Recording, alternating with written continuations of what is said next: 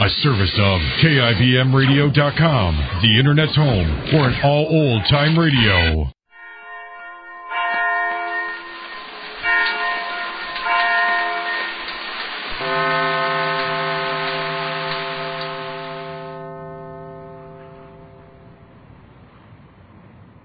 Well, in spite of Jane's pleading, her niece Betty refuses to say who the fellow is she's been going out with. She did mention he's a musician. She did not add he was in his 40s. This episode takes place about 10 o'clock at night and is in alternating scenes between David's studio apartment and the Ace's bungalow where Mr. Ace is waiting up for a showdown with Betty. But first to the apartment where we find David at the piano, Betty nearby. Listen.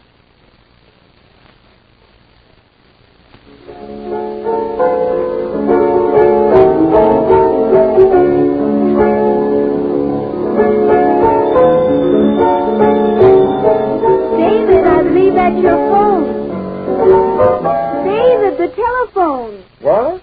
I believe that's your phone, isn't it? Oh, I didn't hear it. I was going to town, as your jitterbug could say. Now, don't talk down to me again, David. I'm not a child. Yes? Yes? Of course I was playing the piano. How'd you like it? Oh, really? Going to bed at this early hour? Oh, who is this, might I ask? Upstairs? Mrs. Who? Well, Mrs. Gibbons, perhaps if I try something in a soothing vein, or perhaps, yes? Well, try a sleeping powder. And the old buzzard. David, is that somebody complaining? Yes, imagine, complaining about my playing. Well, it is rather late. Nonsense, it's never too late for music. Besides, I'm in the mood. But maybe if you played a little softer. He play Rachmaninoff soft? Don't be absurd, Betty. Besides, I want you to talk to me, David. You've hardly said a word since dinner. Music is the universal language, child. And stop calling me child. Not so loud, David. She'll only be calling you again and making trouble. There, I told you she would. David, it's the phone again. What? The phone again. I told you she'd call. Well, I'll soon put a stop to her. Be careful, David. Don't start an argument. Yes, Mrs. Gibbons. Oh, the superintendent, yes? Yes, I have been. How'd you like it? Oh, what a pity. Shall I play louder so you can hear down there?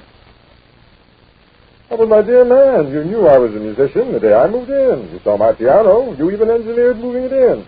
What do you think I did with it? Used it for something to set a vase of flowers on? David, don't. Well, I'm sorry, old man, but I'm in the mood for Rachmaninoff tonight. David, don't talk like that. I don't care what you do. Tonight I shall have music. Now you've done it. Then what? Is it against the law to play the piano? But at this hour, David, after all, there's a strict rule in these apartments about noise. Noise? Betty, do you call my music noise? Of course not, but I meant, well, all the apartments my uncle manages have a strict 10 o'clock rule. Well, your uncle will have to change that rule for me, I'm afraid. Oh, it's quite customary in all the apartment houses. If you go on this way, you'll only make trouble for yourself.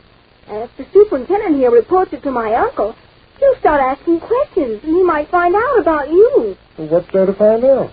And me. I still repeat, what's there to find out? Well, it's just that I don't want them to know who you are. Now, look here, Betty. I've told you time and time again you're coming here too often. Please, don't start that again. All right, back to my music. No, David, can't we just talk? Oh, I can't keep up with you and your moods. You have to play so loud. There's the telephone again. Stop it, it's the telephone. Well, let it ring. But you must answer it, David. Not I, you answer it. And let the superintendent find me here. Well, let it ring. It isn't bothering me. Ring away. Who cares?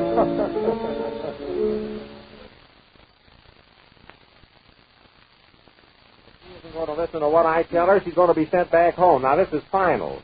I'm having a talk with her tonight, once and for all. Oh, all right, dear. But sit down. Look at you walking to and from. Well, I'm working myself up to a good-sized mad. Yes, we got the idea. And you stay out of this, Marge. Don't you start sticking up for her when she comes in. Me, I should say not. I've always said she deserves to be told a thing or two, and I'm glad you finally decided to let her have it. Well, Dear, can't you do it in a sort of a roustabout way? Do you have I'll to... be roustabout, all right. Imagine her telling me to mind my own business this afternoon when I told her she was going out too much. Well, she told me worse than that. Well, you had no business going down to the office in the first place. Well, I was just trying to find out where she goes. Yes, by having Cokie trailer. I wish I could have seen that. Tell us that again, Jane. What happened? Well, like I told you, Cokie was in the lobby with this disguise on. It was Yeah. his idea wearing that disguise, a black beard and a mustache. Yes, go on, Jane. Well, I came out of the office with Betty and walked down the lobby, and Cokie was supposed to follow her. Well, when she wouldn't come home with me, I said, well, goodbye, Betty. And she says, so long, Aunt Jane. So long, Cokie. Yeah, how do you like that? I'd have liked to see the expression on Cokie's face. Oh, you couldn't on account of his beard. You couldn't see his face. I don't know how she knew him. He was standing there in a corner waiting to follow her. Oh, poor Cokie. Listen, Marge, now this isn't funny. The girl's got to be taught to respect anything we ask of her, and I'm going to see that she does. That's quite a job you've got out for yourself there. Well, I can handle it. Tonight we're having a showdown. Oh, you can't talk to her, dear. Didn't I try it? Oh, heaven only knows what you said. I said everything you're supposed to. Yeah. And I told her that we didn't care if she went out with somebody. Only we want to know who he is. Mm-hmm. I told her I always told my mother who I went out with. And she said, you're not my mother. And I said, I'm your mother's sister. I told her I used to tell my mother's sister who I went out with, and I did, too. You remember my aunt, dear. Well, yes, I guess so. Aunt Celia, you remember. Yes. Even after I started going with you, she kept thinking I was still going with George Susan. George, who was that? Oh, some fellow I used to go with before you came along. Oh, I was second choice, huh? No, third, dear. There was Ronald Coleman ahead of both of you. Oh, there was there? Oh, now who's that? Oh, I'll answer, dear. What time's it getting to be, anyhow? It's 10:15. 10:15? Hello? Fine time for her to be getting in. Who is this, please? Who is it for? Mitchell? Mitchell, is that for me, Jane? Yes, dear, Mr. Mitchell. Who's Mr. Mitchell? Oh, one of our apartment superintendents. More trouble now. That's all I need. A fire, maybe, or... hello, Mitchell? Yes? Well, tell him to stop playing. You said what? Now, look, I'm not in any mood to be fooling around with guys like that. What's his name? Page? David Page? Well, I'll take him up first thing tomorrow morning. Well, what do you want me to do now? This is no time to...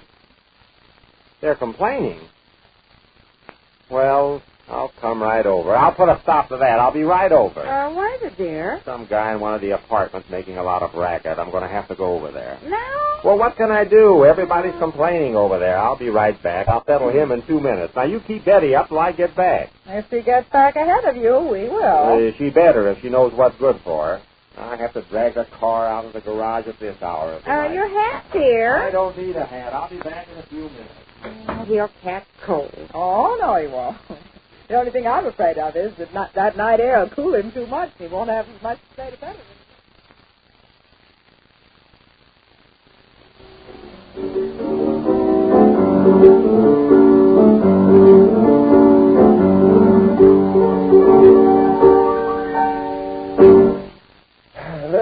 How was that, young lady? Oh, that was beautiful, David. Beautiful. A very much overused, meaningless, and incompetent word, Betty. Well, it was. Okay, let it go at that. What now? Oh, no, don't play any more, David. Tired of my music? Of course not, but it's just... Afraid of our neighbor?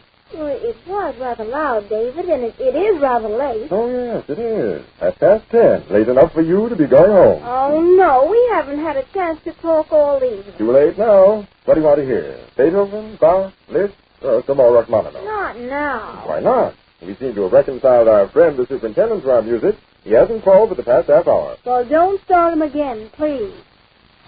Oh, somebody at the door. Well, things we have here. Wait a minute, David. What? Wait before you open it. I don't want him to see me here. Nonsense. If it's the superintendent, he might recognize me. He works for my uncle. He's been in the office several times. I'll just step in here. Yes.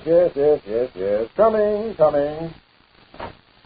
Yes? Mr. Page? Yes. I'm Mr. H. We have charge of these apartments here. Oh, yes. Mr. Mitchell, our superintendent here, called me and told me there's been a lot of racket going on here tonight. Racket? I don't understand. Oh, that piano there. Oh, yes. I was playing. Yes, and he just now told me that there's company here. Company? Yes. Is there somebody else here? Not a soul. Oh, I see, yes. Oh, Mr. Page, I see you bought one of those cute little doll hats. Are you going to wear one this season? Hat? Yes, this thing here. You know, I just can't get up the courage to wear one. Let's see how it looks on you. I get it, Mr. H. You may come out now. Yeah, she may come. Betty! Yes, what of it? Betty, do you mean... So you found out, so what of it? Just a minute. Is this the man that you... Mr. Page, I want to ask you not to see this young lady again. I quite understand, Mr. H. David, don't let him talk like that. And you're coming home with me this minute. Now get on this hat here. David! Good night, Betty. It's goodbye. Of course. I was only saying to the child before you came in that she was overdoing Oh, it. you were. Come on, you. I've been saving up all evening something to say to you. It'll just take the time to take the time. Is that clock right, Marge? Absolutely. Oh, where is she? Why doesn't she come home ahead of me? I know what I'll do. I'll turn this clock back. You'll do nothing of the kind. Well, he's going to be awfully mad, Marge. Where could she be? If I knew where to call her up or something. Oh, here comes somebody. Betty, is that you, Betty?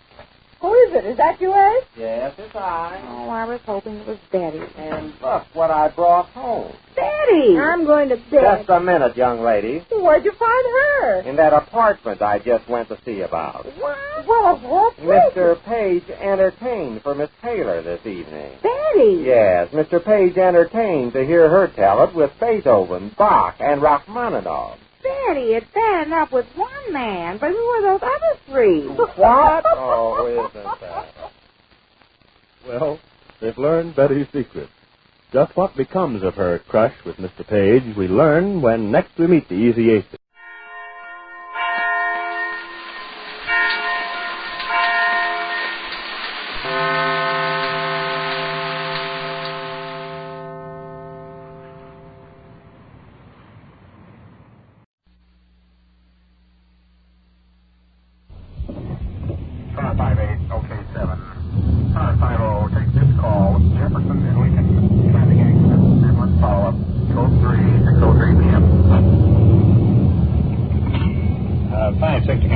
Reporting in service, starting mileage 9835, 9835. 1 to 56, mileage 9835, 6:04 p.m.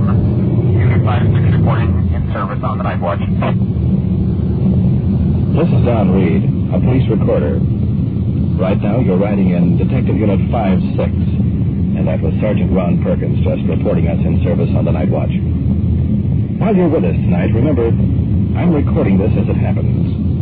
And the people you meet are not actors. You see, this is it. This is real.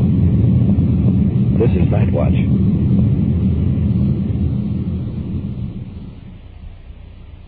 Night Watch. The actual on-the-scene report of your police force in action. There are no actors. There is no script. Every voice, every sound is authentic. The investigations are recorded as they actually occur. Night Watch, presented with the cooperation of the Police Department of Culver City, California. W.M. Hildebrand, Chief. We switch you now to Detective Unit 56, somewhere in the field, and to Police Recorder Don Reed. 23 clear, KMA 394. 56 to 1. We're at Overland and Washington Place. We've got a 214 here in front of the bar. Will you send a uniform unit down here, code 2? 1 to 56, 10-4, car 50 at Overland and Washington Place. 214 in the street. Meet Detective Unit 56, code 2. Well, we have a 214 fight going just across the street in front of a bar. 52 to Control 1. We're right on top of this 214 call. You want us to take it? Control 1 to 52, 10-4. Car 50, cancel, 52 will handle. Things are moving very fast. We're right in the middle of the highway waiting for a break in the traffic. Now we got it swinging around. Looks down here now, heading back. That uniform car that just radioed in is pulling up to the curb. We're swinging in behind. Here's the quick picture. 2 men, 2 women pushing each other around. Things are getting a little rough right here. The uniformed officer, Al Arnold, and his partner waiting into the argument. We're in plain clothes. Psychologically, it's best for the uniformed boys to handle. We'll stand by just in case things get out of hand. No, you won't. I will. No, you won't. I will. I won't take that from Please anybody. don't. Now, come on. Now. You'll be over it tomorrow. Please. Just hold everything, will you? What's trouble? He just called me scum. No. He said I was more than a snake. Well, I have worked in this bar for 5 years. well, that's what hurts your pride. See? And That's I what have hurts your never... Coming back now, Peter. What? Look, you know what you're mad at? And he got me fired from working. You didn't get fired, I'll bet you. I'll sign a complaint, okay? You know you'll be working here next week. All right, I'll sign a complaint just because I won't put up with him. You've had more insults than these guys ever gave you. Not Never. Whoa. No, let break me. this up. We're not going to have the argument on the side. Which one of you called her the name? Well, you've been You drinking, like it? you know that. I have not. I'll bet you have. I'll take a sobriety test against you anytime. All right. Wait a minute. No, wait a minute. No, wait a minute. Because I thought it. Why get her mad, though? Don't get anybody mad. You never bought me a drink in your life, and you know it. What's the difference? If I Well, want to then drink- why make a statement? May I ask you a question? What do you got to do with the argument? Well, Nothing. play. It's my buddy. Well, that don't enter a thing. The argument's between the young lady and this fella. Now, I just advise you to keep out of it. Now, take some advice. And you too, fella. Will you please keep We'll try to settle this without a help. Get him over here. Ask the policeman here what I said. Well, I'm not asking the policeman. I'm asking you. Well, yeah, I said a bad name. I apologize. Did you apologize to her? Yes, I did. And then what did you walk up to the bar and say to me? Well, about what? You said that I was lower than scum. A snake. After what you said to me, did I not apologize to you? No, You tell the truth and I'll tell the truth. I did. Did I apologize to you before you said it to me? I'm sorry. I apologize to you. I'm sorry for it. I'm still sorry for it. I didn't mean to say it. That's sorry. All together. She walked out here. Well, she just mad tonight. Control 1 is calling us on the radio. Let's get over to our car. We're just glancing back. The uniformed officers have settled this little discussion. The man is heading north and the woman south. That takes care of that. 5-6, we were out of the car. Go ahead. 1 to 5-6, are you clear? 5-6, roger. Control 1 to 5-6. Unit 5-3 has been dispatched to 2931 Ingersoll Place to see the woman about a possible assault. This is near your present location. Will you follow up? 5-6 to 1, roger. You might tell 5-3 we'll be there in a couple of minutes. 1 to 5-3, Detective Unit 5-6 rolling. Well, this seems to be our night for ourselves. Thinking of that woman heading south, be interesting to know what she called that fellow. On second thought, maybe we better skip it.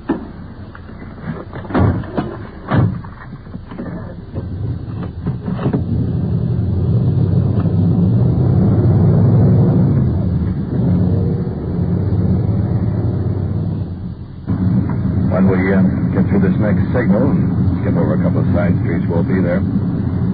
Apparently there isn't a rush on this call, or Control 1 would have given us a code. That is something like Code 2, roll with your red light, or Code 3, get that siren. Anyway, apparently there's not too much rush, but it should be right up here about the next block. Can't be too far ahead. In fact, here comes our uniform car from the opposite direction. See, there are spotlights searching out the numbers along the street. Apparently is up here just a couple of 100 yards. That's Unit 5-3 up there that's stopped. And we're going to pull right in front of them. Here we are.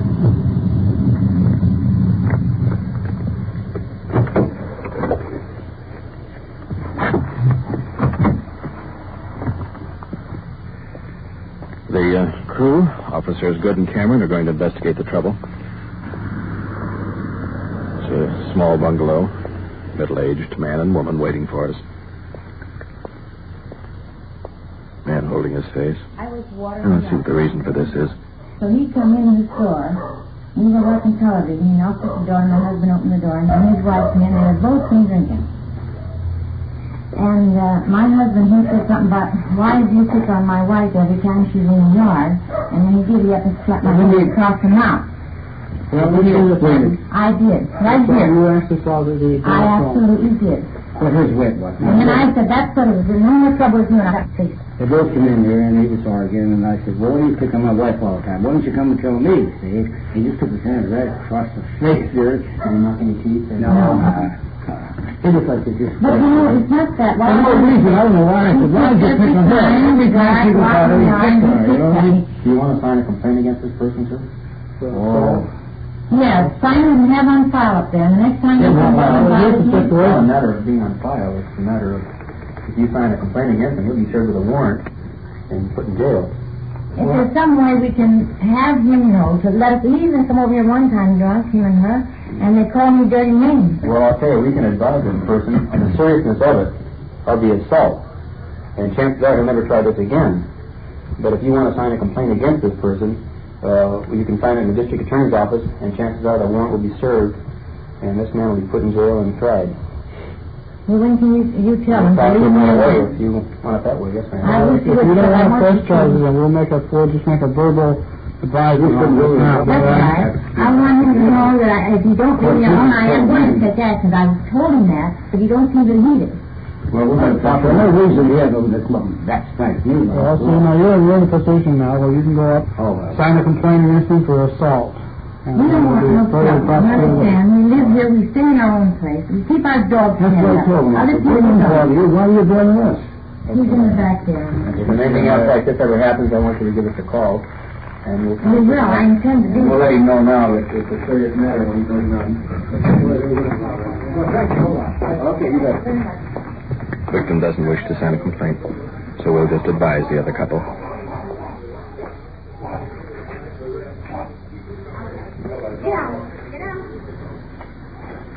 Two very large Great Dane dogs blocking the door. Gosh, I've seen ponies smaller than these fellas. Huh? Here are the two participants in the quarrel. Man and wife, both middle-aged, 50s, heavy set, each armed with a bottle of beer. The woman struggling with one dog. The other is in the process of bowling me over. Well, the woman and one officer is wrestling one of the dogs, a big fellow. The other is trying very playfully to remove my coat sleeve with my arm in it. It's every man for himself.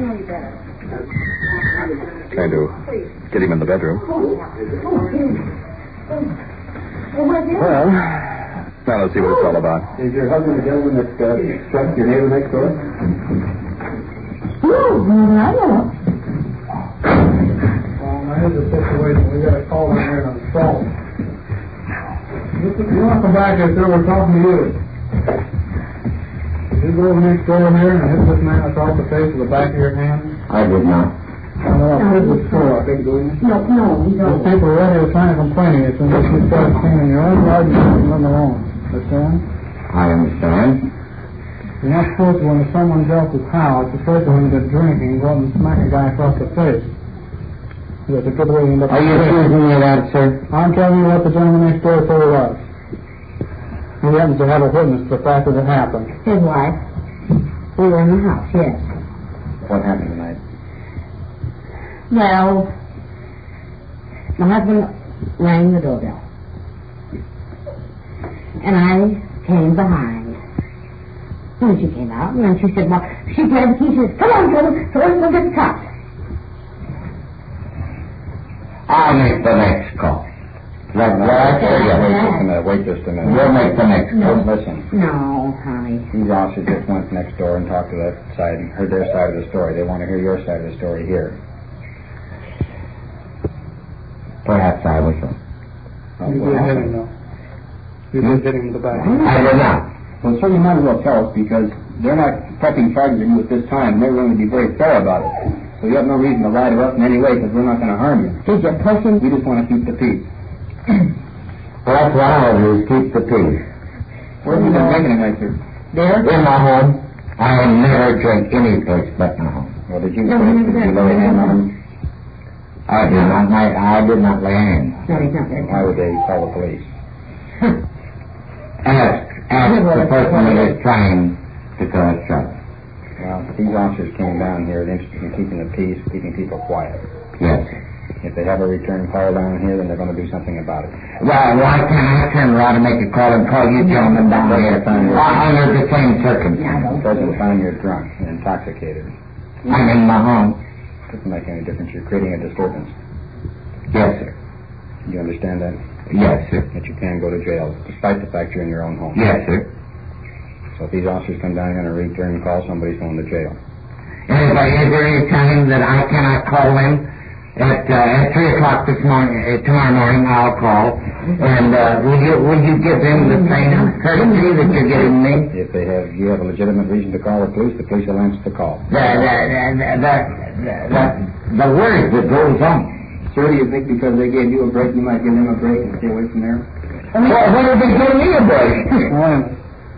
They give you the break, they're not signing a complaint at this time for a I guess as soon as they sign a complaint, because if they want to dig me, I'll dig them. Well, you're in no position to do anything at the present time. You're intoxicated. They're not willing. They don't want to sign a complaint. The only thing they want is to be left alone over there. Same respect you people want to be left alone. There. Now, Daddy. So you think that you can stay here and keep quiet, and they'll stay over there and keep quiet. Okay? I will not promise that. Well, I'll tell you one thing. We come down here again, somebody's going to jail. And chances are it'll be you, sir, because you're the intoxicated one. I'll take a chance on that. Now, you're controlling them? Listen, I've been married for 23 years. Just keep it quiet here and let people quiet, then everybody be happy. Thank you very much, sir. Thanks. Bye. Heading back now to our radio unit. Situation is pretty well cleared up. Well, they were sure a couple of big dogs, weren't they? Yeah. It's the first time I ever wrestled one that outweighed me.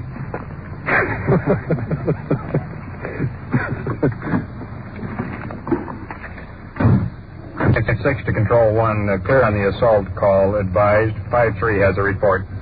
Control 1 to 5-6, roger. 5-6, will you meet the captain's unit 5-0 at 3601 Barbara? They have a burglary suspect in custody.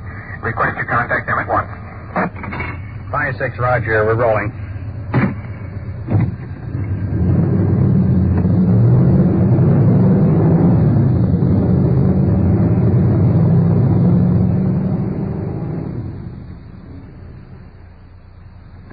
You are listening to Night Watch and following the activities of a detective unit on its tour of duty. Remember, the people and sounds you are hearing are real, and the investigations are recorded in the field as they actually occur. We'll bring you the final results of tonight's action at the conclusion of Night Watch. Can you spare $10 to help feed a family of 4 for a month? If you can, send it to CARE, together with your name and address, and that of some needy relative or friend in Europe or Israel, India, Pakistan, Japan, Okinawa, or the Philippines.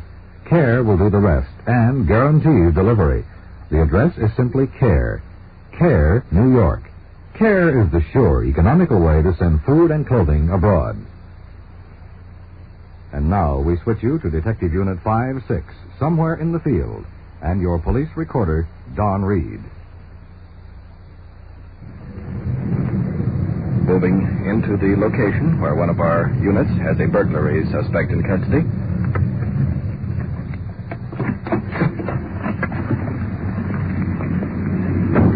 Here's the picture. Uniform car parked at curb. Suspect in the back.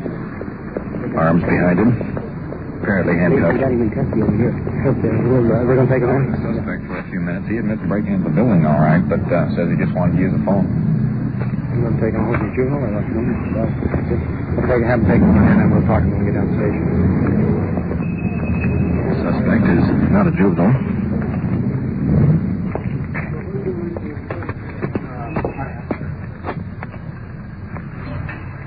Moving into the house. Man and wife, victims waiting for us. Captain Logo checking over a report of the uniformed officer. Can you tell us what happened? Well, all we know is when we came to the door, it was bolted, you see. We couldn't use our lock. And then we heard someone in here, and we could hear him moving in here. Well, he was trying to get this thing down. Trying to get out of the building. Getting out of the building. I said, there's somebody in here. And then we could hear him. Was he trying to get out of the window when you came in? Is that? We don't know. He said that he was. The window was open when we came back. Was he over here by the window trying to get out? Well, the window was open. We have closed it since. Well, and he took this down. You didn't leave it open yourself. No. In other words, he did this himself. Uh-huh. Well, the way it stands now, he's been taken to the police station. He's going to be booked for suspicion of burglary, and the investigation will reveal whatever it may. So it'll just have to take its course. Okay? Fine. Just whatever. Over next to the windows, Take these along. Take a burglar tools. Sergeant Perkins gathering up a bunch of tools used by the suspect to pry open the window. Hammer, screwdriver, crowbar. Give this to Perkins. The captain wants to check out the address. Yeah, will do. Perk, here's the suspect's name and address. Oh, good. Let's go over and shake his house. Okay, I'm with you. You are? And you won't mind help carry these tools. Oh, wait a minute. This isn't in my contract.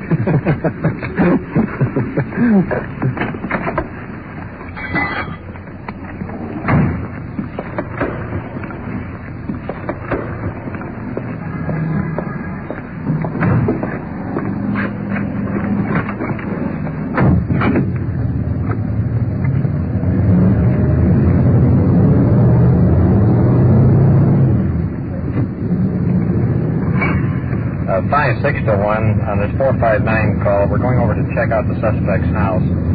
We hold him in the detention room, and we'll talk to him as soon as we get to the station. 156-10-4. We'll advise the booking sergeant. KMA 394.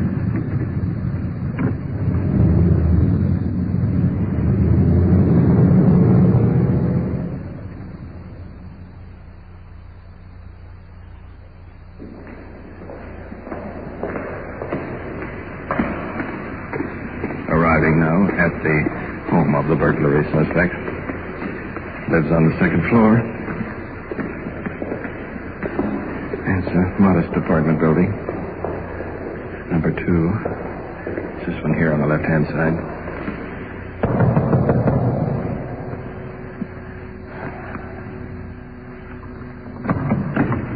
Hello. We're from the police department. I think we have your son in jail. Can we come in and talk to you a minute, please? Explain to you. Mother motioning us in. We caught him in a building tonight up in Culver City. And we wanted to come down here, with your permission, kind of look things over and see if he has anything that he shouldn't have. You mean him on his bond? Yes, ma'am. You can sit down if you want, ma'am. I'll be all right. It's very shocking to me. Certainly. He tells us that he was trying to make a long-distance telephone call to his sister. In this particular case, and he's committed a felony so he could make a telephone call, his story is... Well, I have a daughter in New York, of course. We'd just like to look around if we may. We'd like to have you with us just to see if there's anything here that... I don't think there is, but you can come Logan. We'd like to look at his bedroom more than anything else. I'll explain the situation a little bit. Right next door to us, they've had a number of thefts of automobiles. Well, if there's any automobile parts or anything like that, that's... Into the suspect's bedroom. This is the only bag that we had. I wouldn't feel my boyfriend would be wrong about anything. Well, I'm very much shocked about it. Here's, pardon me. Sure. This is his clothes here. Just the usual assortment. Pretty much routine. Has your son ever been in any trouble at all? No, he hasn't. Never. He never has. Would he, do you suppose he'd have any particular reason for going into this building to make a phone call instead of maybe making it a pay phone or I something couldn't like tell that? you that. I can't understand why he would do a thing like that. I really can't tell you. He might have been trying to get in touch with my girl. Is there any, your boys are real pretty truthful and... He always has been. How old is he? He's 25. 25. Thank you very much, ma'am. We're going back to the station and talk to your son. Good night.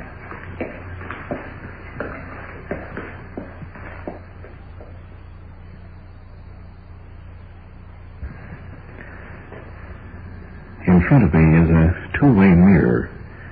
And looking into the interrogation room, Sergeant Perkins is on the phone, running a record check.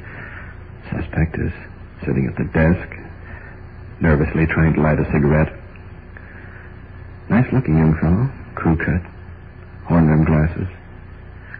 Now, let's move on into the office. That's about all we'll need. Thanks very much. Okay, good night. All right, now let's have the straight story. What were you doing in that building? I want to call back to New York to speak to my sister. Just as I was starting to use the phone, they drove up, and I got nervous and locked the door because I knew I wasn't supposed to be in there. Did you have permission to go into the building? No, I didn't. What were you going to do, make a long-distance call on their phone? Yes, I was. Charge it to them? No, I wasn't. Well, how were you going to pay for it? I'd given the money. When? In the morning? No, when I got paid. Well, do you have an emergency call to make to the No, I just wanted to speak to my sister. You have a phone at your house? I have a phone at my apartment. They didn't even plan Maddie's apartment. But she doesn't like people to be using it for long-distance telephone calls. You had no business in that building, other than I know I didn't. I know, I'll admit that. Were you going to go out the window? I was trying to. See if I could go. You realize what you've done tonight? Yes, I You committed know. a felony just to make a telephone call? I know I did. Taking a chance of getting shot? Yes, I know. It's awful stupid and idiotic. What disgrace upon your folks? I know it.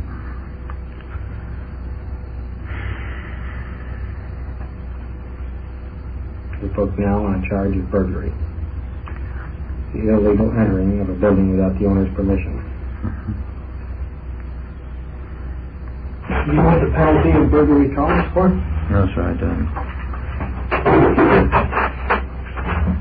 Section 459 of the Penal Code. There's two types of burglary. Burglary in the first degree and in the second degree. First degree is committed by a person armed with a deadly weapon which you were not armed with. And all other types of burglaries are considered as second degree. Burglary in the second degree is punishable by imprisonment in the county jail not exceeding 1 year, or in the state prison for not less than 1 or more than 15 years.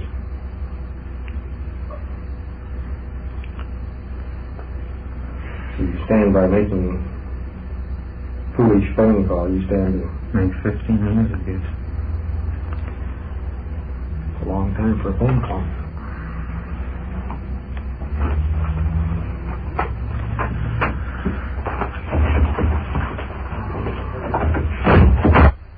What you have just heard is real, recorded as it actually happened on The Night Watch. And now back to police headquarters and Chief W.N. Hildebrand. As you followed our officers on the tour of Night Watch tonight, you can see the diversified problems that come up in police work. In the first case, for example, two families quarreling was settled by merely advising that a reoccurrence of tonight's events could result in the subjects being arrested. The second investigation, the couple arguing on the street, likewise received a similar warning. In the final case of the suspect trapped in the building, he was booked on suspicion of burglary, which carries a sentence of not less than 5 years in the state prison. However, there were extenuating circumstances which the arresting officers included in their report and which the court took into consideration. The suspect was given a suspended sentence and placed on a 2-year probation. We are recording our investigations as they happen on the Night Watch to show you a police investigation may turn up the evidence to prove a person guilty, or by the same token may clear a suspect of any complicity with a crime. As a peace officer for 29 years, I've come to one conclusion.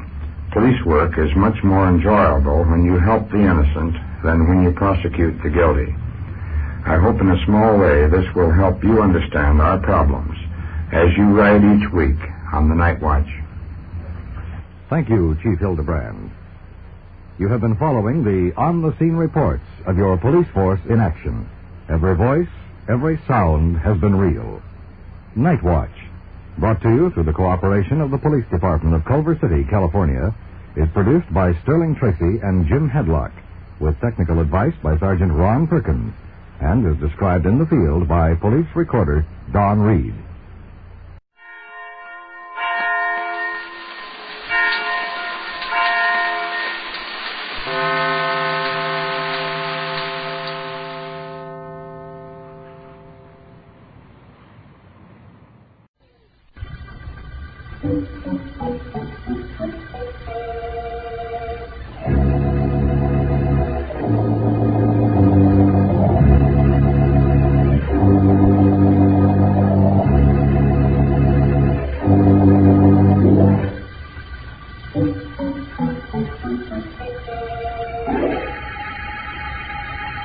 Sergeant Heath, I tell you, this is ridiculous.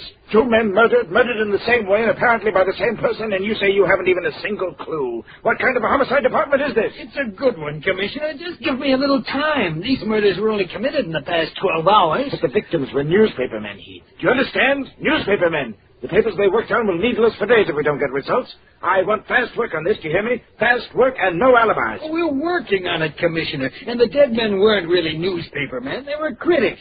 Dramatic critics. Same thing. Somebody's making a joke out of this department. Killing two dramatic critics and leaving poetry pinned to their chests with a knife. Let's see those poems. Let's see them. Here's the one we found on the first body, Commissioner, the body of Robert Carnes. But it's no clue. Believe me, it's no clue. He was the leading critic, he always would insist, and that's the reason that I placed him first on my list. It's going to be an epidemic, that's what it's going to be.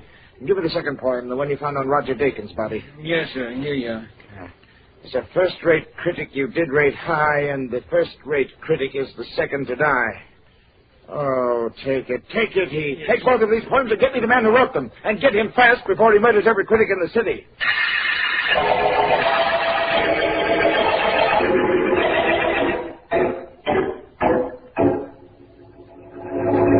Are you busy, Mr. Markham? Very busy, I mean. The district attorney is never too busy to talk to the homicide department chief. What is it, Heath?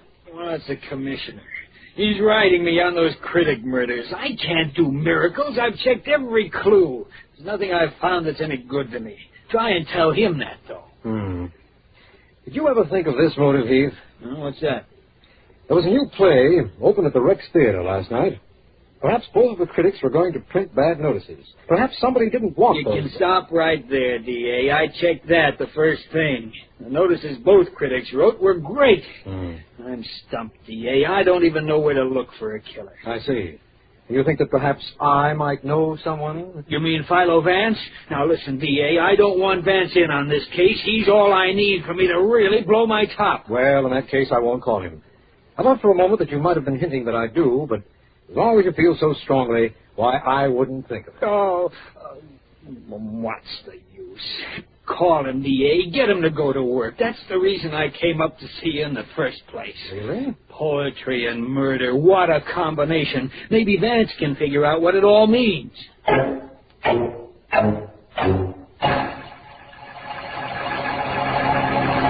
That's the story, Vance, all of it. Definitely interesting, isn't it? I suppose so. Let me see now. The first murdered critic was Robert Carnes. Carnes.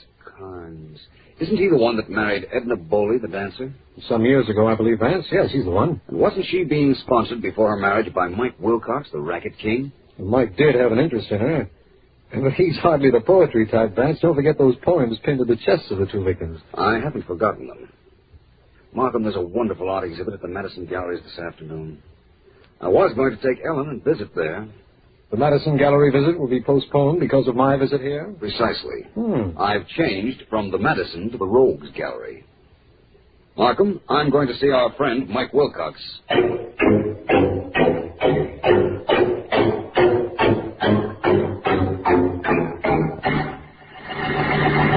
My maid said you wanted to speak to me. Yeah, lady. I'm Longfellow. I work for Mike Wilcox. He wants to see you. Mike sent you here? Why? Look, I don't ask the boss questions. I'm glad he got a job. Who else would hire a guy like me? 5 foot nothing on my tiptoes. And they call you Longfellow? Rather quaint, isn't it? Yeah, that's everybody's idea of a gag. Are we ready to go, lady? Yes, but I don't see what Mike can want with me. After all, my husband has just been killed. It wouldn't do either of us any good if I was seen with Mike. Lady, I don't know nothing about that. Mike says to bring you down, I'm going to bring you down. That's my way of keeping my job. Yeah, and my health.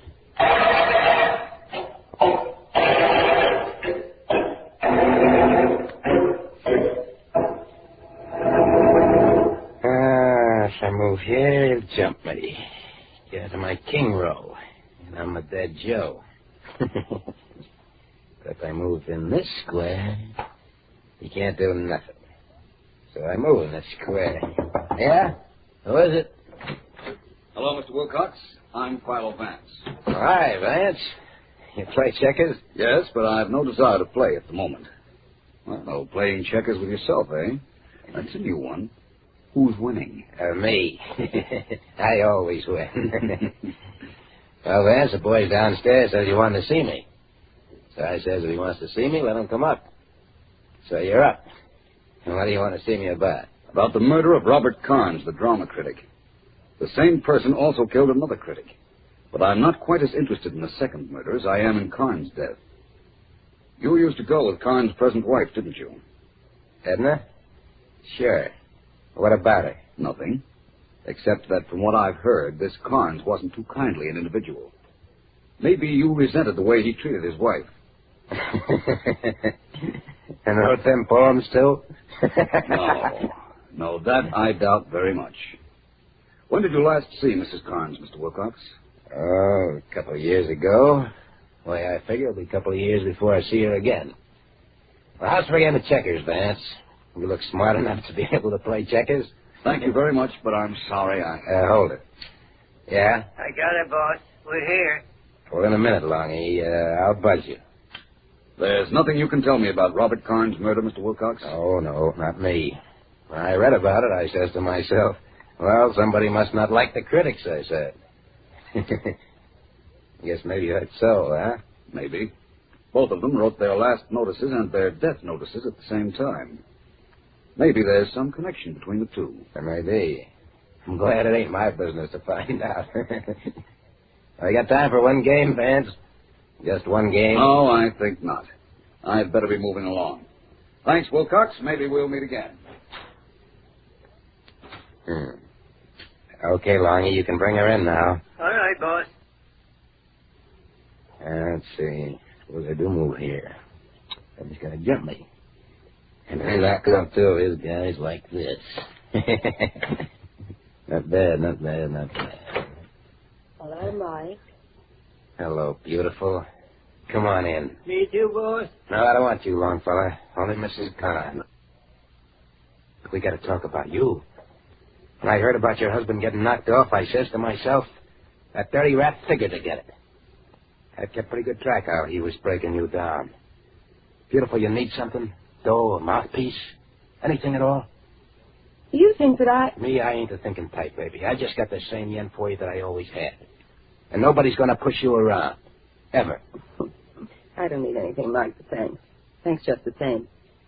Mike, it wasn't you who had Robert. You didn't... Just, relax, baby. Relax. I'm not even interested in who knocked your husband off. So I'll make a deal with you, huh? You don't ask me any questions. I don't ask you none.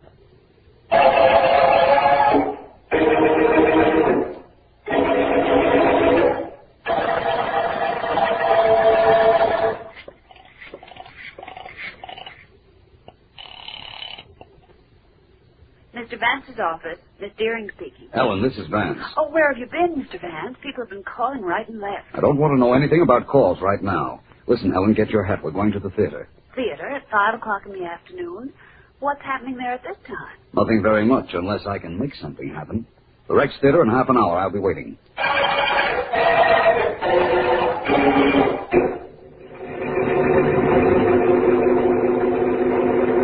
I don't mind going to a theater when nothing's on the stage, Vance. But must we wait in the lobby? And why did you bring me down here, please? Because this is as good a place as any to start working on those poetic murders. Oh? Let me think a moment. A new play opened here last night. Robert Carnes and the other critics were here, no question about that. Both of the murdered critics, Robert Carnes and Roger Dakins, left and wrote excellent reviews of the show. Well, that stops the suggestion I was going to make. Stops it just like that. If it were that simple, Ellen, Markham would never have called me in. I want to get a look at the seats the critics sat in. That might mean something. Hello there, Vance. Sibbleton. How are you, Sibbleton? Well, I hear you have a hit. It's the finest play I've ever produced. Trying to buy some tickets? Not at the moment. Miss Deering, may I present Mr. Sibleton? How do you do, Mr. Sibleton? Sibleton, I'd like to go into the theater for a moment, if you don't mind. I don't mind, I guess, Vance. I just don't understand. I'm working on the murder of those two critics. Oh. I just want to look at their seats. They were both here last night. Yes, they were. I don't know what you expect to find, but come on in. I'll get the door. Yeah, thank you. Go ahead, Ellen. Thank you. Which way, Mr. Sibleton? Straight ahead and down the middle aisle. An empty theater's an imposing sight, don't you think, Ellen? It is, I suppose, but not for a producer who thinks he has a hit. Then it's a catastrophe. Miss Deering is right. Yeah. Well, I won't have that worry, not with this show. Right down this aisle. Right. By the way, it seems to me that I recall Robert Carnes panning your last show, Sibleton. Oh, he wasn't the only one. You see, we have every critic in town here on opening nights, from newspapers, magazines, trade papers. Practically every one of them took a crack at that last epic of mine. Including Roger Dakins? Well, every time Carnes pans anything, Dakins does too. Or rather did, poor fellow. In fact, the trio of Carnes, Dakins, and Moore was something every producer had nightmares about. Oh, here we are. Oh, good seat. Who's Moore? Edward Moore. He's on the Chronicle. Oh, yes. He and Carnes and Dakins liked practically nothing this season. So this seat on the aisle was Robert Carnes, eh, Sibleton? That's right. Dakins sat next to him, and Moore next to Dakins. Mm-hmm. Here. Are all the seats in these few rows reserved for the press on opening nights? Oh, all of them except the first 5 seats in row E. Those are mine for every performance. We call them house seats. They're for me and my personal friends.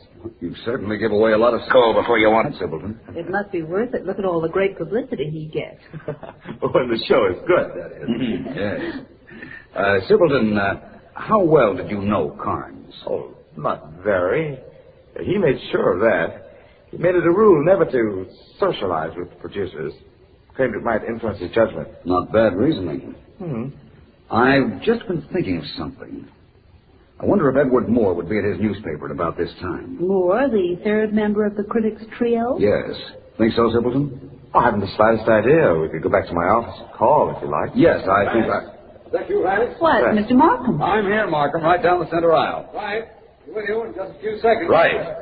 Do you know Mr. Markham, Sibleton? District Attorney? Oh, I know him socially, of course. Hello, Vance. Ellen. Hello, Markham. Hello, Mr. Markham. Oh, hello, Sibleton. Hello, Mr. Markham. Nice to see you again. What's going on, Markham? You just interrupted a pilgrimage to the telephone. I thought I'd try to get a lead on the 2 poetic murders from Edward Moore. And stop right here, then, Vance. Moore was found dead this afternoon with a knife in his heart and one of those silly poems pinned to his chest. Oh, no. He has been dead for quite some time. I'm glad you left word that you'd be here, Vance. I knew you wanted to be kept informed, so I came down myself. Moore dead, too. Vance, what is all this? Frankly, I don't know. What was written on the 3rd note, Markham? I'll read it to you. The curtain's down, death slams the door. The play thus ends with no encore. Vance, what's happening in this city of ours? You know what's happening in the city? A murderer is going to town. This is District Attorney Markham. 3 of this city's leading dramatic critics have been murdered, and all 3 had bits of poetry pinned to their chests when found. The poems have proved no clue at all to any of us, including Philo Vance, who has discovered only that the wife of Robert Carnes, first of the critics to die, was the former girlfriend of Mike Wilcox, racketeer. Sergeant Heath, however, has picked up a character named Longfellow, diminutive stooge for Wilcox. And Vance and I are waiting for him in my office. To be very practical about these murders, Markham, we're not doing very well. We might be doing wonderfully when Heath gets here. He's picked up that hired hand of Mike Wilcox's, you know. I hope he hasn't found the killer, Markham. Huh? Oh, not that I begrudge Heath the glory of tracking down our murderer. It's just that this is the first case I've worked on this long without even venting. I'd hate for it to turn out so simple after all that. I wouldn't hate it at all, Vance. With due respect to your great admiration for the unusual in crime, it's the ordinary criminal that makes the work of a district attorney easier. I know what you mean. I guess I was being a bit self-centered. All right, go on and get in there. Okay, you don't have to push. I'm getting. And get in that chair, sit down, and don't get up until I tell you to. You sure are tough around this place. Stop or I'll yawn right in your face. Sit down and shut up. Now, here he is, D.A., the guy that knifed those 3 critics. His name is Longfellow. Really? How'd you do it, Longfellow? This guy's slightly off the beam. I think he's living in a dream. Get this, D.A. He worked for Mike Wilcox. Everybody knows what a torch Mike was carrying for Red Amapola when she married Robert Carnes. Carnes was pretty tough on the gal. Everybody knows that, too. So Mike sent Longfellow to bump Carnes. Really? Sure. Listen, D.A., they call this punk Longfellow. Everybody thinks they do that as a gag on account of he's so small. Only I find out they do it because he's spouting poetry all the time. Yes. What, don't you get it? Spouting poetry. Those notes on the dead bodies. Poetry. This mug wanted everybody in the mob to know he knocked off Carnes and the other two, so he put poems on them. Simple. Listen to him rave. Hey, D.A., you gonna let this flat-foot pin a bum rap on me? I never killed nobody. I never used a knife in my life. That speaks well for your record, but very badly for your manners. Huh? Never mind Vance, Longfellow. I don't... Oh, leaving Vance? I'm afraid I must tear myself away. I have an appointment with a very charming young lady, Miss Edna Carnes. Maybe you have the murderer, Sergeant Heath. If so, you can keep him. But I have an appointment, and it's quite necessary that I keep it.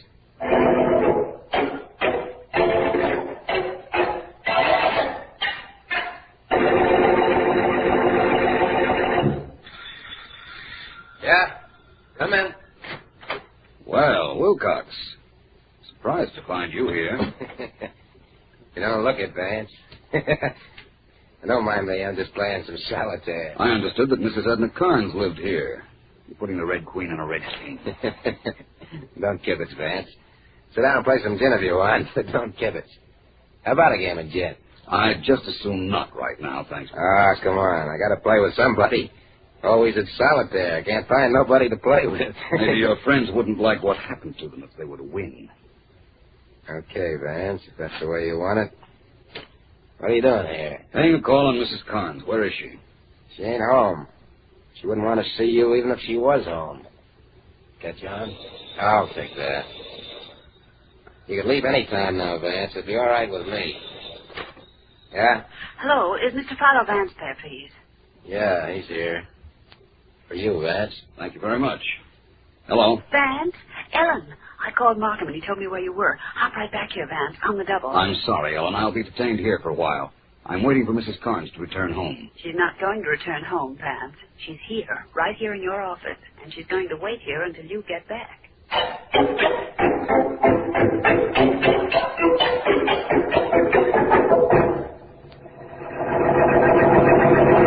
Go ahead, Mrs. Carnes. Tell me anything you think might help. Mr. Vance, has it bothered you at all that there were 2 other critics murdered right after my husband was killed? Quite a bit, Mrs. Carnes. Frankly, I haven't the slightest idea why. I have. My husband's best friends were Roger Dakins and Edward Moore.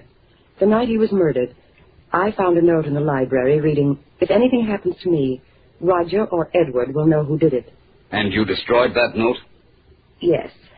I didn't want the police to question them. The murderer did me a favor, Mr. Vance. You don't know what a life I've led with my husband. He was impossible, completely impossible. If he hadn't threatened me, I'd have left him years ago. I see. Well, this is very interesting, Mrs. Carnes. Your husband probably told his murderer that it would do him no good to kill him because his 2 friends would go to the police. There was nothing for the killer to do then but wipe out Dakins and Moore. I know that now. Well, Mrs. Carnes, your actions have certainly confused us. I understood the pleasant front your husband put up in public was just a mask, but Everything about him was either cruel or false, from the name Robert Carnes to the brilliant words he let drop carelessly, even though he'd spent half the night thinking them up. Oh, I couldn't stand him. I just couldn't. I was thinking that when I made the appointment to see you. I thought maybe you'd killed him. Me? But I came down here to tell you all this. Doesn't that clear me? I couldn't see you at the apartment. Mike was there, so I came down to your office. That must clear me. Not necessarily, Mrs. Carnes. You might have given me some information just to throw me off. However, I'm not going to detain you. You may leave if you like. Miss Deering? Yes, Mr. Vance. Mrs. Carnes is leaving. I'm sorry you think the way you do, Mr. Vance. I assure you I came down to see you with only one purpose. Thank you for coming, Mrs. Carnes. We'll meet again. Goodbye. This way, Mrs. Carnes, please. Thank you. Goodbye, Mr. Vance. Goodbye. Don't go, Miss Deering. Goodbye, Mrs. Carnes. Yes, Vance, what is it? We're finally making progress, Ellen. I know now why all 3 critics were murdered, and that there will be no more killings, at least by the same murderer. Well, that's good news to any prospective victims. What else is happening? Mrs. Carnes just let drop something I didn't know. Oh? She said that Robert Carnes was not his right name. He probably had it changed legally years ago. Find out what his name used to be, Ellen. I've got a hunch it's going to lead to something very important.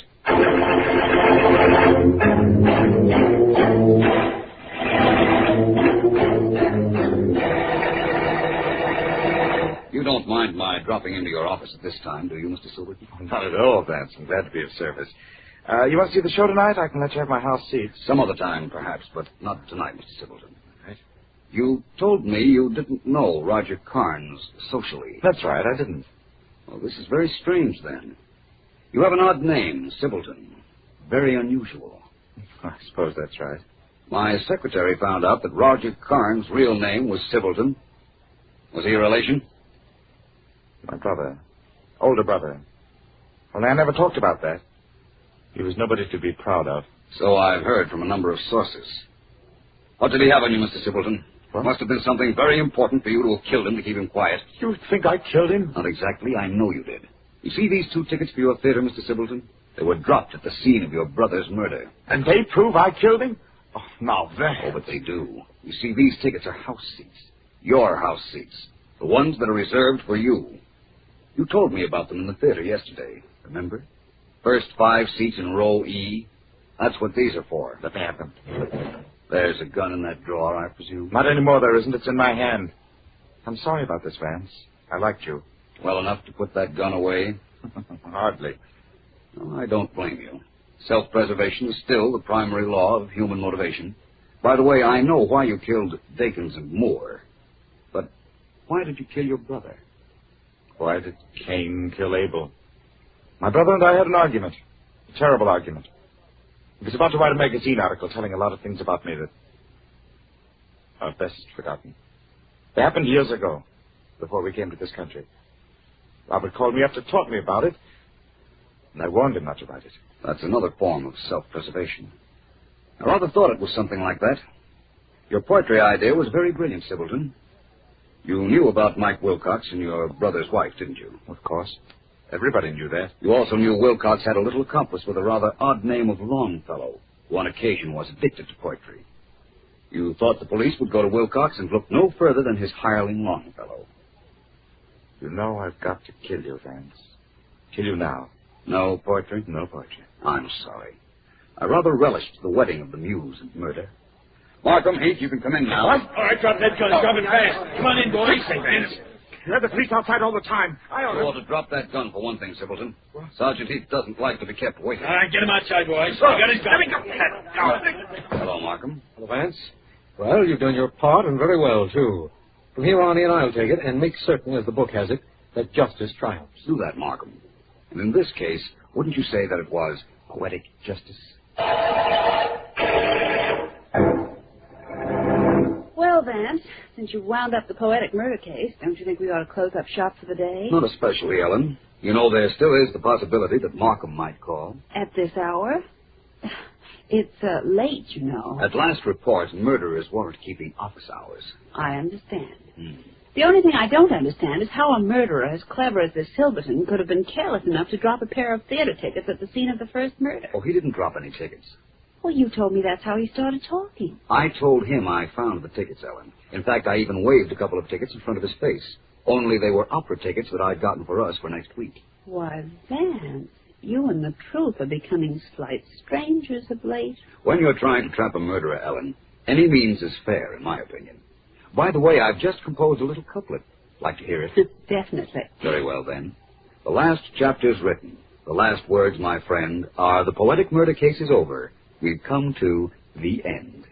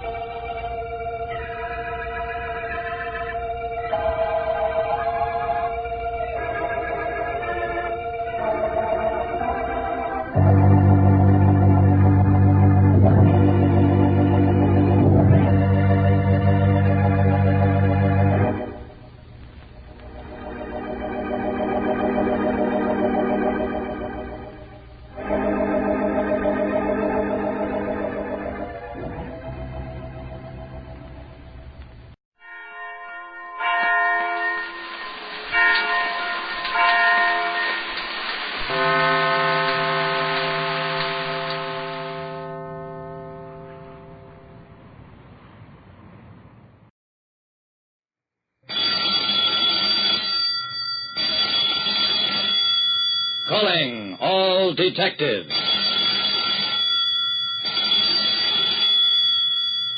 Many detectives never encounter a perfect crime. But I once ran into two of them on a single case. That is the situation on this page from my casebook.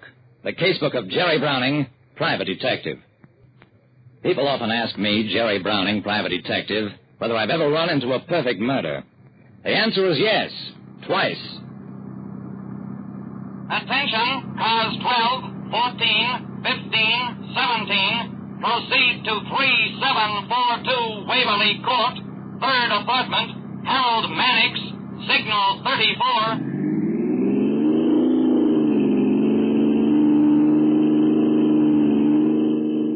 That's how it started, when I picked up the police call on my car radio. Harold Mannix was a friend of mine, a man who made his money backing ideas and inventions. Signal 34 meant that he'd been murdered. The police cars were drawing up before 3742 Waverly Court as I arrived.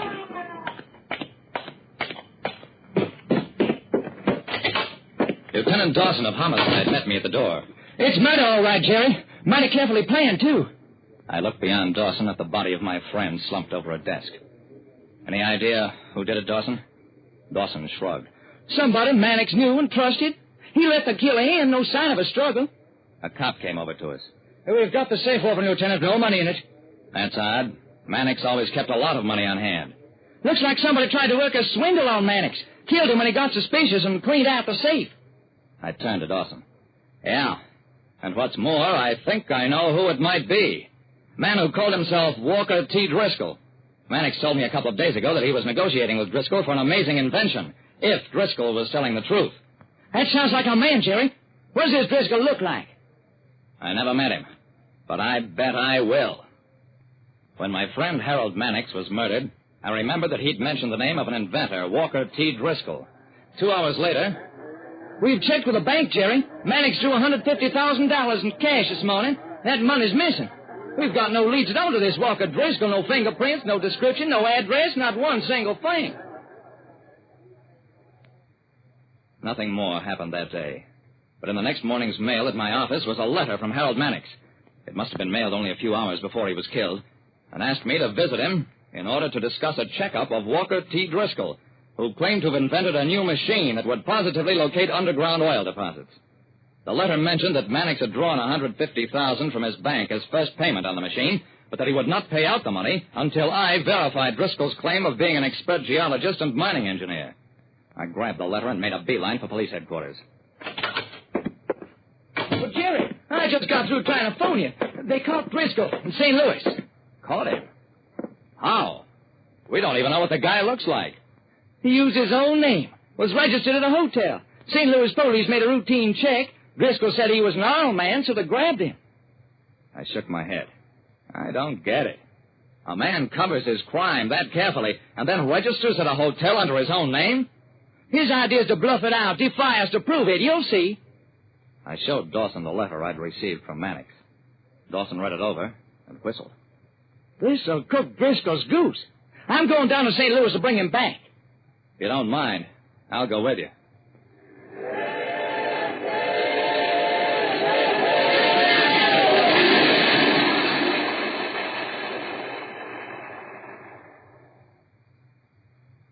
What is your name and profession?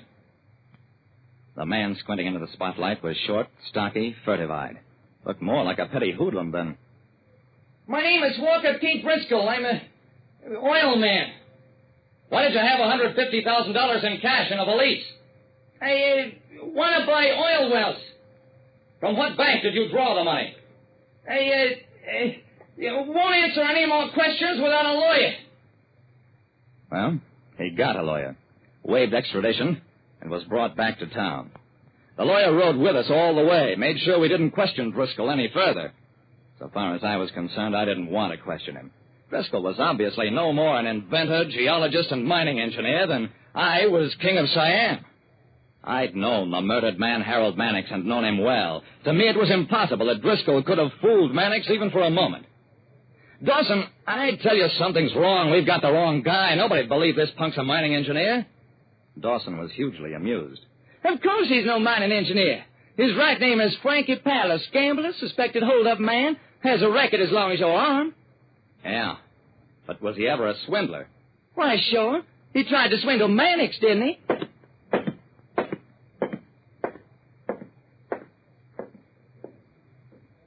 I was still convinced we had the wrong man.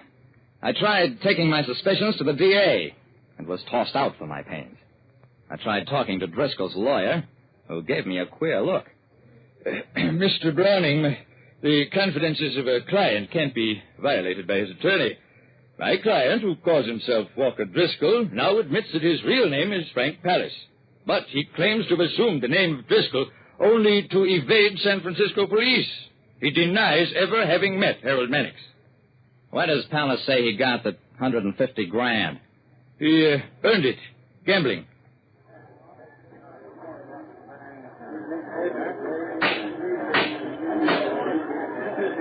That's the story the lawyer tried to tell in court. A jury of 12 men and women listened to it and then returned their verdict. Guilty of murder in first degree.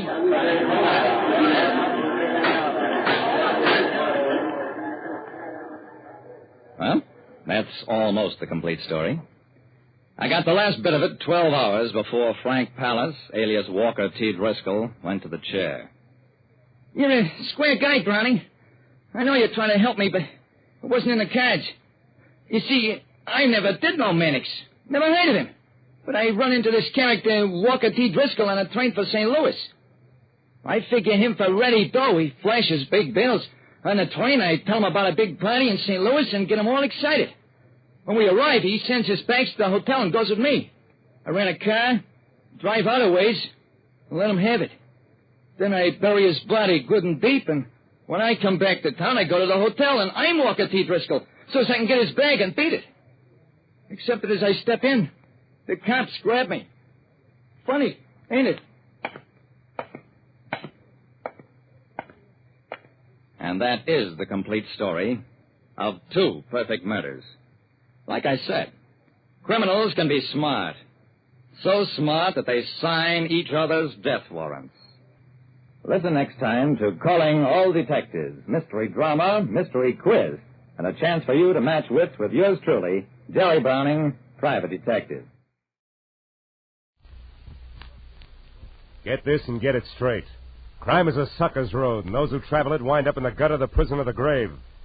This time it started with a kid hawking papers on Hollywood Boulevard, and moved from there to a house full of hate on a quiet street, a blonde liar on ice skates, and a corpse in a burned-out shack. And it all wound up right where it really began, in the heart of the kid on the corner. From the pen of Raymond Chandler, outstanding author of crime fiction, comes his most famous character in The Adventures of Philip Marlowe.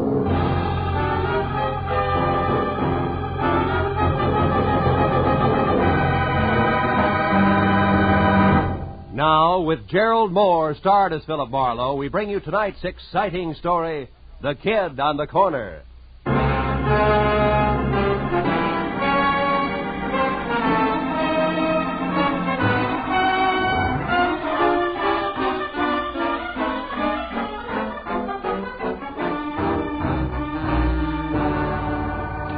After a day jam full of heat waves in December, actresses who passed mascara and long A's off as talent, and producers with glossy convertibles and holes in their shoes, the world looked as phony as a $7 bill.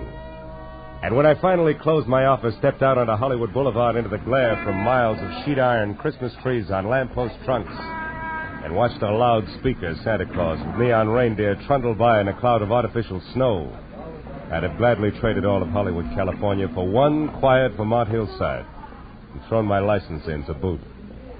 All of which convinced me that what Marlowe needed most was a martini in his own apartment, a good book, and a night's sleep in that order. So I started home after them, but only got as far as the middle of the street. It was the kid who sold papers on the corner. Mr. Marlowe, can you spare a minute? I gotta talk to you. Okay, Tommy. Let's get out of the street first, huh? I'm not so good at dodging fenders. Oh, yeah, sure. What's on your mind, kid? That's about my Uncle Bert. Bert Larson. He's gone, Mr. Marlowe. What about your family, Tommy? Don't they know where he is? Oh, I don't have no family. I've been living with Uncle Bert in a flat down in Van Ness. Hey, if you haven't had your dinner yet, maybe you'd eat with me in the cafeteria, huh? It's real important to me, Mr. Marlowe. Anything that's important to you, kid, is important to me. Let's go in. Oh, swell. I should have known something was wrong when I heard him walking around. Late last night, you know?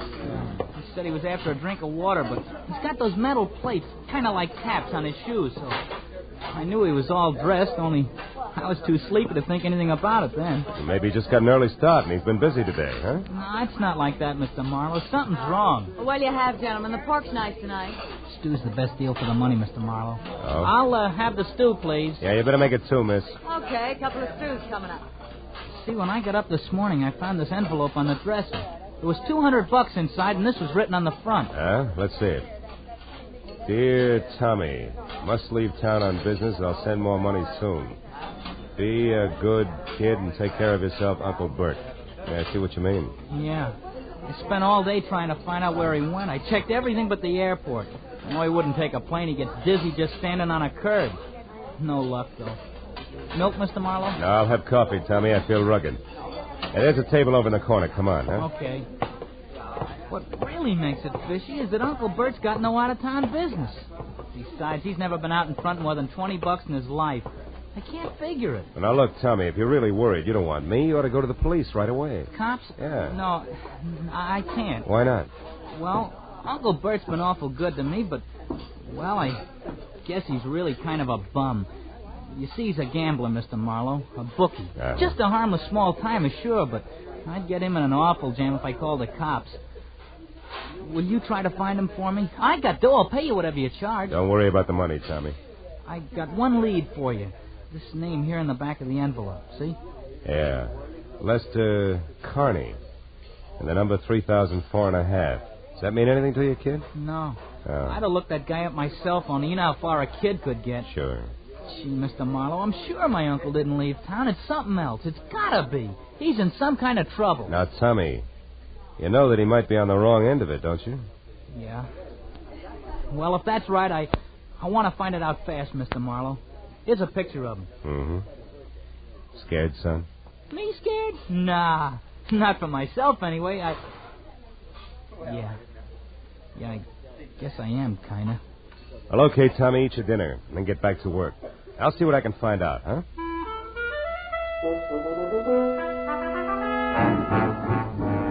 I patted my new client on the shoulder and left the cafeteria. But I was sure of one thing. The dry rot that gets to most people in Hollywood wouldn't touch a hard-working kid named Tommy Lawson, who was already smarter at 15 than a lot of citizens get at 50. I stopped in a phone booth and found the name Lester Carney listed in the book at 8110 Cherokee Street. That turned out to be an oversized California Spanish model that had taken lots of old-fashioned wealth to build. Halfway up the curving walk to the already open front door, I heard the voices. All right, Susan, if that's the way you feel, I don't want you in this house another night. Well, I'm sorry, Mom, but I don't think that spying and telling lies are a part of a maid's duties, so I'm leaving. But I would like to know about my back salary first, You'll Mrs. Connie. get your back salary, my girl. Don't worry about that. Now get out. Very well, Mom. Excuse me, sir. Oh, yeah, sure. Well, what do you want? I'm looking for Mr. Lester Carney. Is he in? He is not. Oh, would you mind telling me where I can locate him? I don't know. And I don't care anymore. Just a minute. Is he with Bert Lawson, maybe? I don't know what you're talking about. Now get out of here. And good night to you, too, Mrs. Carney. Hey, Susan. Just a minute, baby. And who are you calling baby? Well, I call anybody baby when they're as cute as you are. You're not so bad yourself. Well, now that that's established, let's get friendly. I'm always friendly. But they're not, huh? Oh, there's going to be trouble in that house. Oh? Well, good night, Mr. Now, wait a minute. I'll give you a lift in the car. Let me have your bag. Well, all right. Thank you. Ah. Say, what about that trouble you spoke of, Susan? What did you mean? Julia. She isn't as pretty as she used to be. She's turned around, Sid. She's driven that poor husband of hers out of his mind. He almost never comes home nowadays. Practically lives in his studio. Studio? What kind? Photography. Oh. It's way up in the Hollywood Hills someplace. Susan, did you ever hear either of them mention a Bert Lawson? No. Why, who's he? A gambler. I gather from Julia that Connie's blowing the family fortune, huh? Sure he is. And that's not all she's driven him to. No. What else? What do you think? Another woman, of course. Oh.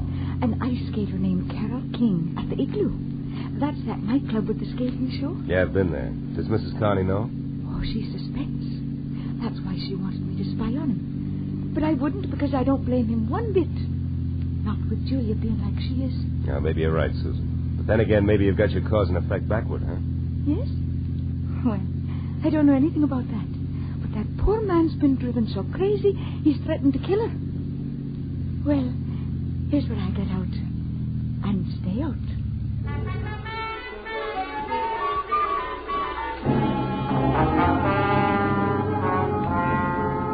I dropped Susan off at the car stop and headed out Sunset Boulevard for Westwood in a club called the Igloo, which looked more like a down-at-the-heel Taj Mahal than an Eskimo's bedroom. Inside, a line of fast-moving ostrich plumes with wry, crisp waistlines and imitation sable zipped over a short sheet of tinted ice toward the climax of chorus numbers, while I bluffed my way backstage and intimidated the call boy into sending over one Carol King. She turned out to be left end in the lineup out front, so I sat down on a cold trunk and waited until the curtain fell. And I got up to greet an athletic blonde with more than healthy face, who sidled dubiously toward me, ice skates and all, and I introduced myself and told her I was looking for Bert Larson.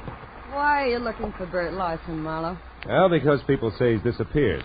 Now, I know he's a bookie. You don't have to protect him on that score, and I'm no cop. Just want to know where he's gone. Okay.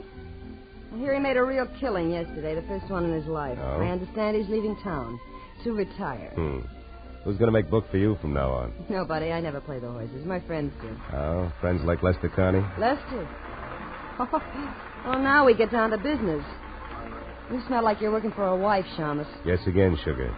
I'm after Bert Larson, nothing else. That's why I want to talk to your friend. Where is he? Lester Carney is no friend of mine. You know, you should be smart enough to know you're just wasting your time with that pitch. Look, Bud, he was my friend, sure, but that's all off as of an hour ago. They're all through, washed up. I gave him the boot. Why, did he run out of blank checks? I ought to bust your shin wide open keep those for skates that. on the floor, honey. Then skip the cracks. I threw him out because I got sick and tired of waiting.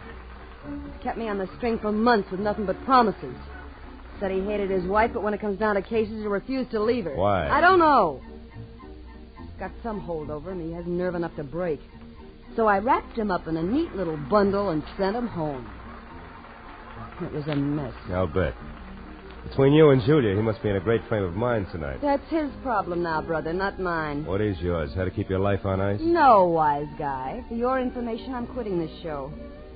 I'm going to make a clean break all around. Happy landings. But look, what's the connection, if any, between Larson and Carney? Why, Mr. Marlowe, I have no idea. Isn't that wonderful? Okay, sugar, that's where we'll leave it for now. But in making that clean break, be sure it's not your neck. Huh? I'll see you around.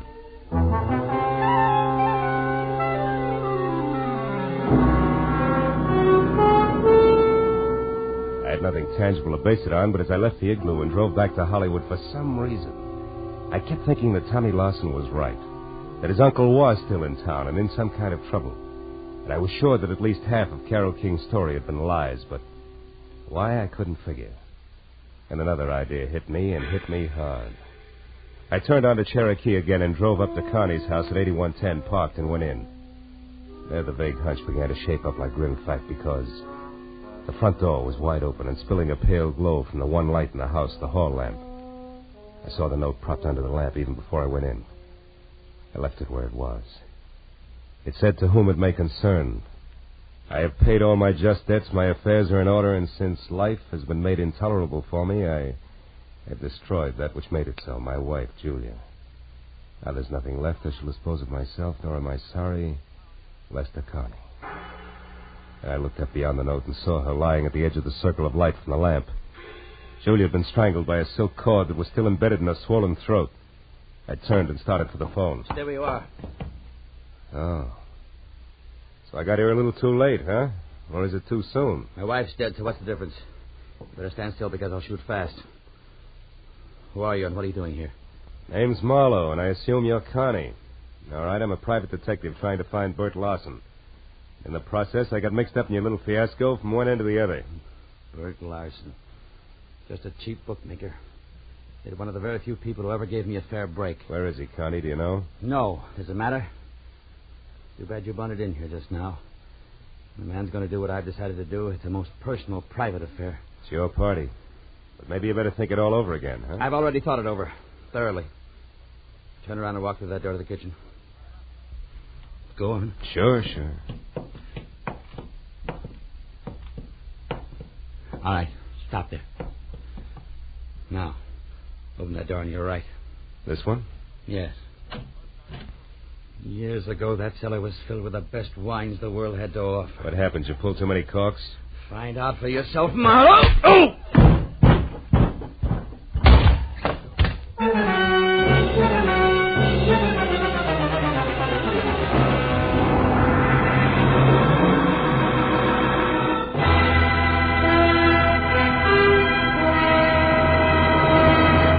In just a moment, the second act of Philip Marlowe. But first, will Tyrone Power listen to Jack Benny's Siren Song? Will Ty consent to portray CBS's great Sunday night musician and lover in the movie The Life of Jack Benny? Tune in tomorrow and find out. No, there's never a question about the quality and quantity of comedy and sheer entertainment on CBS on Sunday night. And remember, the Jack Benny Show is heard on all of these CBS stations. Now, with our star, Gerald Moore, we return to the second act of Philip Marlowe and tonight's story, The Kid on the Corner.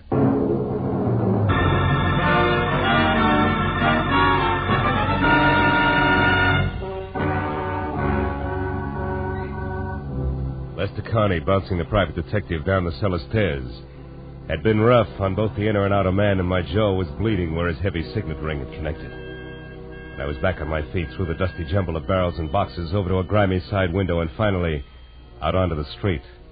I found neither confessed killer nor car any place in sight, which made my next step a return trip into the house and a call to Lieutenant Matthews. All right, Marlowe. From your client to Julia Carney to that ice skater and back to Julia Carney, now dead, I follow. But the why, I don't. Where's the connection between the newsboy's uncle and this guy you say is on the way out? Lester Carney, Matthews, yeah. I don't know. You don't know? You're not saying which, Phil. Well, maybe it's a little of each. Now, look, Lieutenant, Just a second. What is it, Marlowe? Hold the wire, will you, Matthews? Okay, but make it snappy, will you, Phil? Killer on the loose isn't such a good idea, even if he's promised to knock himself off. Might decide to take somebody else along, 3,004 and a half North Westmore. 3,004 and a half. I can't hear you, Phil. What? What? Oh, a piece of paper, Matthews, in a dead woman's hand. Oh, now you're fine. It's got an address on it. The same address that was on the back of the envelope Tommy's uncle left for him. Well, this address could be the connection I asked you about. Yeah. Yeah, the hook between Uncle Bert and the Connies. Well, we'll get right over there. Matthews, wait a minute. Let me try it alone first, will you? I think it'll play better that way. And keep the kid's uncle out of the police lineup that way. Yeah. Marlowe, I can't. Oh, now, wait a minute, Matthews, please. I'm thinking of the kid. Yeah, well, Okay. Attaboy. Just don't make it too long till I hear from you again. Goodbye. I knew that the 3000 block on North Rossmore wasn't even close to the Hollywood Hills, which meant that the address couldn't be the dilettante photographer studio that the Carney's ex-maid had described. And 20 minutes later, when I was out of my car and standing next to the doorbell marked 3004 and a half, I knew something else, because the name underneath was Carol King. A light showed from someplace deep inside, and my leaning on the doorbell only proved that it worked. There was no answer at 3004 and a half, but 3004, the other twin to the duplex, was different. It featured a sweet old lady who shattered the illusion the second she opened her mouth. I suppose you're just another one of that King girl's friends, eh? Why, do I look the type, Granny? There is no type, young man. Miss Carol King entertains all sorts. Oh, which might include a recent someone who's gray at the temples, short, and maybe talks a lot about the ponies? What? How would I know what a guest talk about? Oh, you gotta be kidding. Look, honey, a woman's been murdered tonight. Murdered? I knew it. I knew it. No, she wait a had minute. to come to a bad Wait a end. minute, Granny. Only yesterday Whoa, I told Henry that if that... Hold it, Granny. Carol is not the one who's dead. Oh. Yeah. Well, I'm glad. Sticks out all over you. Now, look, what about that man? Well, he was here about 30 minutes ago, just the two of them, drinking that hard liquor like it was water and making enough noise to raise the devil himself. A farewell party, they called it. Oh. Did you see him leave? No. Henry made me come in then, and Well, I mean... Yeah, I know what you mean. You missed it. Okay, Granny. Now, look, how do we get in here without kicking the door down? Come on, sweetheart. It's important. There may be a body inside. Body? Oh, well, how awful. Here. Over here, behind this ledge. That's better. I always kept a spare key. Yes, here it is. But, you do it. I'm too shaky. You shouldn't be. Just think of tomorrow, Granny, and the news you'll have for one and all. The light switch is on your right there. Uh-huh. See anything? No. How many rooms here? Bedroom, kitchen, and bath, aside from this. Anything in there? No. You suspect foul play, all right, don't you? The foulest. Don't let it worry you because... Hey, those photos there on the wall. They're taken from Mulholland Drive, aren't they? One by day, one by night, both in the same spot, the Hollywood Hills? Sure. That's where he has a studio, that Lester fella. Yeah, that Lester fella. Granny, do you know where it is? I mean, Mulholland Drive and where? You know, that street runs for miles along the top of the mountain. Well, of course I do. Was born and raised here in Los Angeles. Granny, where? Mulholland and where? Mulholland, Laurel Canyon Boulevard, just south of the intersection. Thank you, sweetheart, and goodbye. Oh, wait, one moment now, if you please. What's the matter? What's your name, officer? I know my rights. Your name and your division. Granny, dear, I'm no cop. Huh? I said I'm no cop. Oh, not a police officer. Well, then who are you? Just a passerby. A stranger in the night. Good night, Granny.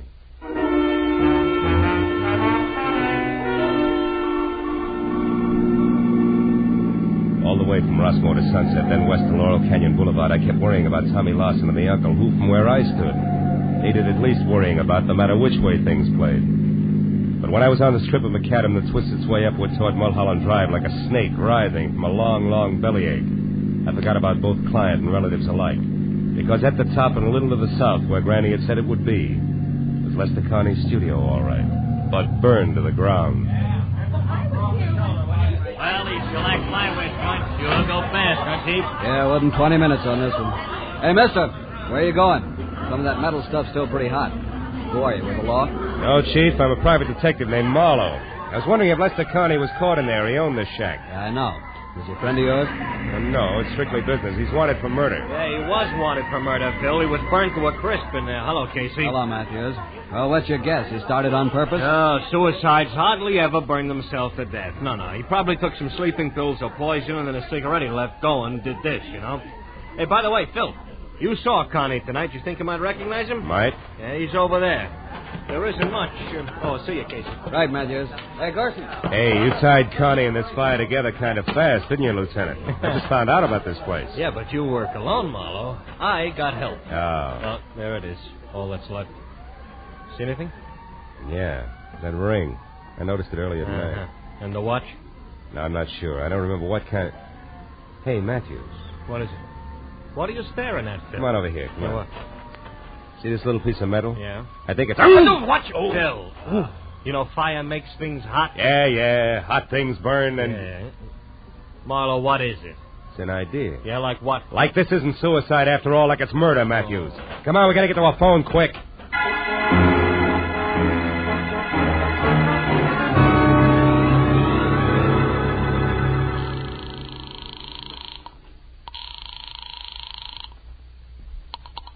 Los Angeles International Airport, Central Dispatcher's Office. Look, miss, this is important. I'm calling for Detective Lieutenant Matthews at police headquarters.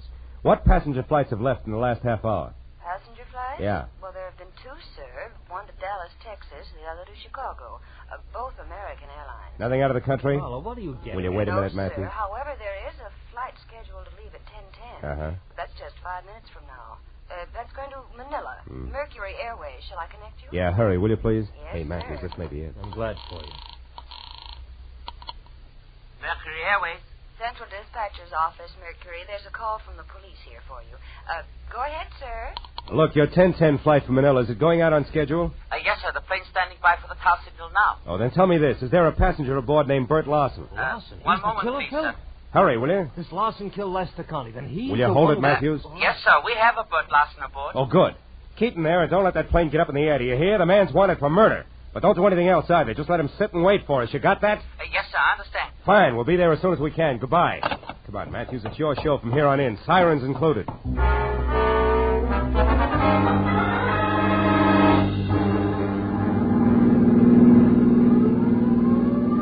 Okay, Marlowe, okay, enough. So we're on our way to the airport. We're going to catch a killer. Everything is great. But first, how do things add up? Mooney, take it easy. 5 seconds more or less, never yet turn the trick. Okay, Lieutenant. Were you saying something, Matthews? Yeah, I'm saying I don't know which end is up, Phil. Look, Lester Connie killed his wife, right? Right. Why? Because he wanted her out of the way so that he and a cheap little monster named Carol King can live happily ever after. Well, divorce wouldn't do that for him, huh? No, Mooney! No, I don't think so. Probably because Julia Connie had a real tight grip on the purse strings. Oh. Maybe something more, like it's not very nice pass for a guest. Yeah, but the purse strings, the money, that's where Bert Lawson figures in, huh? A bookie with a claim. No, blackmail. Now, I figure Bert Lawson knew about Connie and Carol King. He must have stopped by once to pick up or pay off a bet at the right time. Yeah, and from there, what? And from there, the team of Carol and Lester killed Lester's wife. Yeah, which we've covered. But not in detail. Now, listen. You see, after the murder, Lester planned to kill himself. Yeah. Or at least make it look like that. Yeah. A suicide note, the Mulholland studio burned down, the works. Yeah, and the body we found. That's an added attraction. Bert Lawson included in the last minute. What? The wife and then the blackmailer? Ah, you're getting it. Drugged while drinking at Carol's, where he thought that he was going to get paid off in money, then up to Mulholland Drive, ring watch, and flames added. Oh, and then out here at the airport, headed for Manila. Lester Carney. Uh-huh. Hey, Mooney, we're getting close. You better kill the siren. Okay, Marlowe. Now, Phil, how do you know all this? I mean, the switch, what makes it so? That piece of metal I burned my fingers on, Matthews, it was a tap from a shoe. And Bert Lawson wore taps. The rest of it adds from there. Yeah, including Connie at the airport now as Larson. Sure. Who'd be looking for a beat-up second-rate bookie who decided to leave town? Aside from a nephew, that is. Yeah, aside from a nephew, tried every place but the airport. Uncle Bert couldn't stand planes. The brakes, Matthews.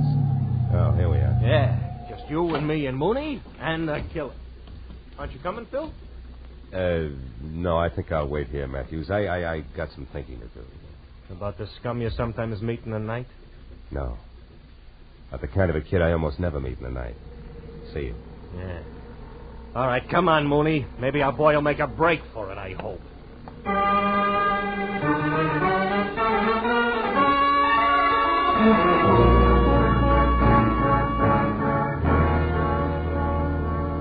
Lester Connie didn't make a break for it, and an hour later when they picked up Carol King, it was the same thing. Each of them was surly, ugly, but they talked. So when I finally left police headquarters, where try as he would for Tommy's sake, Matthews had found it impossible to skip over Bert Larson's connection as a blackmailer. It was pushing midnight, and I was dog-tired. There was something worse than that when I was back on the corner near my office, walking toward Tommy Larson, who was untying a stack of fresh newspapers. Then the headline. Read all about it. Hollywood killer nabbed. Blackmailing bookie. Jealous wife slain. Hiya, kid. Hiya, Mr. Marlowe. Lieutenant Matthews tells me you had kind of a rough night. Kinda? When'd you talk to him, Tommy? After the first editions hit the street, I wanted to know if you were okay. The story didn't say. Publicity no good for your business, huh? Not much. Look, kid, did the lieutenant say anything about you? I mean... I'm gonna stay with a neighbor, a friend of Uncle Bert's. Oh. He had friends, you know. He wasn't really bad at heart, Mr. Marlowe. Not really. I believe that. So do I, Tommy. He was just mixed up. Yeah. Sure he was. And you know why? The way he thought the world owed him a living, that's why. And I couldn't tell him otherwise. Excuse me, Mr. Marlowe. I gotta get going. Thanks a lot. You were swell. Sure. Extra. Bookie and Babe slain in Hollywood Triangle. 2 dead in Hollywood slaying. Extra.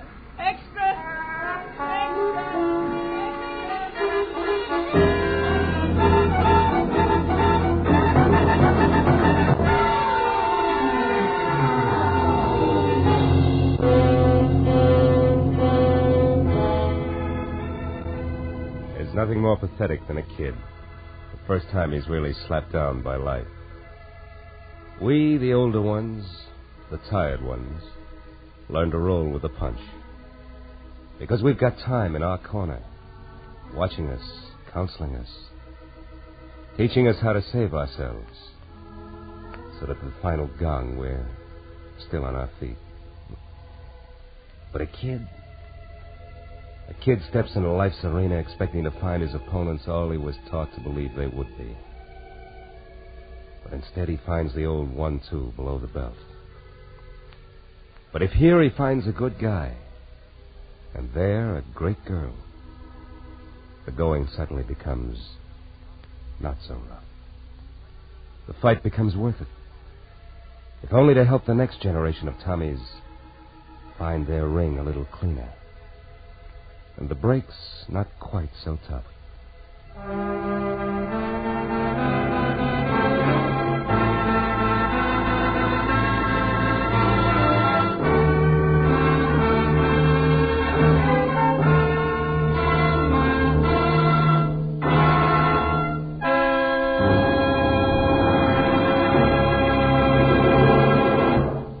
The Adventures of Philip Marlowe, bringing you Raymond Chandler's most famous character, Star Gerald Moore, and are produced and directed by Norman MacDonald. Script is by Robert Mitchell and Gene Levitt. Featured in the cast were Gil Stratton Jr., Virginia Gregg, Wilms Herbert, Joan Banks, and Vivi Janis. Detective Lieutenant Matthews is played by Larry Dobkin. The special music is composed and conducted by Richard Orant. Be sure and be with us again next week when Philip Marlowe says... It started with laughter on a bright morning, in a battle over a chicken, and got better as it went along. It could have lasted a lifetime, but it didn't. It stopped on a gray morning, with a little wishbone broken.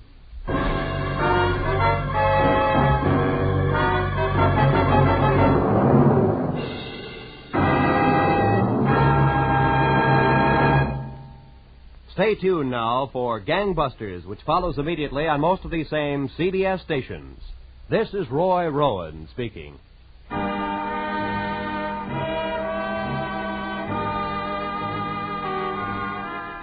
This is CBS, the Columbia Broadcasting System.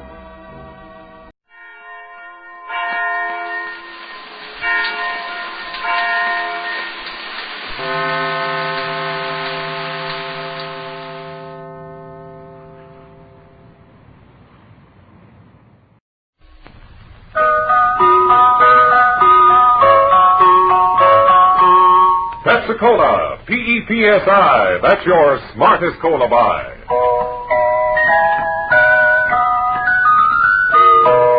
Pepsi-Cola presents Counterspy.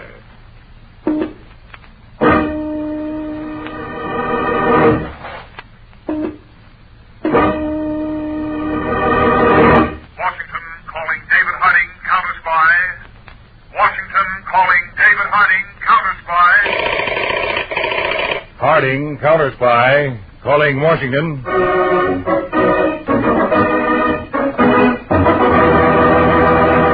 United States Counterspies, especially appointed to investigate and combat the enemies of our country, both at home and abroad.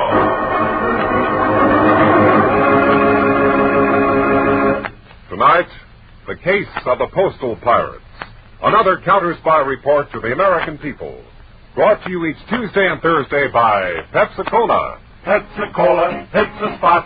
2 full glasses, that's a lot. That's right, you heard what they said. 2 full glasses of sparkling Pepsi from one big 12-ounce bottle. You're getting an extra glassful. And what a delicious glassful. The most refreshing, delightful cola that ever tickled your taste. You can't top Pepsi's tangy flavor. And that big, big bottle saves you money, goes twice as far. Pepsi is America's big, big favorite.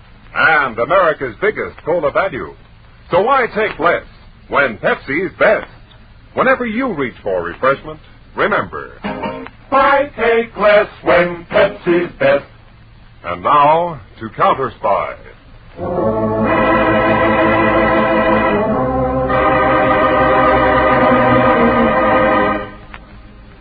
In one of New York City's larger post office branches, it is mid-afternoon and fairly quiet. Then, through the street door, comes a remarkably pretty girl of perhaps 27. Her eyes are surprisingly cold and searching, until they reach window number 5.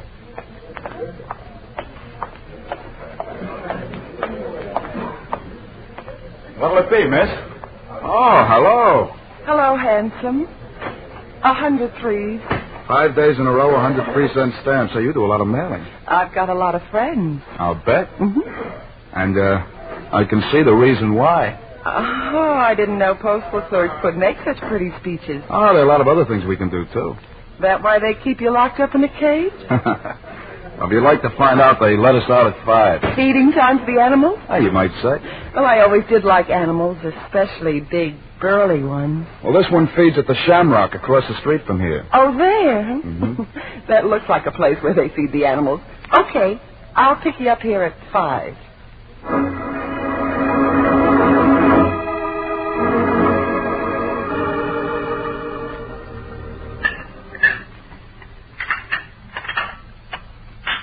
Here's the last of the dishes, baby. Put them in the sink. We'll let them soak. All right. Now, isn't my apartment, even with the dishes, better than a public restaurant? Baby, I even love the dishes. And now that we've wined and dined, how about a name? Not that I'd object to calling you baby permanently. I was wondering when you'd ask. It's Kathy. It's nice. Goes good with mine, Jimmy. Is that all? No more questions? Well, my mother taught me never to look a gift horse in the mouth. Horse? Well, I'm not sure I like that. Jimmy. Yeah. Come here. Well? You know, post office isn't only work. It's a game, too. Yeah, I've played it. Goes something like this, doesn't it? Oh, don't crush. I'm fragile. Oh, who reads labels? It's a waste of time. You know, I might have a husband. What do you do? He's a chump to let you out of his sight. He's a chump. Oh, you have one? Oh, only on paper. We're separated. He pays the bills and prays for an excuse to divorce me. You trying to give him one? Don't be silly. I said he pays the bills. Are you, bothered? Yeah, a little. It marks you handled with care. I thought you said you didn't read labels. Try closing your eyes. That's an idea. Come here. Oh, remember, it's fragile. Oh, Jimmy. Oh. My. What a pretty picture. Oh, Nick! What's the idea of busting in here? Well, me and Frank just got a lovely snapshot for my album. You got it all right, didn't you, Frank? Right here from the doorway with my trusty camera. Mm-hmm. Hey, what is this? Evidence, big boy. That's why I brought my boy Frank and his camera along. Been waiting a long time for my darling wife, Kathy, to step out of line. Nick, you got this all wrong. I just met him today. Fast worker. And if I got it wrong, the camera hasn't. Right, Frank? A perfect shot. You're Kathy's husband? Sure. I'm not sore. You done me a favor. Well, you're not going to pull a stunt like this on her. Take your hands off me. Let go. Take it easy, mister. I make two of you. Yeah? Then this'll cut you down to size, big boy. Jimmy, look out! A gun! Get it away from him!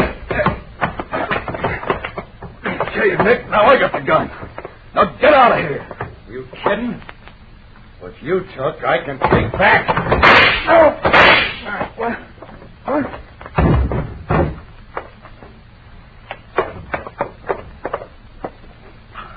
Nick's dead, Jimmy. Holy mackerel. Dead? You're a little late dropping the gun, big boy. But how could... I didn't mean... It's done. He's dead. Oh, we'll have to call the police. Jimmy, don't be a fool. If Nick's body is found here, what do you think this mess will look like to the cops? It was an accident. The cops will love that one. Listen, Jimmy. Nick taught me a lot of things besides what a heel he was. Nick was in the rackets. In the rackets? Yeah, kid. He had a lot of enemies. If he's found beside a road, nobody will ask twice who did it. What are you figuring, Frank? That this sets you up to take over Nick's racket?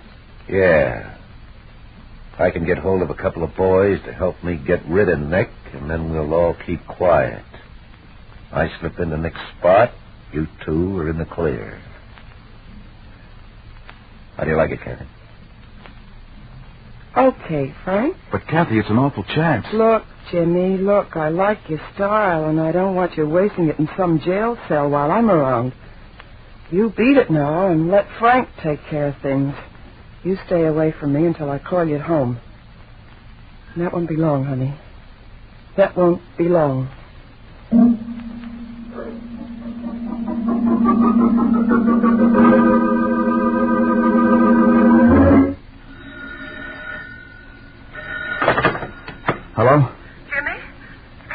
Kathy, I've been staying home every night. I thought you'd never call. What happened? Did Frank? He said it's all right, but he wants to see you. Half an hour in front of the Shamrock.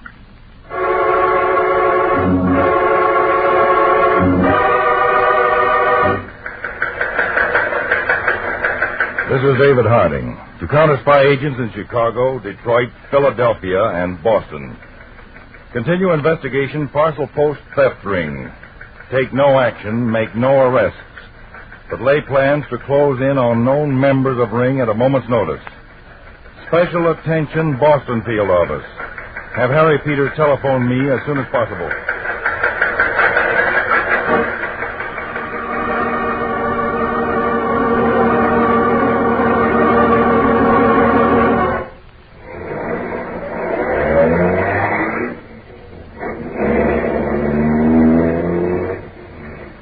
Okay, Frank, what did you want to see me for? Where are we driving? Everything's all right, isn't it? For me, Jimmy, yeah. For you, only maybe. Maybe? Depends on how you play ball. What are you driving at? Photograph I took. Not of you and Kathy, but of you and Nick. Nick? What does it show? Take a look.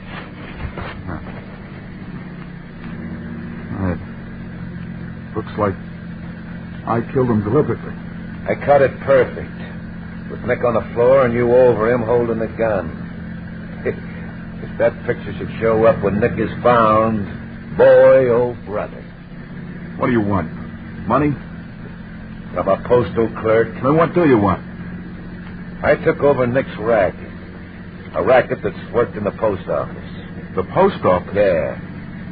Nick had guys in post offices stealing valuable packages. What, just walking out with them? No. After people insure their packages, our guys relabel them. Send them to a special address. That's what you want me to do? Let's say this photo wants you to do it. And, of course, Kathy. She don't want to get mixed up in no murder rap. Kathy? Logan? All right, Frank. I guess there's nothing else I can do.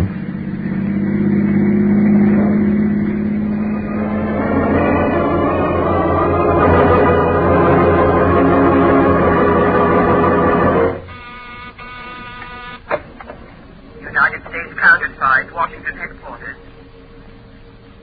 Oh, yes, Mr. Peters. Will you hold on just a moment? Attention, Statistical Department. If Mr. David Harding is there, will he please take a rush phone call on extension 61 from Mr. Harry Peters, extension 61.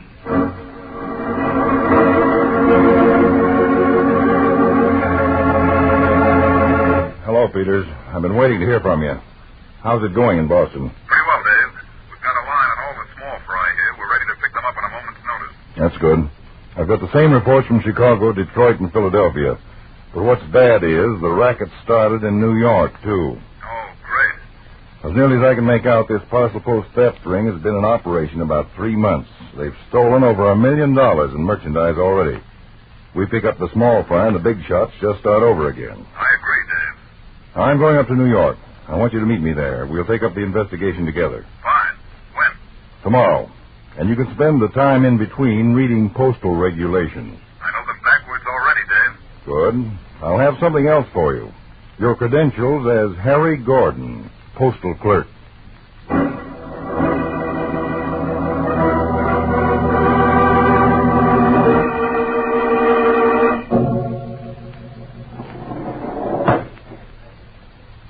Jimmy.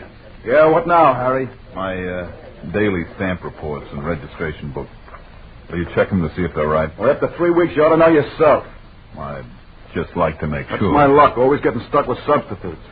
Guy's got to make a living. Yeah, I know. I'm sorry, Harry. Let's see. This post office work isn't so good for a guy's disposition. Forget it. I got trouble. Yeah, your books are okay. Thanks. Customer at your window. Oh, yeah. Yeah, mister? I'd like to have this package insured, please. For how much? Well, they're nylon stockings. You better make it $150. Okay. How are you doing, Peter? Okay so far, Dale. Penny Arcade, 42nd Street and 8th Avenue at 6 o'clock tomorrow. There you are, mister. Your receipt. Will it get there all right? Sure. Be right on time. Don't worry about it.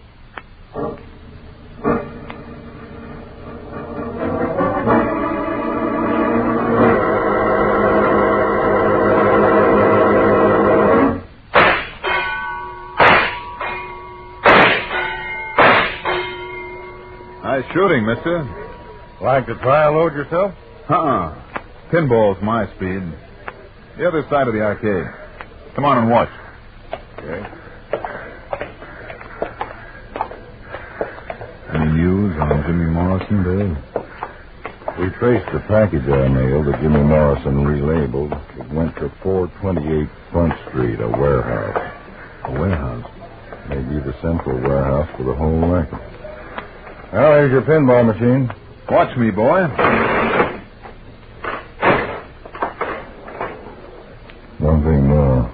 We picked up another outside contact. Your man, Jimmy Morrison, frequently meets a blonde bombshell. 46,000. Yeah. Blonde bombshell. Want me to follow that? She may be the big shot we're looking for. Mm-hmm. Not so good that time. Just watch this one. Morrison has lunch with the blonde in the main dining room of the Shamrock every day. Okay, I'll catch her tomorrow. At the Shamrock.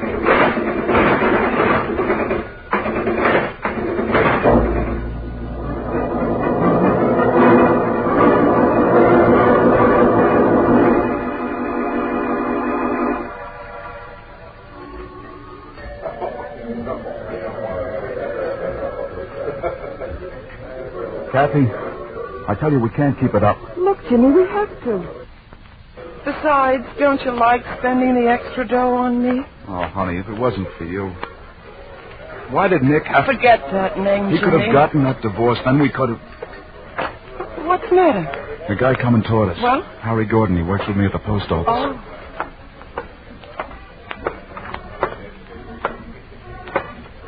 Hello, Jimmy. I almost missed you way over here in the corner. Hi, Harry. Well? Well, what? No knockdown?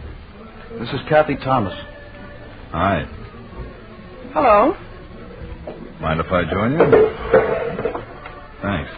What's on your mind, Harry? You want me to check your books again? No. In fact, this is kind of private. Jimmy's got no secrets from me.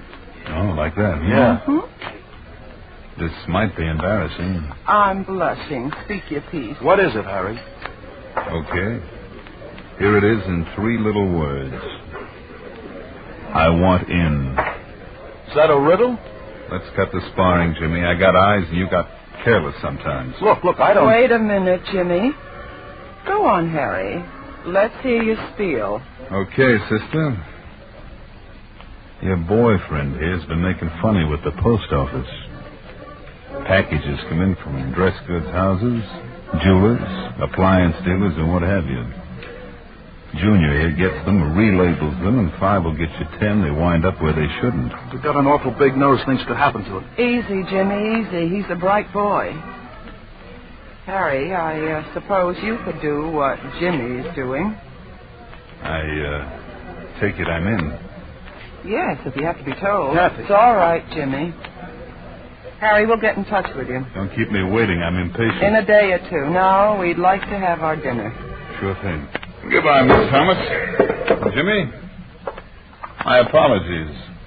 I had you figured about 5 sizes too big. So long. Kathy, I don't like it. You declared him in. Yeah, I did, but Frank has the final word. You think Frank will turn him down? He might. And in that case, I wouldn't want to be in Harry Gordon's shoes.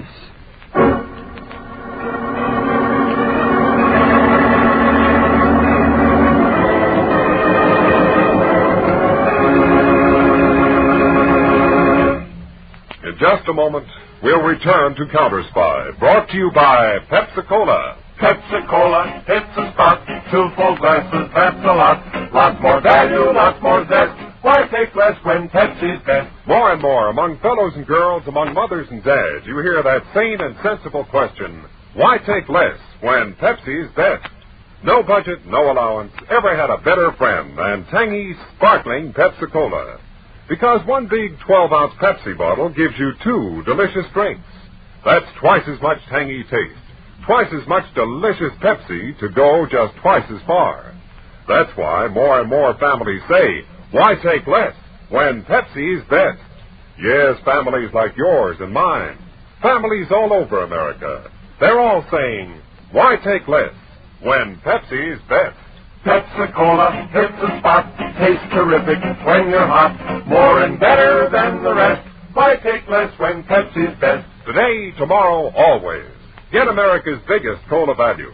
Take home a carton of 6 big Pepsi bottles. Insist on Pepsi at the store. And say Pepsi at the fountain. Say Pepsi at the stand. Say Pepsi. Whenever you reach for refreshment, remember, why take less when Pepsi's best? And now, back to Counterspy.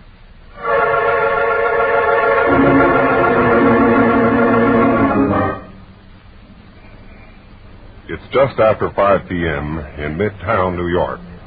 From a tall marble building, Peters, alias Harry Gordon, postal clerk, emerges to join the homeward-bound throng. A man sidles up to him. Hello, Harry. What? Who are you? Guy you wanted to see. Kathy told me. Oh. Fast work. I've got my car. We'll go for a drive. That way, conversation's private. Come on.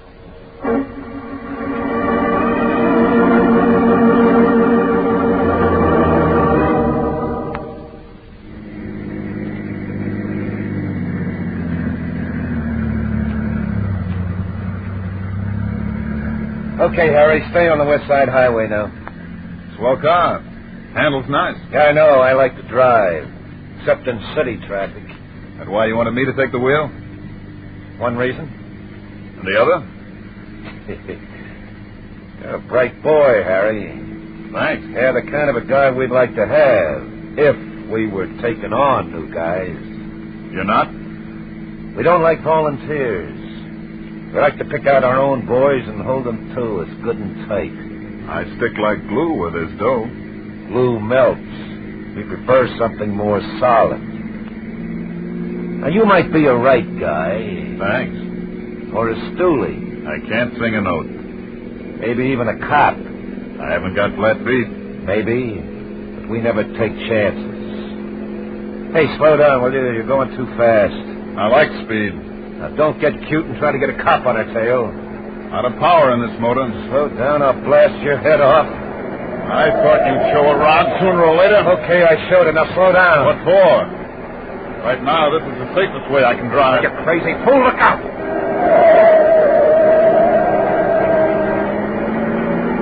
Close, huh? You don't slow down, I'll... Shoot? Then what happens to us both? The needle's pushing 70. 75. 80. You'll kill us both. That's better than you killing me. Look at the needle. 85. It's the car!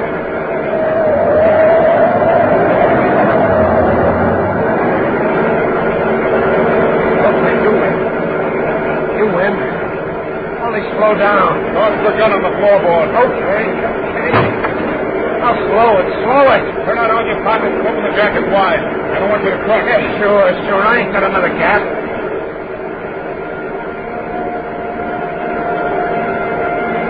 Hey, police siren a block behind. Cops, now we are in the stew. Maybe. That's a good boy. No more guns.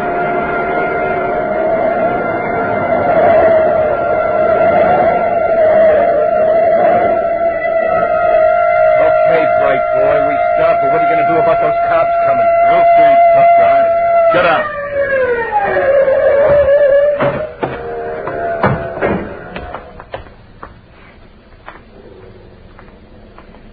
What is this? Only one plainclothes guy in that patrol car.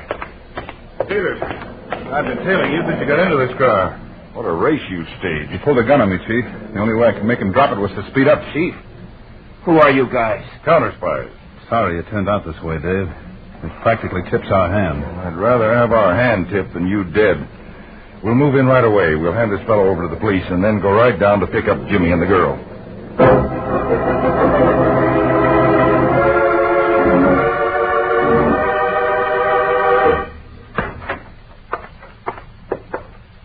Oh, Peters.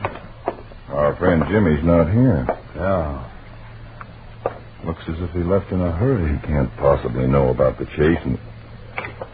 Hey, Peters. What's the matter? This magazine opened to page 7. And those true crime story magazines. Open to an article about the capture of Professor Horn. The case we handled, Dave. Jimmy Morrison evidently been reading up on criminals. More than that, Peters. Here's a photograph taken at police headquarters that time. And there you are in the background. What? Hey, lucky my name isn't given in the caption. Still, this picture's enough to tell Jimmy Morrison you're not the postal clerk you pretended to be. It's a cinch he saw this and lit out. He'll head for the girl first. He's soft on her. We'll go to her place then. If she's not there, then we go to the warehouse on Front Street, where the gang's been forwarding its loot.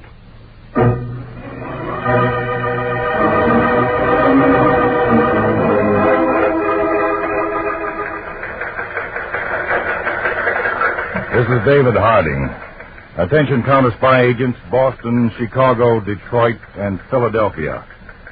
Circumstances force us to move now in postal theft investigation. Carry out all raids according to plan. Pick up all members of the ring you can lay your hands on. We will conduct raid on main warehouse here in New York. Act on this order immediately.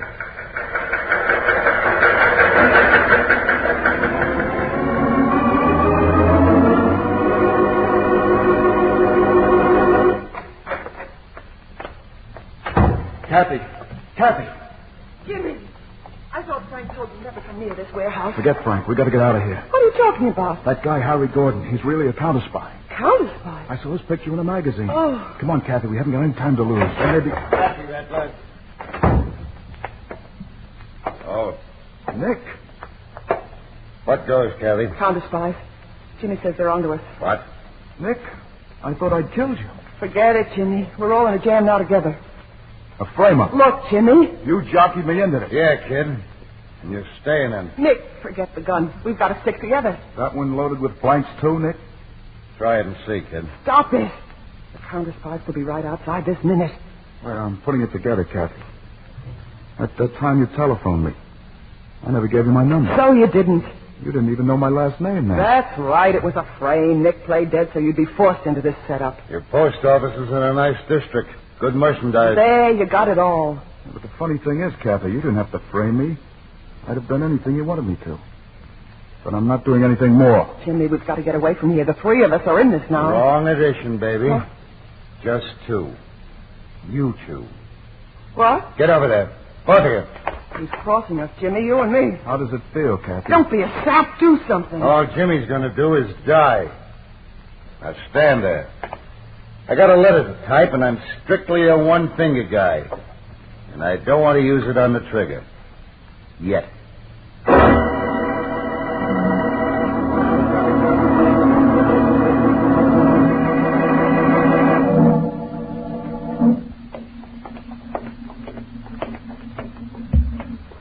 All of our agents stay count around the warehouse, Peter? Yes, Dave, and we're in luck. Oh, how? Conway tells me Jimmy Morrison went into the warehouse just a little while ago. Good. Maybe a meeting of the brains of the mob. What's that? Shots from inside the warehouse. Let's go.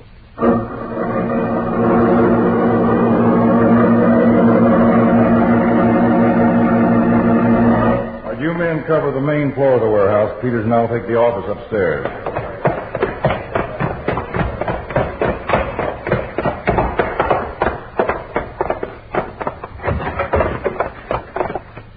Peters. Holy. Jimmy Morrison and that girl. Maybe they're still alive. No, she's not. Jimmy Morrison's gone, too. Here's a note, Dave. Note. Typed and signed by Jimmy Morrison. Listen. Kathy was no good. She was poison and poisoned me. She really ran this whole package-stealing racket and tricked me into it. There's no chance of getting away. I don't want to, and I won't let her, so I'm going to help her escape the only way she can, by taking her with me. Jimmy Morrison. Well, it looks as if the girl was the big shot, Dave. Murder and suicide. Just winds up the case nice and neat. Looks like it, Peters. Wait a minute. The boy's holding the gun. Well, he was the suicide, according to the note. Well, the note may say so, but the evidence does not. This was no suicide, Peters. It was murder. Double murder.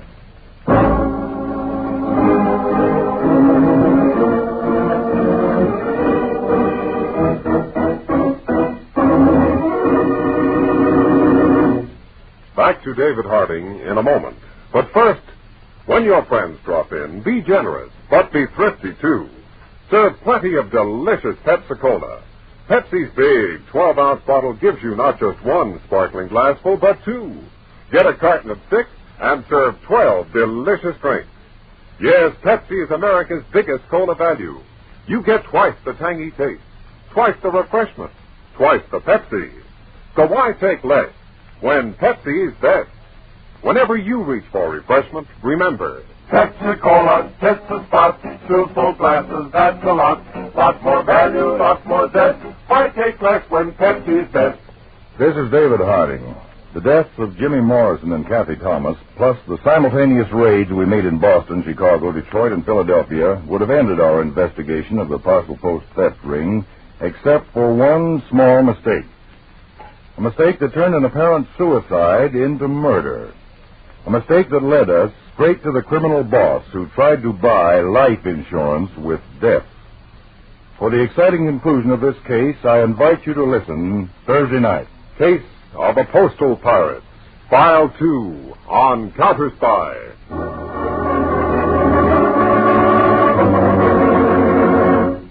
Tonight's Counterspy program originated in New York, was directed by Leonard L. Bass, dramatized by Palmer Thompson, and featured Don McLaughlin and Mandel Kramer with music by Jesse Crawford.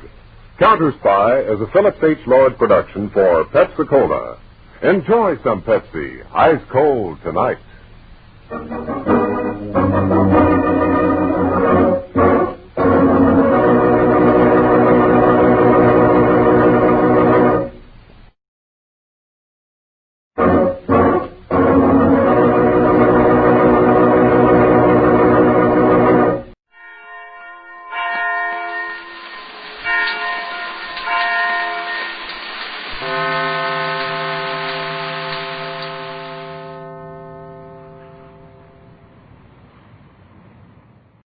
The Linux Show, starring Nick Carter, Master Detective, presented by Acme, America's great producer of fine quality paints.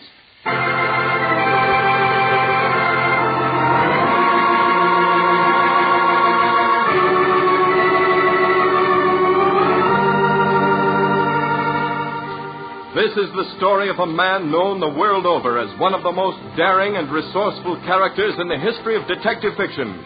A man whose name has become a symbol of the triumph of right and justice over the sinister forces of crime and lawlessness. A man recognized as one of the great masters of deduction. Nick Carter, Master Detective.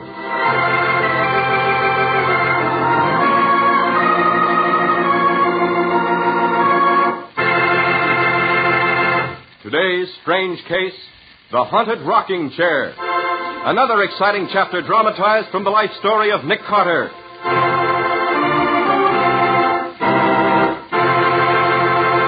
In just a moment, we'll hear how Nick Carter investigated the old chair which was supposed to rock whenever anyone in the Trumbull family was due to die, and how he solved the mysterious death of a famous artist. You know, it pays to keep up with the world, and homemakers throughout America are learning how well it pays to keep up with modern homemaking methods. For they now have their homes sparkling with new beauty, and they save hours of time each week with those 3 great Linex home brighteners. Linex Clear Gloss, Linex Cream Polish, and Linex Self-Polishing Wax. Linex Clear Gloss, which is brushed on, gives lustrous, longer-lasting protection to every wood and linoleum surface. Linex Cream Polish, which cleans as it polishes, renews the sleek, gleaming beauty of fine furniture. And Linex Self-Polishing Wax, the amazing new wax finish, lends rich, satiny loveliness to any floor, wood, linoleum, or tile. Take the modern homemaker's shortcut to furniture, floor, and woodwork care. Help your home look its best and give yourself the greatest leisure with the 3 great Linex home brighteners. You'll find them all at your hardware, paint, or department store. Your headquarters also for Chemtone, the miracle wall finish.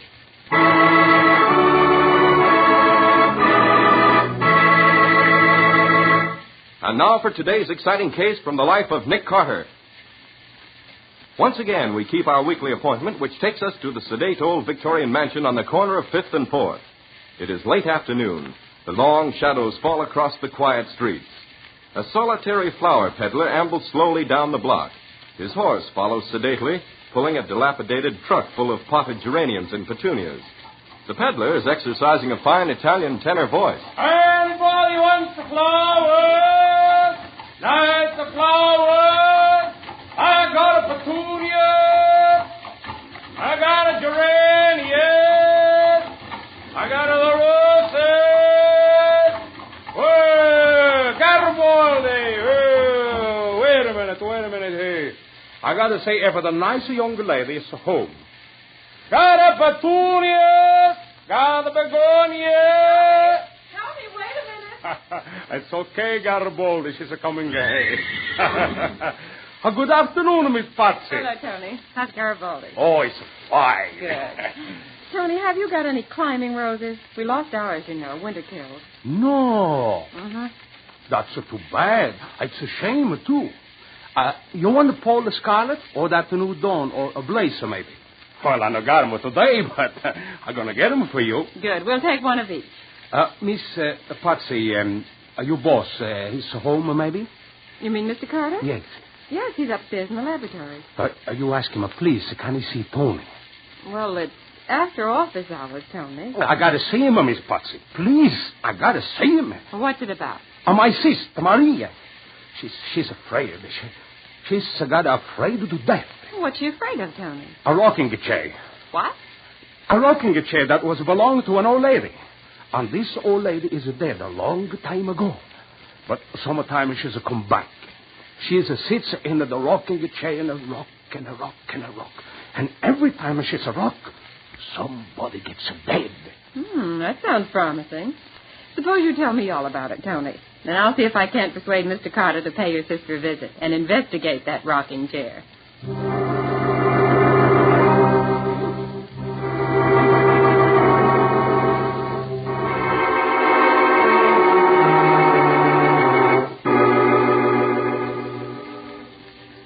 Oh, but Nick, you could do with some fresh air. We could rent a speedboat and take a run up the Sound. The island where Tony's sister lives isn't very far beyond Hellgate. How does Tony's sister happen to be living on an island the other side of Hellgate? It's the old Trumbull estate, Shipwreck Island. Tony's sister Maria is the housekeeper for Eric Trumbull, the famous painter who lives there now. I see. The old house has been in the Trumbull family for 3 generations. It was built by Obadiah Trumbull, an old sea captain who was suspected of being a freebooter at the time of the Civil War. The old boy had 4 wives. In succession, I hope. Oh, but of course. Now, where does the rocking chair come in? Oh, that belonged to the last of old Obadiah's wives. He brought her home as sort of an afterthought when all the children of his other wives had grown up. They hated her. She was little, with skin the color of dark ivory, and her face was sort of like a monkey's. Some say she was a Creole, and others claim she was Portuguese. At any rate, she talked with an accent and claimed to have the powers of a voodoo witch doctor. Probably hated her because they were afraid of her. Probably. No sooner was Obadiah safely in his grave than the children turned on her. Eric's father, who was the eldest, had her declared insane. Nice people. She was locked up in an attic room and fed 3 times a day, but no one ever spoke to her, and she never came out of that room. No one would have known she was there if it hadn't been for that rocking chair. You could hear it creaking all hours of the day and night. After nearly 30 years, she was suddenly taken very ill. When she found she was going to die, she asked them to send for Eric's father. It was a nasty night with the wind howling about the evening. Entree.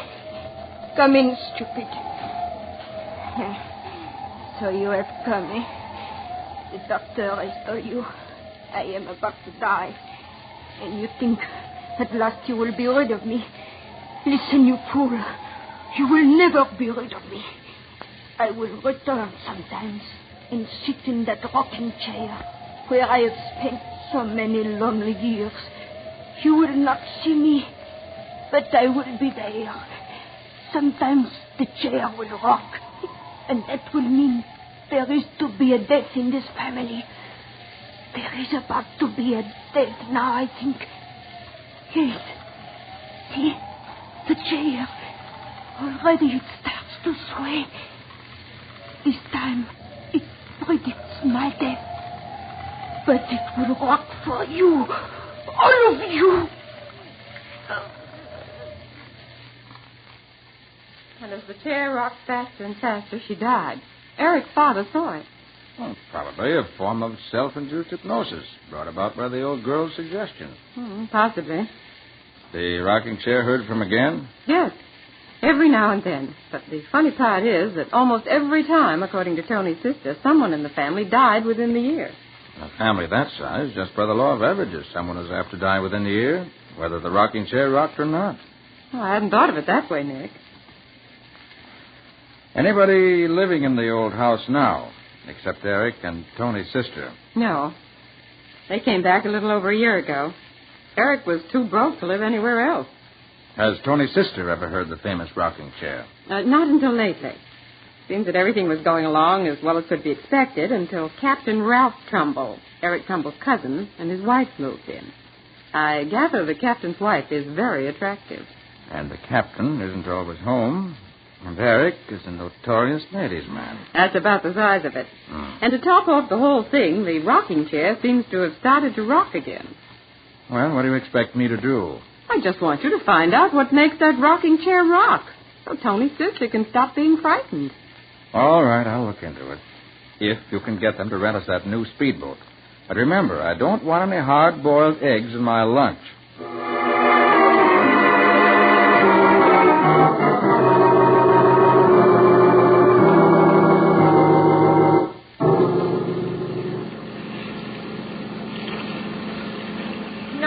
Glad you came, Nick. Do you ever see such a heavenly day? Going to be a storm before night. Oh, Nick, there isn't a cloud in the sky. Tony said he got word to his sister we were coming. She'll be waiting for us on the dock. That must be the island up ahead, Nick. Slow down or we'll pass it. Will you look at that house? It's got everything. Cupola, widow's walk. I'll bet there's even an iron deer on the front lawn. And I could certainly use a coat of paint. Look there on the end of the dock. That must be Tony's sister. She's not exactly what you'd call a sylph, is she? Oh, hand me that line, will you? Hello? Are you Tony's sister? Si. I'm Fulda Maria. You are Mr. Nick Carter and the missus, no? No, I'm Patsy Bowen, Mr. Carter's secretary. Good. Give me your hand. I'll help you. Thank you. Oh, be careful, please. So many of these boards are so old. Okay. We'll be careful. Well, Maria, how about it? You think I can get a look at this notorious rocking chair that's causing all the trouble? Oh, see, that's easy. The captain is away on a cruise. He won't be back until next week. Mr. Eric and the captain's wife are in the studio. He's painting her picture. Painting a picture, is he? What's wrong with that? Oh, he's always painting her when the captain is away. The studio's in the front on the second floor. The room with the rock and the chair is on the third floor over the kitchen. We'll take the back stairs. No one will see us.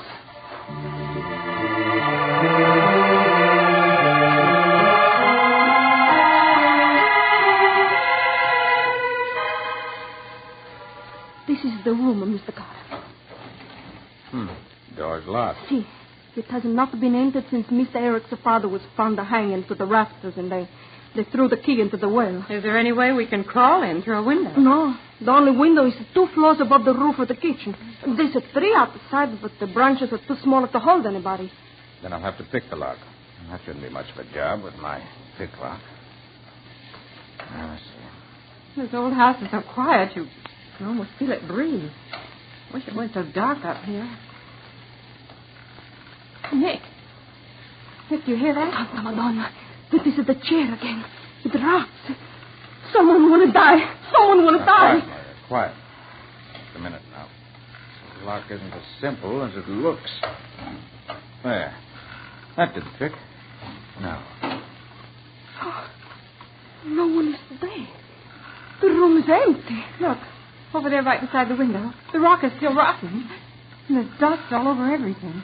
There should be prints of some sort. But there aren't, Nick. Not a mark on the floor anywhere. The spirits are leaving no footprints. At the window. The little pane at the lower left-hand corner is missing. But the window is locked tight. Nobody could crawl through an opening so little as that. Nick, the cushion. The cushion on this chair is still warm. There! Find his eyes. Santa Maria, this is the captain. He's come home. He's looking for his wife. Uh-oh. You better run down the reel. See if you can stall him. There! And find you, woman. You better answer me, or else. There!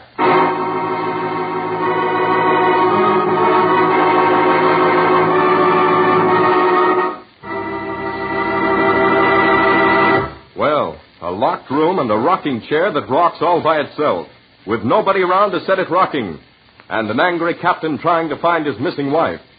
How can Nick put all these things together and get the right answer? We'll see in just a moment. The things you learn firsthand are the things you really know best. That's why women who have used the new Linex self-polishing wax are so enthusiastic about it, for they've found how different, how perfect a quick-drying wax can be. They've learned what sparkling new beauty, new protection, new skid resistance it gives their floors and linoleum. Developed by leading research chemists to give you the best, the formula of Linex self-polishing wax is completely new.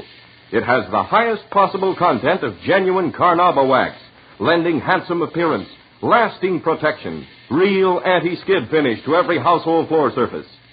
The underwriters' laboratories have actually proved that linoleum, hardwood, and rubber tile are less slippery after application of Linex self-polishing wax.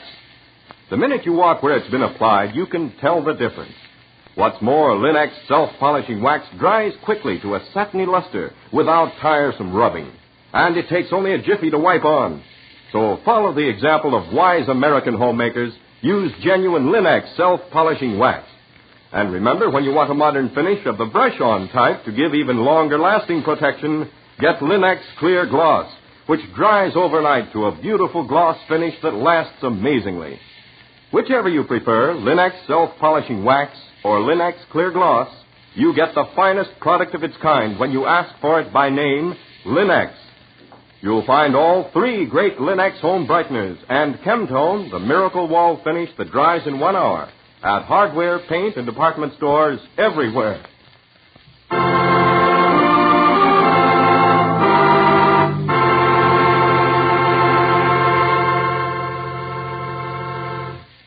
And now back to our story.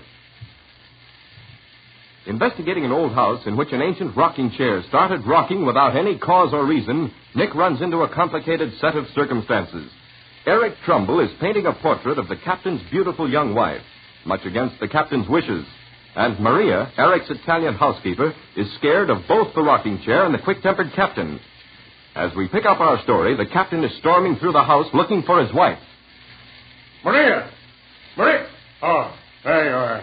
Where in thunder is my wife? Is she not in her room, Captain Trumbull? You know blame well she's not. Oh, I remember now. She's gone to the mainland to do the marketing. No, she hasn't. Her hat's right here on the table. And the rowboat's tied up to the dock. Well, maybe she got a lift. Who in blazes are you two? Just friends of Maria's brother. The Trumballs don't like visitors. Captain Trumbull, don't you think you're a bit hasty? Suppose your wife is posing for Eric Trumbull. Lots of perfectly nice women model these days. Not my wife. That's the door of his studio. Eric, open up. I know my wife's in there. Open this door, I'll break it down. All right. Really, Ralph, you have to be so boisterous. You're not yelling into a gale, you know. Where are you, Claire? Here I am, dear. Oh, really, Ralph, this is too naughty of you. I was having my portrait painted for your birthday as a surprise. There it is. Eric, I told you to keep away from my wife. But when I come back unexpectedly, I find you both in the studio with the door locked. Oh, don't be so Victorian, darling. Eric hates to be interrupted when he's painting. Yes, now do go away, old boy, so we can get on with the portrait. The blaze with the portrait. You'll never do any more painting on this canvas. Nick is tearing the picture to shreds. Rugged old sea dog, isn't he? Ralph, I hope you realize you've destroyed a priceless work of art. Don't worry, I'll pay you for it. Although I have my doubts about how priceless it is. Claire, get your things together. We're leaving this house. No. This minute. Miss Bowen and I will be delighted to take you to the mainland with us. Good. You go ahead. I'll join you on the dock as soon as I've made out a check for my cousin's priceless work of art.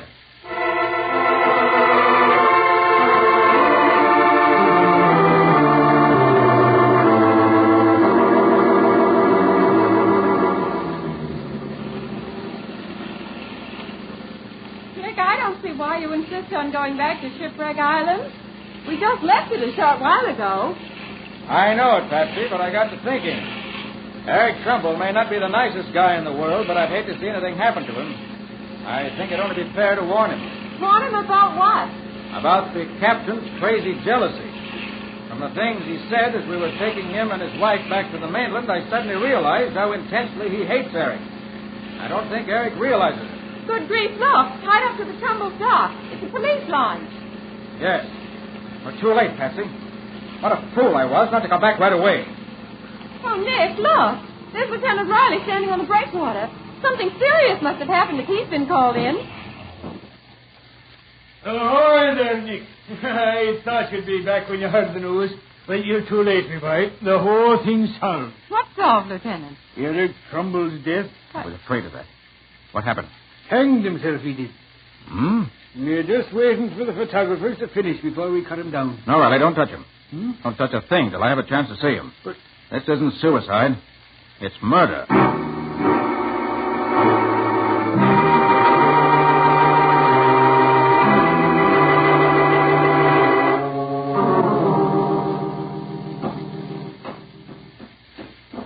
And would you mind telling me why you're so sure it ain't suicide? Because Eric Trumbull was psychologically incapable of killing himself. Do you think the captain came back and did it, Nick? No. The captain wouldn't have hanged him. Now, if he'd been beaten to death... Goodness. What's that? There's the housekeeper. Her room's just down the hall a bit here. Maria. Taking it awful hard, she is. Okay, Nick. After you. Yeah. The feet clear the ground by bare 6 inches. 6 inches is enough. Medical examiner took a look at him and says it's death by strangulation, me boy. No mistake. I'm not doubting that. You say nothing's been touched, Riley? Not a thing, Nick.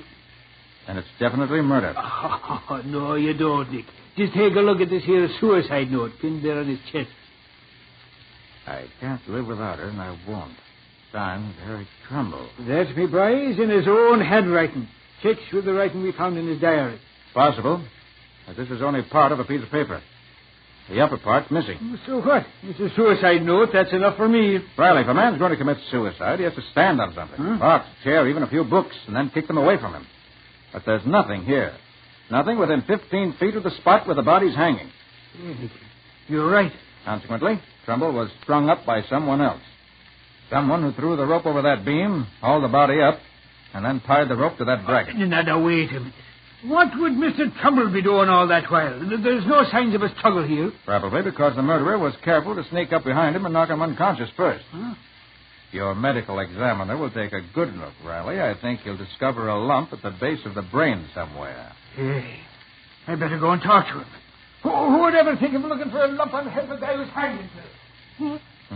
Nick, will you come out in the hall a minute? Right away, Patsy. As soon as I unpin the so-called suicide note. All right. What's up? It's Maria here. She wants to talk to you. Mr. Carter, please. I hear what you said, that it is not a suicide. Is that the truth? I'm afraid so, Maria. Oh, I know it. I know it. It was the captain. They had a terrible battle fight after you left to go to the boat this morning.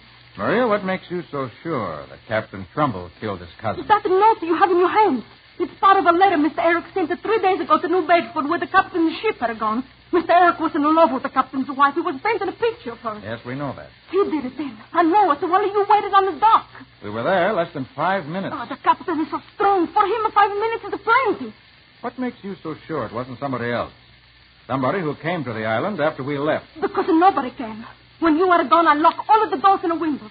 I go to the kitchen to fix Mr. Eric his lunch. When I take it up to him, I find him. Like that. And you're sure no one else was here? You didn't open the door to anyone? I swear on the Bible. Tell me, Maria. Why did you kill Eric? You think I did it?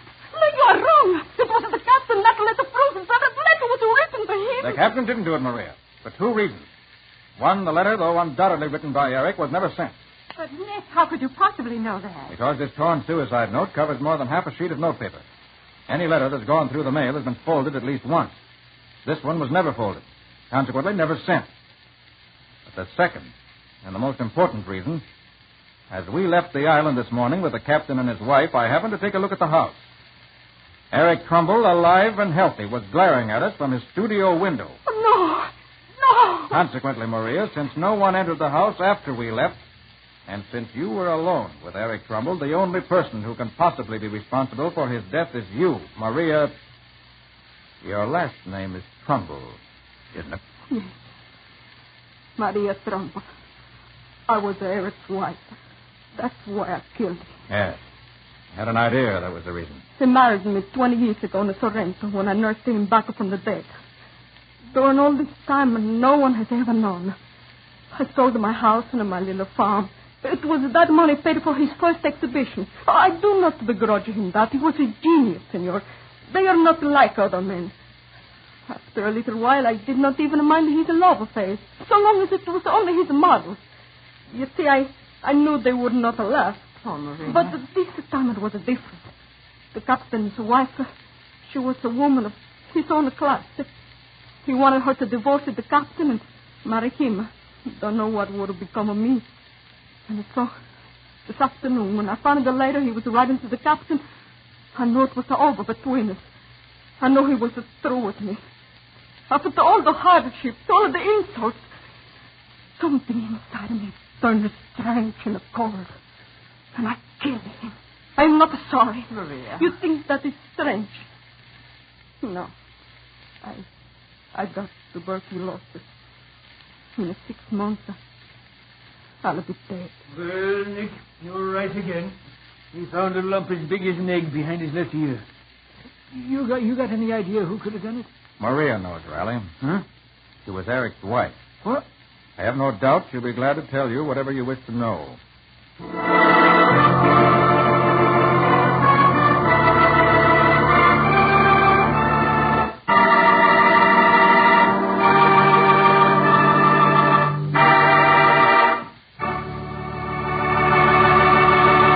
In just a moment, Nick will be back to give you the final details of today's story and tell you what caused the rocking of the haunted rocking chair.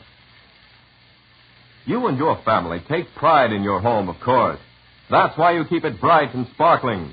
And the finest household help you can find are the 3 great Linex home brighteners. Take Linex cream polish, for instance. What a help it is in keeping your fine furniture lovely. Because it cleans as it polishes, Linex cream polish erases finger marks, removes deposits of dust and old polish, helps conceal scratches, all in one quick, easy application. And it leaves a lovely, gleaming luster that brings pride to the heart of any homemaker. What's more, Linex cream polish leaves no surface oil to attract more dust, to make more work. So save half the time, half the fuss of furniture upkeep. Care for your furniture the modern way with Linex cream polish, the up-to-date shortcut to furniture protection. Get it at your dealers now. Linex cream polish, which saves one whole step in your cleaning day routine. You'll find all 3 great Linex home brighteners: Linex self-polishing wax, Linex cream polish, and Linex clear gloss at your nearest hardware, paint, or department store. Your headquarters also for Chemtone, the modern wall finish that beautifully decorates the average room for only $2.98. Make it a point, too, to stop at your nearest War Bond headquarters for that extra War Bond. It takes money as well as men to finish this war. The men are doing the big job overseas. Let's do our job over here to raise the money now during the mighty 7th War Loan Drive. Invest all you can in your future and America's.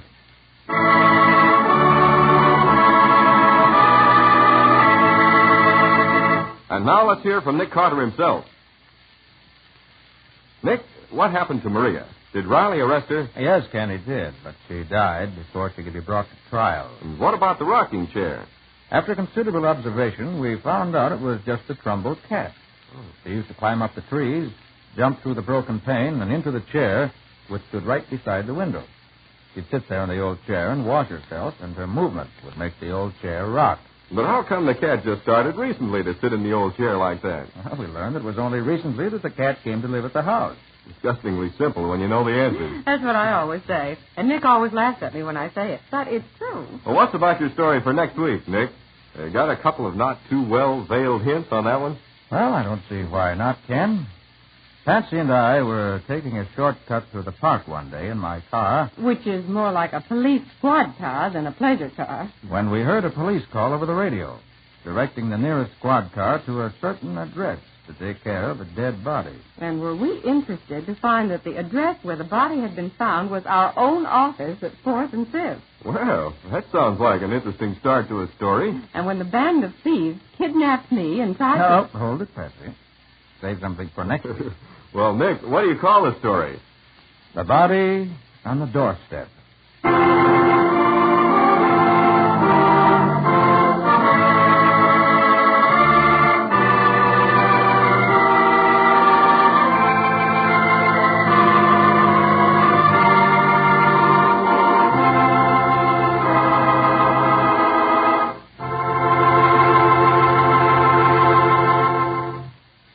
Carter, Master Detective, is copyrighted by Street & Smith Publications, Incorporated. Lon Clark is starred as Nick, with Helen Choate as Patsy. Original music is played by Lou White. The programs are written by Edith Miser, and any resemblance therein to actual persons living or dead is purely coincidental.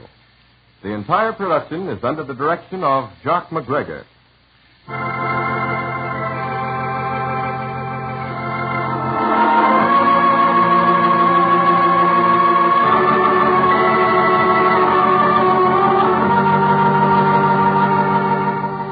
Carter, Master Detective, is presented at this time and over these same stations each week by the three great Linex home brighteners: Linex Clear Gloss, Linex Cream Polish, and Linex Self-Polishing Wax, created by Acme, America's great producer of Acme fine quality paints. This is Ken Powell speaking for the thousands of Linex dealers all over America and saying so long until next week.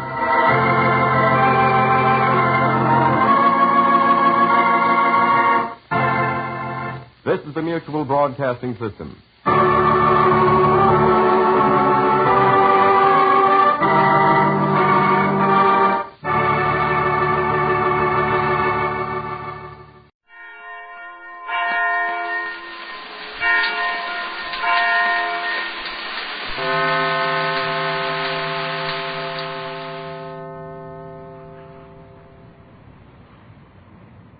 Wheaties presents Night Beat.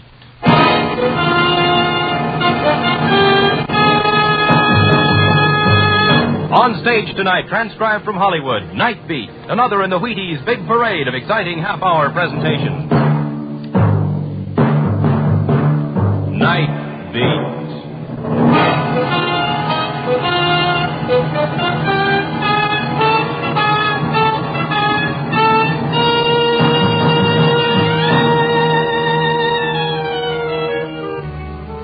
Hi, this is Randy Stone. I cover the Night Beat for the Chicago Star. My stories start in many different ways. This one began with greed and fear and ended when two men started out for murder. Night Beat, starring Frank Lovejoy as Randy Stone.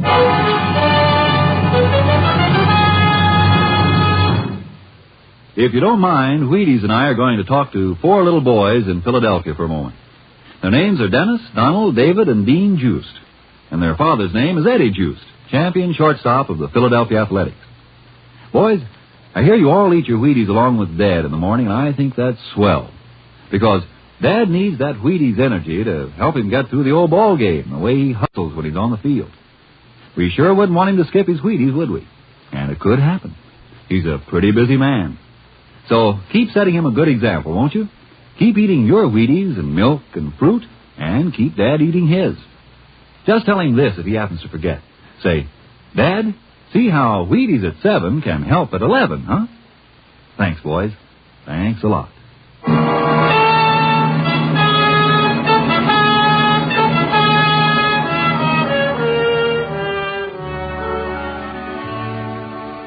Tonight I didn't have to look for my story. It came over the teletype. A few lines of cold impersonal print that told that a man had died. Charles Keller died today in the state penitentiary. Keller served 14 years of a 20-year sentence for armed robbery. The clacking stopped for a moment, as though the machine were taking a breath. Charles Keller. I thought of his wife, Molly, a quiet, patient woman who worked here in the building, scrubbing floors.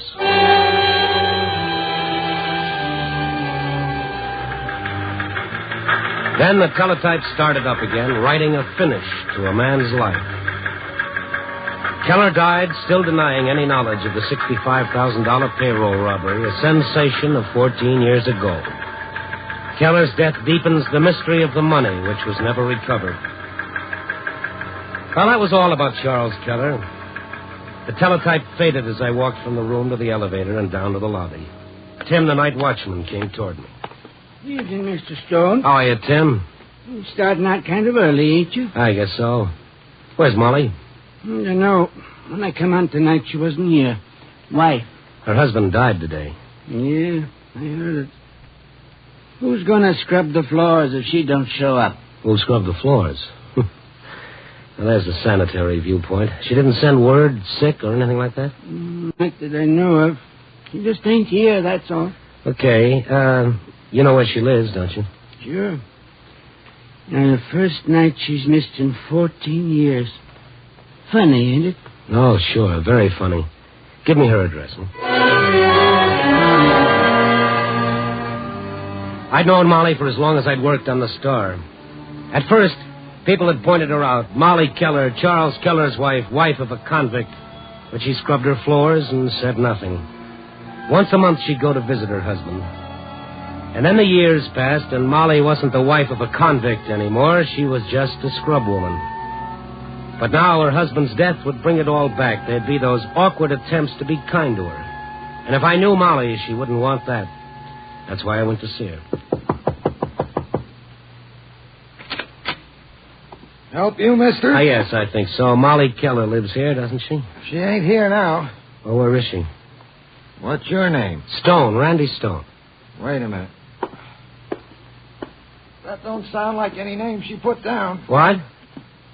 You said Stone, huh? Yeah, Stone. I can't tell you where she is. What have you got there? Well, nothing you want. Now, you go away. I gotta get some sleep. Yeah, in a minute. Look, I'm Randy Stone, Chicago Star. Here's my press card. I don't care about that. Molly gave me $50. She did what? Mister, you ain't one of the names, so I can't tell you where she is. But I'm a friend of hers, and I've got to see her. Her husband died today, and I... Oh. I didn't know that. Well, you do now. Tell me where Molly is. Well, Molly, know about her husband? I don't know. Oh, okay, but when you see her, don't tell her it was me that told you. All right. Where is she? Lake Drive Hotel. The Lake Drive? Are you sure? You asked me, I told you. Now, that's all. The Lake Drive Hotel, swank and plush. Visiting royalty had to show their crowns before they could get in. So I went there. I walked through the lobby, past the diamonds and the furs, and up to the desk where a clerk with a Harvard accent and a Vassar personality looked me over. May I help you, sir? Yes, I think so. I'm looking for a woman named Molly Keller. Is she registered here, sir? I don't think so. Molly Keller is, she's a scrub lady. I beg your pardon? A scrub lady, one of the great army of working people. I suggest you try the servants' entrance. You forgot the sir. If you'll excuse me. Yes, this is important. I want to find Molly Keller. The servants' entrance? You're wasting the springtime of your youth repeating that. Now, all you have to do is go to the phone and check with the employees department, find out if there's a Molly Keller working there. Very well. One moment, please. Thank you. Hello. This is the desk. Is there a scrub woman working here named Molly Keller? Thank you. Well? There's no one here by that name. Maybe she used the name Mrs. Charles Keller. Sir? Mrs. Charles Keller. But we have a Mrs. Charles Keller registered here. Registered? Certainly. In the Royal Suite. The Royal Suite. When did she check in? Really, sir, I cannot give out information about our guest. Yes, all right. Will you call her, tell her I'd like to see her? One moment, I must check something first. I hate to see you patter back and forth on your delicate little feet. What's up now? Your name, sir? Stone, Randy Stone. Well, I'm sorry, sir. That is not one of the names Mrs. Keller gave me. She gave you a list of names, too? No one but these 3 men were to be shown up under any circumstances. Well, ask her if she'll see me, Randy Stone. She knows me. Very well, sir. One moment.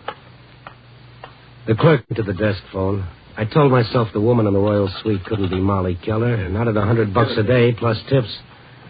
I half expected the clerk to come back and tell me Mrs. Charles Keller didn't know me. Mrs. Keller, there's a gentleman here to see you. No, not one of the 3. But he says his name is Randy Stone. Yes, Mrs. Keller, I'll send him up. Mrs. Keller will see you, Mr. Stone. The Royal Suite is 4A.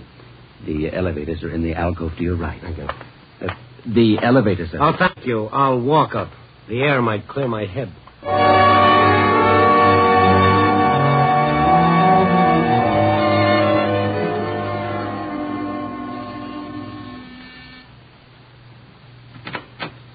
Oui, monsieur? Oui, monsieur? Oh, I'm sorry. I'm Randy Stone. Mrs. Keller? Oui, Monsieur Stone. You will please come in. Thank you. I will tell Madame Keller you are here. All right, Colette. I heard him. Oui, Madame. In there, Monsieur. The sitting room. Thank you again. Hello, Randy. Hello, Molly. Will Madame wish me any more? No, I'll call the service desk when I need you. Merci, Madame. How'd you find me, Randy? Did I? But you're... Yeah, I know. I'm here, but are you? What do you mean? What do you think I mean, Molly? Or should I say, Madam Keller? What do you want? I don't know. What are you doing here? I live here. Since when? I registered tonight. Uh-huh. That clears up the whole thing. You just walked in here and registered at $100 a day plus a French maid. What is all this? Please go, will you? Yeah, in a minute. This came over the teletype about an hour ago. Charles? Yeah. They notified me. You're not going up there? Charles is dead. Why should I go up? Look, there's something wrong. This doesn't make sense.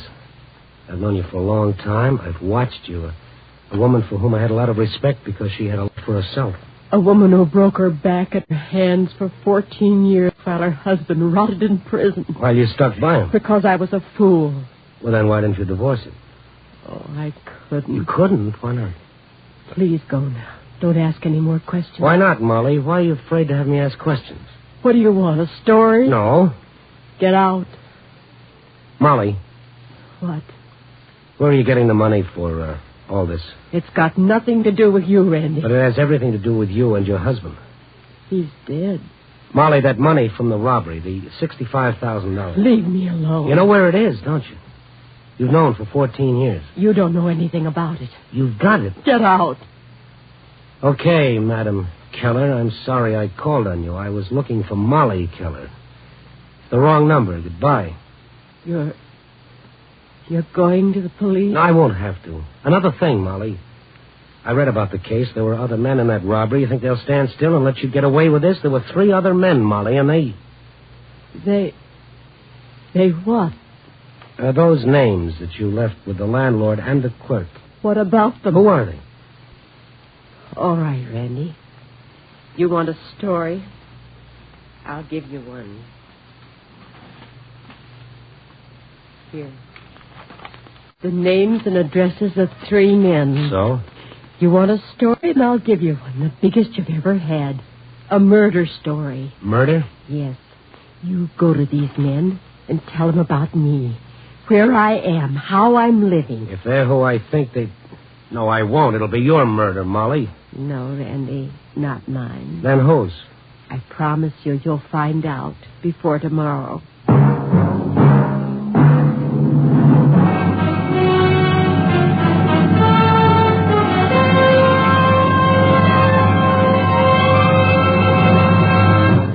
General Mills is bringing you Night Beat, starring Frank Lovejoy as Randy Stone. You know, tomorrow can be a real nice day. The sun can seem shinier, the air can seem crisper, the grass can seem greener. And you can get more enjoyment out of living if you want to. Break into that day with a bowl full of Wheaties. That's what I said. Wheaties with milk and the kind of fruit you especially like. Or Wheaties with milk and no fruit. Or just Wheaties. You think that's going pretty strong on Wheaties? Not really, it isn't. Because Wheaties are whole wheat. And what a powerful lot of whole wheat Wheaties are. Every Wheaties flake, a whole kernel of wheat. That's why a bowl full of Wheaties pops with so much high-stepping, day-brightening energy. Energy right after you get up from the breakfast table. Energy all morning long. Wheaties have it, and it's for you. Whole wheat goodness. Of course, you don't have to think about vitamins and minerals when you eat those Wheaties. Just pass that milk, fill that bowl, pull up a spoon, and get Wheaties happy. It's the easiest thing in the world to do, spooning into sunny, whole wheat Wheaties. Try 'em for an awfully nice start on that nicer day I've been talking about, tomorrow. See for yourself how Wheaties at 7 can help at 11.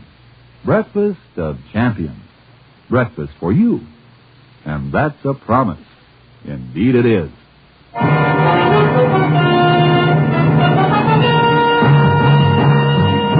And now back to Night Beat and Randy Stone. That was all I got from Molly, a piece of paper with the names and addresses of 3 men written on it. I left her, I headed for the street, and I walked around thinking. A couple of times I started to toss away that paper, but it stuck to my fingers. A couple of times I headed for the precinct police station and stopped. What did I have? 0. What could I get? A story, she said. Okay, Molly, let's see. The first address took me to a Harry Campbell, a gimlet-eyed pool hall tout. I interrupted his game. Newspaper, huh? Well, what gives? Let's get away from the table. Say it here, Mr. Stone, ain't it? Uh-huh. Okay, go ahead. 9-ball, corner pocket. This is about $65,000 and Charles Keller. You missed the shot, Harry. It was an easy one. Yeah. Take my cue, Eddie. I got something to do. Yeah, sure. Study. Okay, you, come on.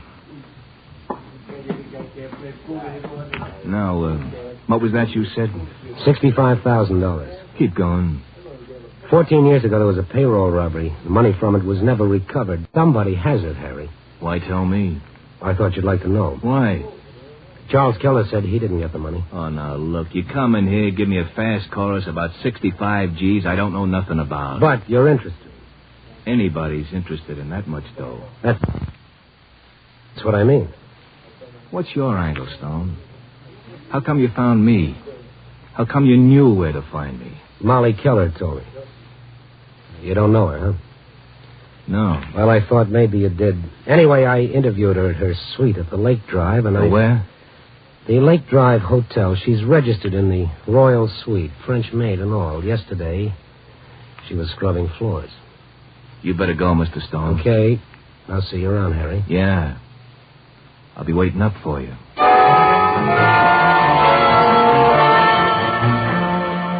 Name number 2 was Bob Olson. He wasn't home, but I located him in an all-night beanery. He was behind the counter. What'll yours be, mister? Coffee. Sure. Black? Yeah. Coffee black. Sugar? No, thank you, Bob. I know you. No, not yet. How come you know my name? Bob Olson, that right? Yeah. How'd you know? Oh, psychic, or maybe Molly Keller told me. Huh? I just come from Harry Campbell. I don't know him. Nor Molly Keller? Never heard of her. Uh-huh. You just don't know the right people, Bob, or you'd know all about $65,000. Bob Olson played it straight, too, but there was the same look in his eyes I saw in Campbell's, hard and nasty. I left him with the same information I'd given Campbell. And then I headed for the third name on the list, Jim Humphreys.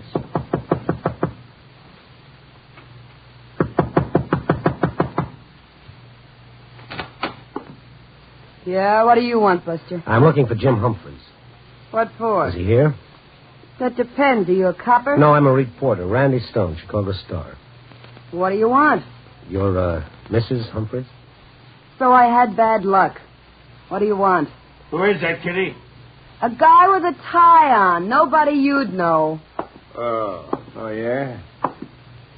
Who are you? What's the pitch? The name is Randy Stone, Chicago Star. What's the newspaper guy got to talk to me about? 14 years and $65,000. Jim, what's he talking about? I don't know yet. Come on in. Kitty, What? get in the other room. Close the door and stay there. Listen, I want to know what's Shut going up. on. Now, go ahead. Get in the other room.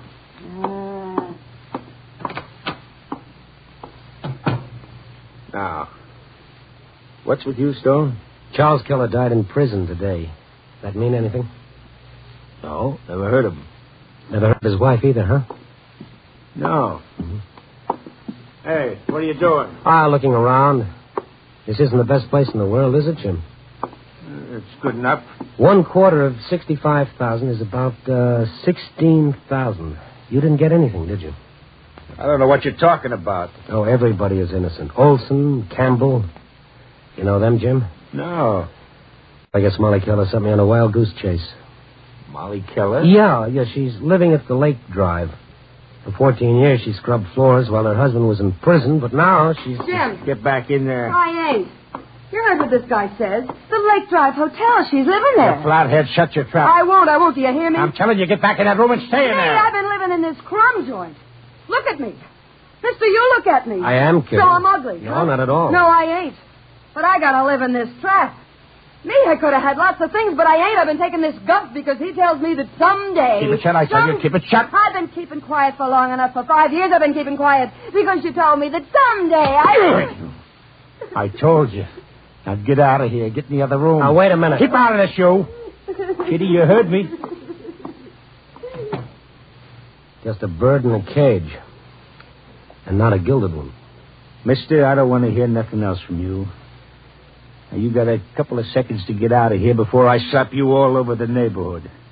Now, what do you say? Oh, it's clear. Okay, so long, Jim. Come back again, and I'll kill you. Well, there I had it. 3 men who knew about the robbery, who'd like to get their hands on the money, but who had to stay undercover and keep quiet until... Until what? The answer to that lay with Molly Keller, and I wanted the answer. 20 minutes later, I was back at the Lake Drive Hotel. This time, I didn't go to the desk. I slipped through the lobby, up the stairs, and down the carpeted hallway to Molly's suite.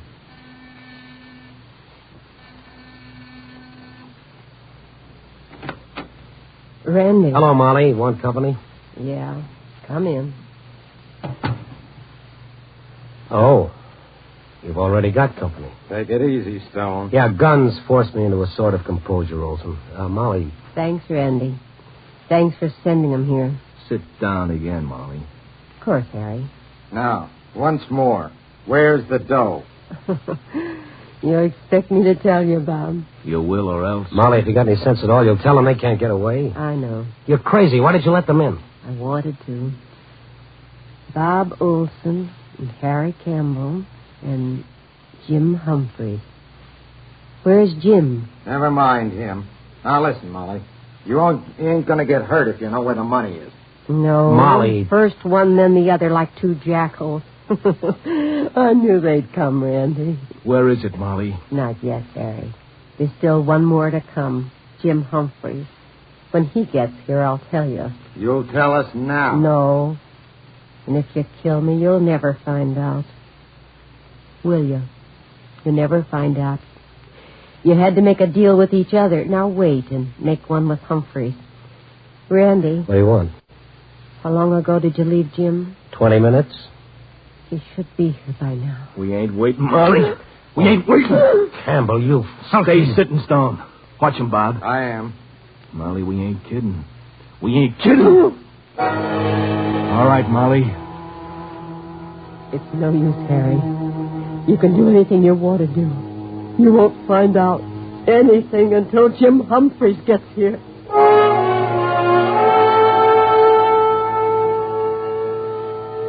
And there we sat, Campbell, Olson, Molly, and I. And a minute ticked by. I watched Molly. She never took her eyes off the 2 men. There was no expression on her face but hate. A bitter hate that could almost be felt. And then... It's been an hour. We ain't waiting no longer. All right, Harry. Guess Jim isn't coming. Molly, you're going to tell us. Now. Yeah. I will, Bob. Stay sitting, Molly. You want the money, don't you, Harry? You got it here? Over there. I'll get it for you. Go ahead. Bob, watch this guy. Right. You waited 14 years for this. 14 years. So have I. All right. Here. Here's the money. Take it. Take it, Harry.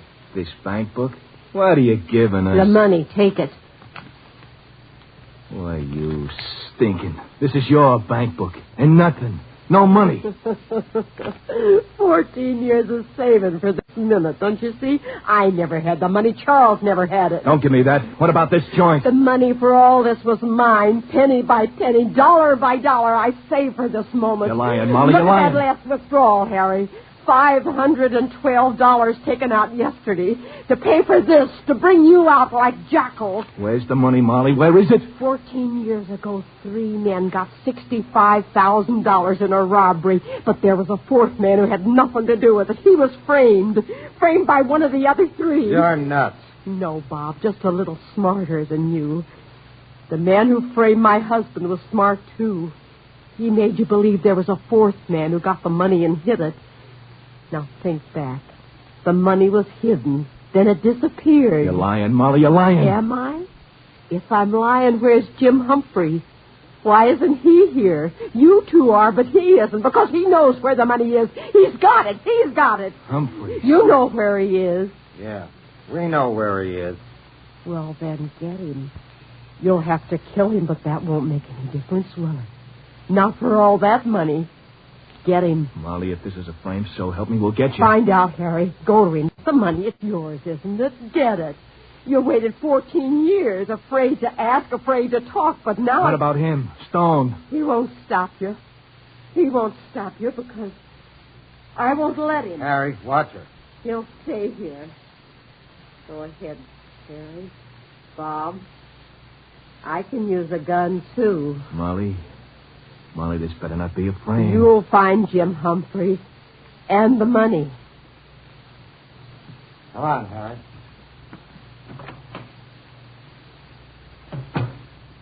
I guess you would shoot me, wouldn't you, Molly? If I have to. And this is my story? Yeah. Don't get up, Randy. You're sending 2 men out to kill a third. Why? Because this is what can build up inside of a woman for 14 years. It'll help your husband, won't it?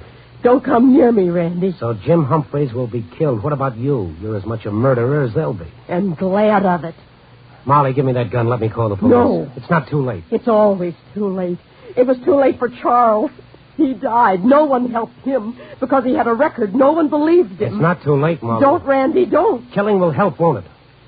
One man's death will bring back those 14 years, won't it?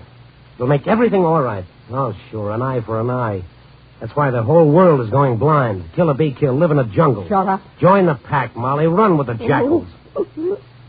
You're crying, Molly. Why? Why? Let me alone, Randy. Molly, I'm going to the phone, and I'm going to call the police. No, don't. You can shoot if you want to. Oh, please. Please don't, Randy. Take your choice, Molly. Be like those 2 who just left, or be yourself. I know what I want. What I've waited for. Yes, 14 years you've waited. It's a long time, Molly, a long time to build up an act of violence. One that can't bring back a single day or change a minute that's gone past. You've got what you want. Those 3 men live in fear and hatred, mistrust and suspicion. Now tonight you gave them in 1 hour the bitterest pill they could swallow, the realization that they've wasted 14 years. You didn't, you knew. That 1 hour is all you need. Go ahead and shoot if you want to, Molly. Hello, get me the police, quickly. All right, Randy. All right. Welcome back, Molly.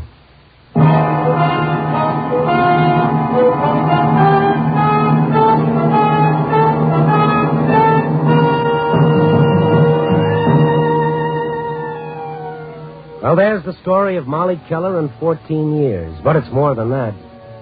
It's a story of people. Mix them up all you want, put them in any situation, and what they do depends on what they are inside. You can't change that. Maybe it's all to the good. Gives a guy a starting point when he begins to wonder how things will turn out. For all of us.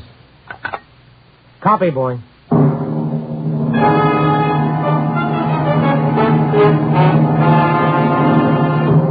You are listening to Night Beat on the Wheaties Big Parade. And here's our star, Frank Lovejoy, with a string around his finger. What's that for, Frank? Oh, that's for Wheaties. I've got to get some before I go home. We're out. Out of Wheaties? Yeah. How'd it happen? Well, the kids, you know. Oh, the kids ate them up? Well, no. Oh, you had company. Well, no, doggone it. I ate them up myself. I had a bowl full of breakfast this morning. It was so good I had another bowl full. First thing I knew, I'd finished the box. And then you forgot to say you'd done it. How'd you know? It's happened to me. Get 2 boxes tonight, Frank. It's the only way. Okay, I'll do it. Night. Good night, Frank. And don't run out of Wheaties at your house, folks.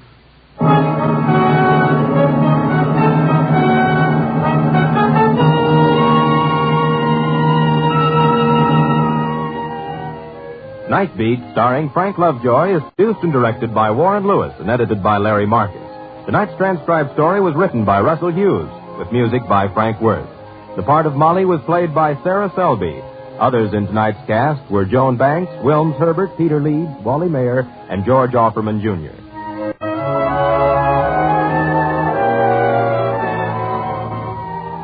Listen next week at this time and every week as Randy Stone searches through the city for the strange stories waiting for him in the darkness. And this is the Wheaties man, Frank Martin, inviting you to listen also on Tuesday, that's tomorrow night, to the Penny Singleton Show on the Wheaties Big Parade.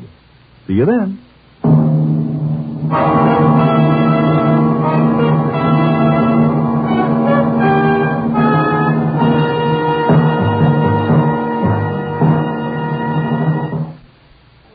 Forest fires aren't born, they're made. 9/10 of all forest fires in this country are touched off by the carelessness of forest travelers. Don't you be one of the guilty persons who kindle 9 out of 10 forest fires.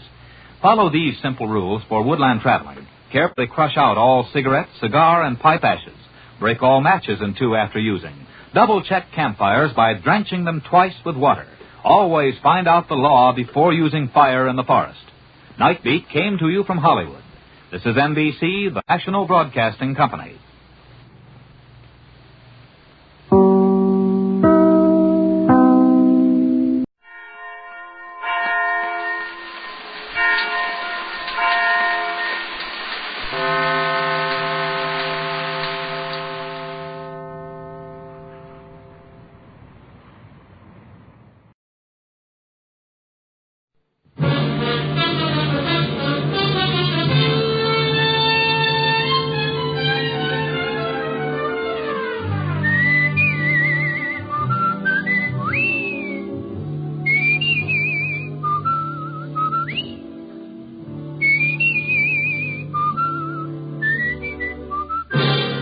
Broadcasting Company presents Dick Powell as Richard Diamond, Private Detective.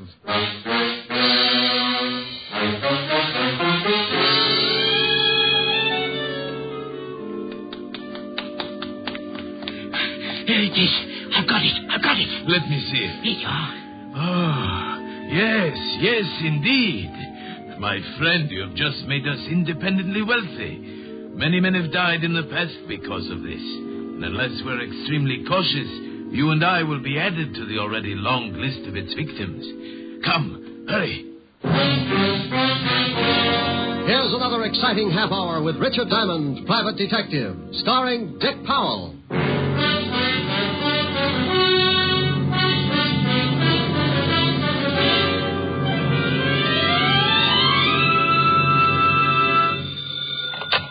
Diamond Detective Agency, where the blue of my eyes meets the gold in your wallet.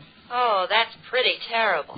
You may be right. You admit it. Yes, I've seen your wallet. Oh, Rick. Hello, Helen, baby. Hi. What are you doing? Oh, just finished cleaning out my desk. Oh, find anything interesting? Mm-hmm. Sam Spade. Guess he hadn't paid his rent. Oh, you're impossible. So, Sam. Well, I'm not going to try to keep up with this. Am I going to see you tonight? Oh, sure, darling. Oh, wait a minute, honey. Company just walked in. Something I can do for you, my friend? Are you Richard Diamond? That's right. Client, Rick? No, I don't know, honey. I'll call you back. Please, Mr. Diamond. I haven't got much time. Okay, what's on your mind? This package. Here, take it. And keep it for me until... Hey, what's wrong? Hide it. I'm being followed. Hide it. Now, take it easy. What's the matter? Hey, fella, come on. Now, what's... Oh, swell.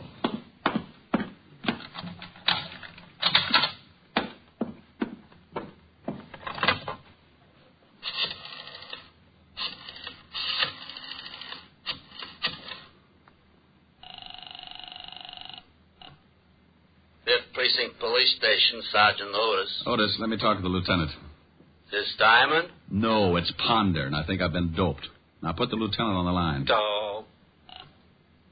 Homicide, Lieutenant Livingston. Walt, Rick. Oh, no, it's only 4 o'clock in the afternoon. Nobody gets killed at 4 o'clock in the afternoon. You better check up on your statistics. There's a guy in my office who makes a liar out of them. What? Yeah, lying right here in front of my desk. He's dead? Well, if he isn't, he's got a lazy heart. Maybe he just fainted. Maybe he's suffering from some kind of a shock. Maybe he's got some terrible disease, and he'll give it to you. Walt, if this guy isn't dead, he's sure going to have a hard time explaining the bullet hole in his back. Don't touch anything. Can't even scratch my head? Oh, you know what I mean. All I did was lock the door. Now get over here. Knock 3 times and say, Ricky loves Walter, and I'll open up. What did you lock the door for? Well, because this guy came in and gave me a... Gave you a what? Wait a minute, Walt. Come on, what are you mumbling about? Will you shut up? Someone's trying to get in the door. I'll see you when you get here, Walt. I have one of those locks that any skeleton key would fit, and that was exactly what my visitor was using. He opened the door. I moved back against the wall as the door swung in. My visitor was a young, well-dressed man, about 5 feet 8 or 9, red hair, nose full of freckles, and on top of the nose, a pair of black-rimmed glasses. There was a big bulge under his coat that he started reaching for just as I rolled his arm around behind him.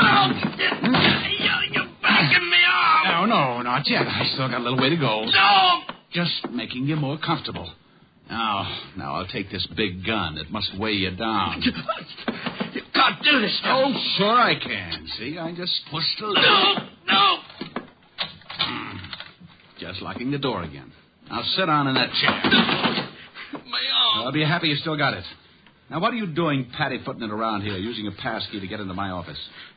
I got the wrong office. Look, Sonny, you see that over there? What is it? It's a guy, and it's very dead. I'll send some flowers. Make it enough for a duet. Someone else gonna die? Someone else is going to get pretty close to it if I don't get the answers I want. Well, I'll see what I can find out.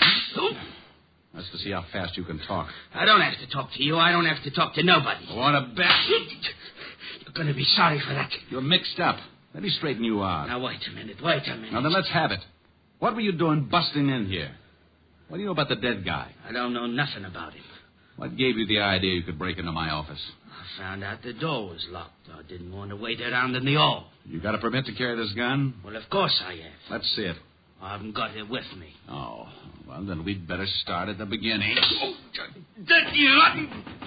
Come on. Ricky loves Walter. I'll open this door. I'll have Otis kick it in. Who's that? That's the law, Buster. Now, you stay put while I let the big fat policeman in. Come on, Diamond. Should I, Lieutenant? Oh, not with your head. Well, greetings. Come on in, Walt. I got somebody. Hey, what the... Oh, I had somebody. Some guy jumped through Diamond's window. It's 8 floors up. Yeah, but there's a roof only 1 floor below. Look out the glass. There he is down there. Hey, you, come back here. He ducked behind that sign. Oh, just get off of my back. Oh, well, he's gone. That's that. What did he do? Busted into the office. Hey, is that dead guy over there? What does it look like, a bear rug? Oh. You think the guy who jumped out of your window has something to do with the dead man? I don't know. He had this gun on him. Well, why didn't you take a shot at him? Because if you'll notice, I've been holding it by the barrel. I wanted you to have the nice little old fingerprints. Oh. Yeah, Why didn't you take a shot at him? Why didn't I? Yellowtown, why didn't you? You shut up. Well, Walt? I don't know what he was, who he was, or what he'd done. Why should I take a shot at him? Lieutenant. Otis, I told you to shut up. Now, let's take a look at the dead man. Looks like he's been shot in the back. Yeah. You said he came in to give you something, Rick. That's right. This package right here. What's in it? I'll have a look yet. Wrapped in today's newspaper. Well, what in the... Hey, some kind of doll or something. Looks like it's carved out of ivory. Funny-looking thing. Look at all those arms. Must be Oriental. You know what it is? No more than you do. Guy just came in and... It sounds like the wagon lieutenant. Yeah, when the coroner gets here, Rick, we'll go down to the office and see if we can get any identification on the guy who jumped out of your window. Okay. There's a wallet off the dead guy. Well, let me see. Yeah, Lieutenant. Social Security card. Name's William Logan. Hey, here's something. Guy's a merchant sailor. Here's his card. We'll check these things. Look, Walt, you've got to wait around for the coroner's report. I've got a date with Helen later, so I'll go over to my place and get cleaned up. Then I'll meet you at the station, huh? Okay. Hey, where are you going with that statue? Well, the dead man, William Logan, gave it to me to keep. That's evidence. It's also something from a client. Client? He give you a fee? No, but he wanted me to have this thing. It looks like he died trying to get it to me. So he's a client until I find out what this is all about. Ain't he noble? Noble schmoble. That thing is still evidence. I'll take good care of it. Now, Diamond, you come back here. Walt, what do I always say when I leave you like this? What? What do I always say? Why, bye?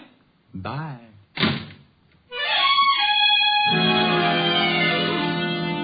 I left Walt and headed for my flat on East 51st. I wasn't about to try and figure the whole thing out because it was still an early case, and sometimes cases like that can stretch out into 2 or 3 murders before things begin to fit together. That's the way you got to figure. One guy dead could lead to another, so you walk on eggs for a while and make sure it's not going to be you. I got to my flat and went in. Smoked a few cigarettes. Looked at the carved ivory figure that William Logan had given me. It looked like a woman sitting cross-legged with all of her 6 arms outstretched. I gave it a good going over, but couldn't find anything unusual. So I put it on the piano and went in and started to shave. Yeah?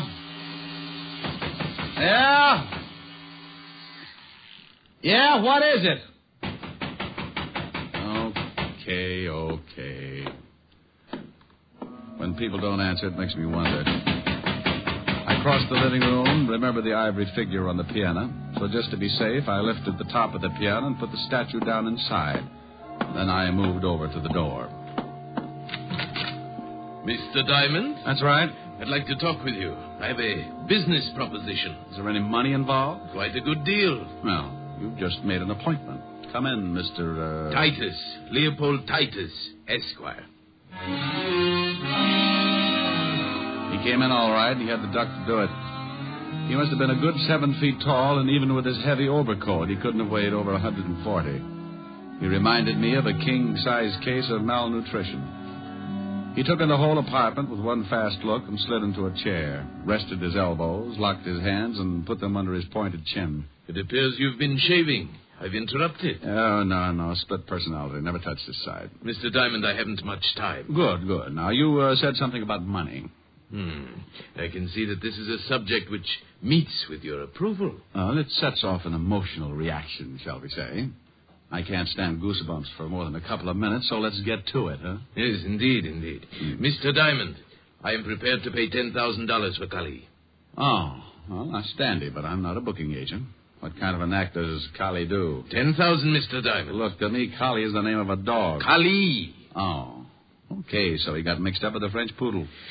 10,000, and that's my top price. You know, of course, you're running me right into a nervous breakdown. I get the shakes when someone changes $5. Mr. Diamond, I want Kali. I will have Kali, whether I pay you the 10,000 or not. Look, Mr. Titus, really, I don't know what you're talking about. Well, I certainly hoped you'd be more sensible than this. I know that William Logan came to see you this afternoon. Oh? And I know for a fact that he had Kali with him. Well, did he have it when he left my office? I couldn't see. Mr. Logan was under a sheet. Now, either the police have Kali or you do. I'd like very much to know. Maybe I can help you, if you'll tell me exactly what this Kali is. I made an offer of $10,000, Mr. Diamond. That's a great deal of money, but it does not entitle you to play 20 questions. Okay.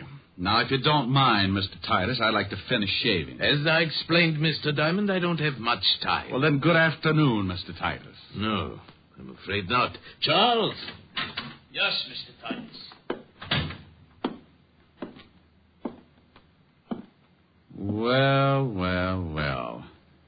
thought maybe you'd cut your throat when you jumped out of my window.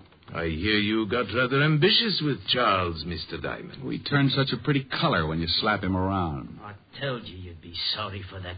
Yes, and indeed you will, Mr. Diamond, unless you tell me where I can find Calais. You can go to the devil.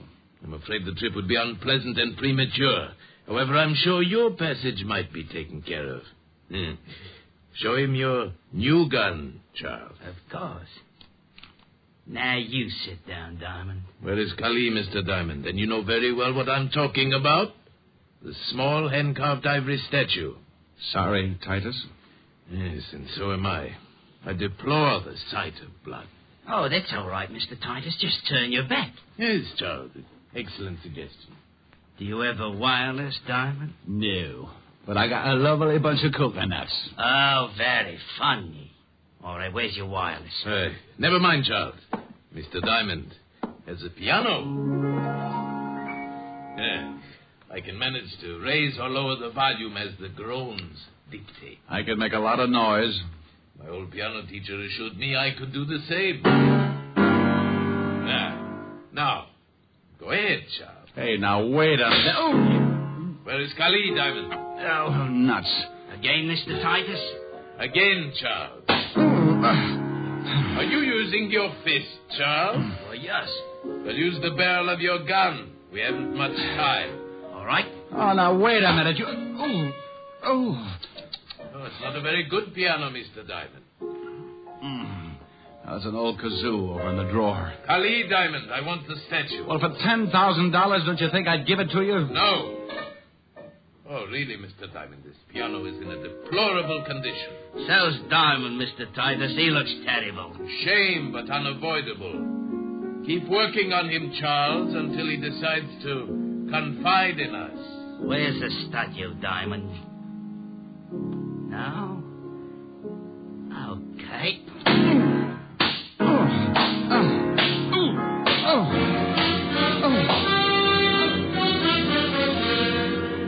NBC is bringing you Richard Diamond, Private Detective, starring Dick Powell.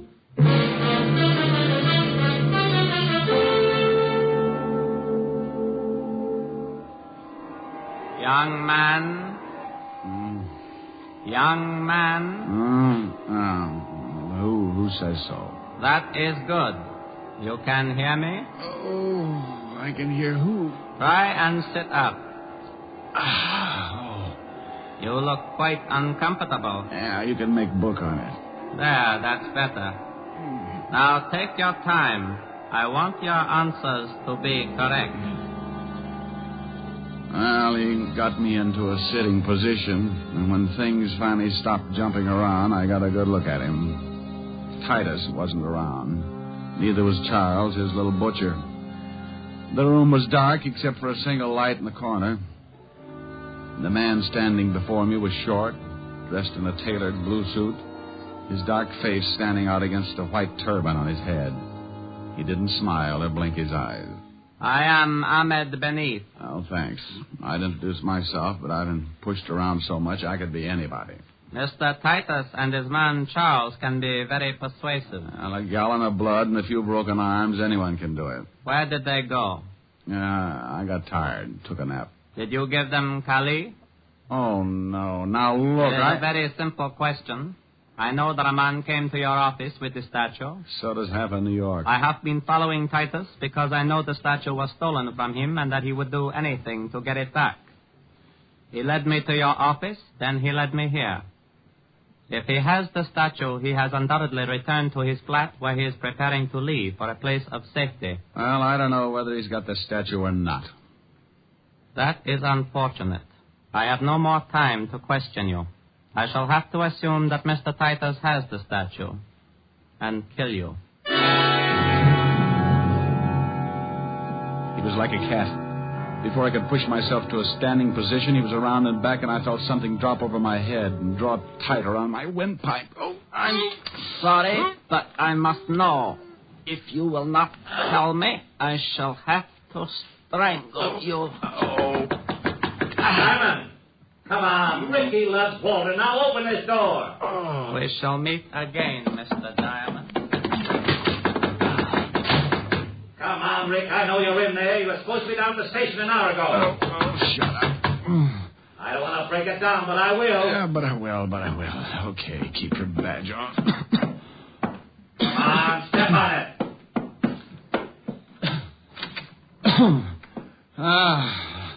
Well, Blue Eyes. Where's Diamond? No. Yeah. What in the world? Believe me, Walt, I don't know. You look awful. Yeah, I feel like I've been playing in a wind tunnel with blocks of cement. What happened? Look, before I go into it, tell me what you found out. We better take care of you first. Yeah, it'll have to wait. Things keep going on like they have been. It's only a matter of time until someone else gets killed. Now, what did you find out? You know that gun you gave me? Yeah, the one I got from Charles. Is that his name? Yeah, what about the gun? It was the one that killed the guy in your office. That's why you've got to get down to the station and try to identify this guy from the gallery. By the time I do that, he'll be out of the country. How do you know that? Ahmed Benif told me. Who the devil is Ahmed Benif? Guy with a turban tried to strangle me. Now, don't you start that. I'm not starting anything. He beat it out the back. If you had knocked on that door, I'd have been strangled to death. He's the guy who beat you up like this? No. Charles did. Because Mr. Leopold Titus, Esquire, told him to. Leopold Titus, Esquire? What are you trying to do? That's right. He was looking for Collie in the first... Wait a minute. Collie? That's a dog. No, Walt, it isn't. It's an ivory statue. Oh, my gosh. Now what? Wait a minute. He's lost his mind. What are you doing in that piano? I'm looking for the statue. I put it in here. Please, Rick, slow down. Yeah, gone. Well, Titus has got it. He was playing the piano. Please, Rick, please. Walt, what did you find out about the dead man? William Logan? Yeah, what did you find out? He was a merchant seaman. Landed yesterday on the Queen of India out of Calcutta. Huh? Thanks, Walt. Where do you think you're going? Check with the steamship company.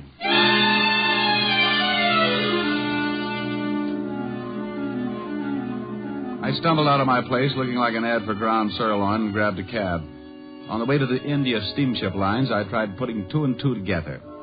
The little statue, Kali, was the reason for the whole thing. One man was dead because of it, and everybody who was connected with the case was perfectly willing to kill anyone else at any time. Mr. Leopold Titus wanted it, so did one Ahmed Benif. Titus and his boy Charles evidently tailed William Logan, merchant seaman, to my office, and somewhere along the line, Charles shot him. Ahmed Benif was tailing the whole bunch. 2 and 2? Well, maybe, but I still needed some answers. A cab pulled up in front of the East India steamship offices, and I went in. A nice little girl with a nice little personality showed me the passenger list of the India Queen, and sure enough, Mr. Leopold Titus and a Mr. Charles Freely, first class. I thanked the girl, told her I'd send her a picture when my face got back to normal, and I headed for the docks and the customs office. I needed an address on Titus, and I knew that he must have signed a manifest at customs. He had.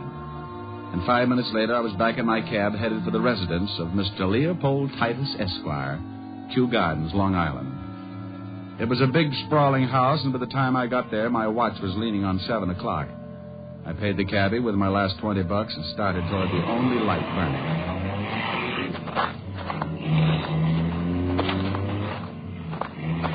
The light was coming from a downstairs room with tall French doors, so I went over the balcony and moved up for a better look.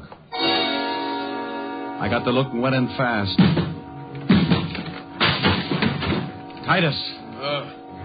Mr. Diamond, I'm afraid you're a bit late. The place was a wreck. Titus was half sitting, half lying against the couch. There was blood all over him. Charles Freely was stretched out on the floor near the towering bookcases. He was looking up, staring, but not seeing a thing. Around his throat was a long, white length of cloth. Greed, Mr. Diamond. The price for greed comes extremely high, as you can well see. Ahmed Benif? Oh, you've met. Yes, Ahmed Benif. Quite as proficient with a gun as well as a strangling cord. I'll call an ambulance. No, Mr. Diamond. I'm having a twinge of conscience, so hear me out. You must find Benif and stop him. Does he have Kali? Yes, he has Mother Kali. Mother Kali? As she is known by her followers. Thugs, Mr. Diamond. Have you ever heard of thugs? No, I haven't. What are they? A cult long since believed extinct in India. An army of assassins banded together under the guidance of Mother Kali. Assassins? Yes, Mr. Diamond. Trained in the art of strangling. Oh, yes, I read something about that in a history book. It was a long time ago. Correct. They were suppressed by the British in 1830. You're trying to tell me they've started all over again? Absolutely. What about that little statue? Belongs to the man who has reorganized the thugs. The symbol of his leadership, passed down through generations from one leader to the next. And to a collector worth a fortune. And you're a collector? A businessman.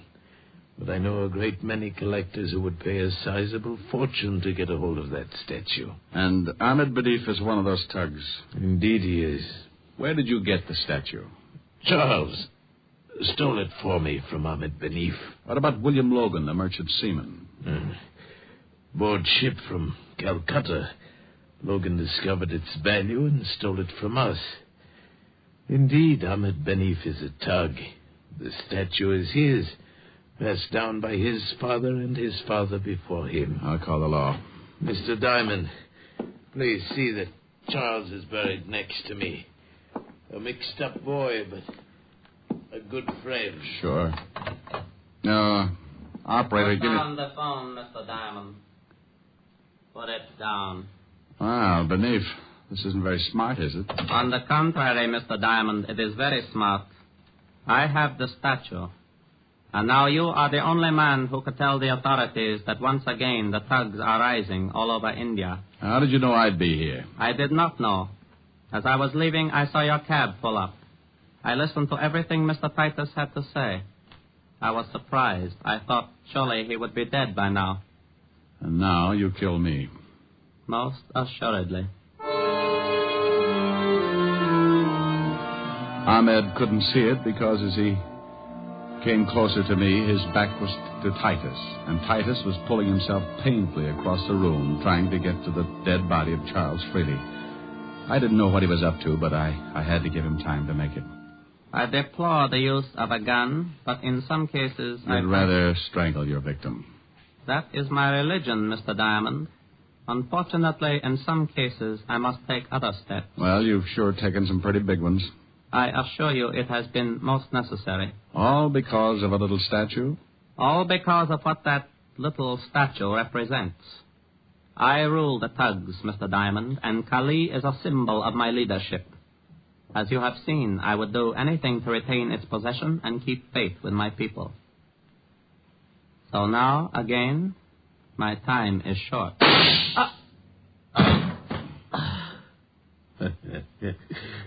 Indeed, it was short, wasn't it, Mr. Diamond? Indeed.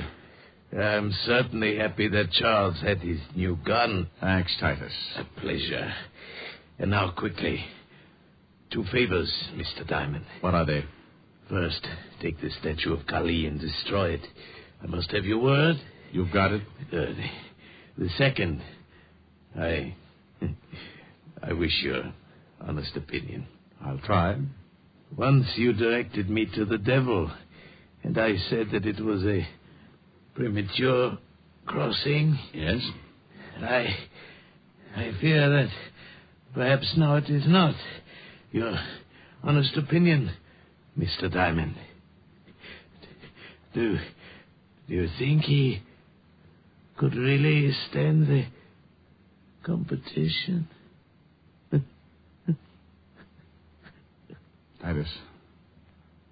Titus. Well, it'll sure be a good race anyway.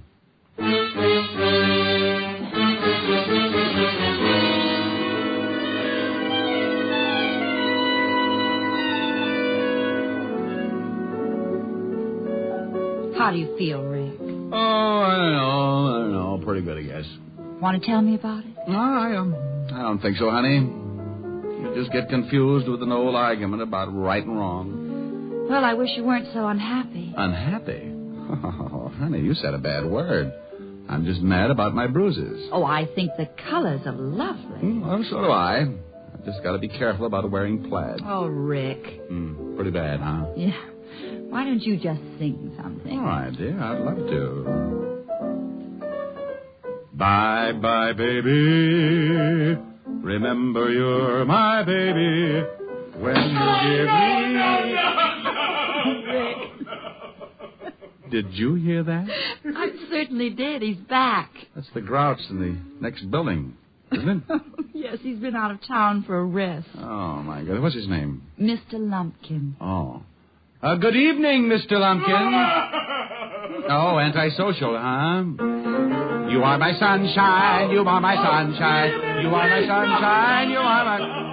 No. Good evening, Mr. Lumpkin. All right. Good evening. Well, now that's better. Now, what would you like to hear? The sound of you cutting your throat. You're fighting me. Oh, I'd love to with a machine gun. Tipper, tipper, tipper. Control yourself. I may ask questions later. Oh. Good evening, Mr. Lumpkin. You stay out of this. Good evening, Miss Asher. My, you're looking well. Oh, thank you. So are you. If he leans out any further, he'll be hanging by his heels. Now, you just stay right there, Mr. Lumpkin. We've got a lovely surprise for you. Yes? Yes. Now, sing something nice, Rick. Love it, love it. Bye-bye, baby. Remember you're my baby when they give you the eye. Although I know that you care, won't you write and declare that though on the loose, you are still on the square. I'll be gloomy, but send that rainbow to me, then my shadows will fly.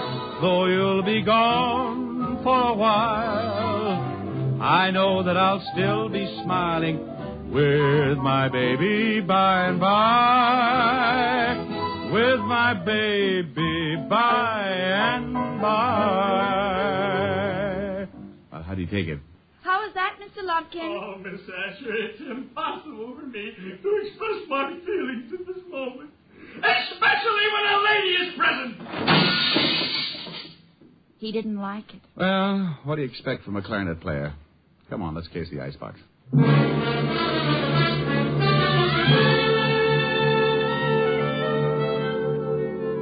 You have just heard Richard Diamond, Private Detective, starring Dick Powell. Gypsy Rose Lee visits Duffy's Tavern tomorrow on NBC.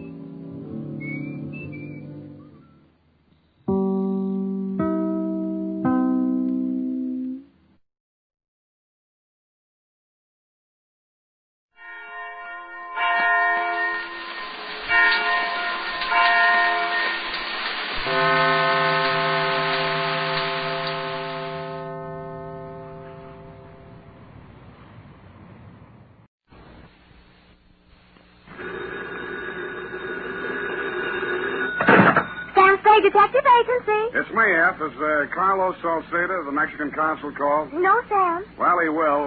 Tell him it's not what we thought it was. To hold everything, I'll get to him as soon as I can. Yes, Sam, you sound so tired. Are you all right? I am, and I'm not. There were too many windmills to chase, too much language I didn't understand, and much too much venganza, which is Spanish for vendetta, which is English for vengeance. In any language, it's dynamite with a short fuse. Then you knew what it was all about all along, Sam. It was revenge. It was and it wasn't. Oh, I'm afraid I don't understand. What about the girl? Is she all right? She is and she isn't. I am confused. Exactly par for the course. But don't worry, Ed. It'll straighten out like starched spaghetti when I come down to say it with flowers, dictating, as I will, my report of fury and ferment on the Red Amapola Caper. Amapola, my pretty little poppy. Oh, Sam. That's as off key as I'll be today. Mr. Salcedo called. I told him what you told me to tell him. For more I couldn't ask, Ed. He understood what you meant perfectly. I don't understand a thing. You will. You know, I may have to trade this stuff in for tequila. No messing around, Ed. Straight to the point. A virtue some people might do well to cultivate. Just tell me one thing, Sam.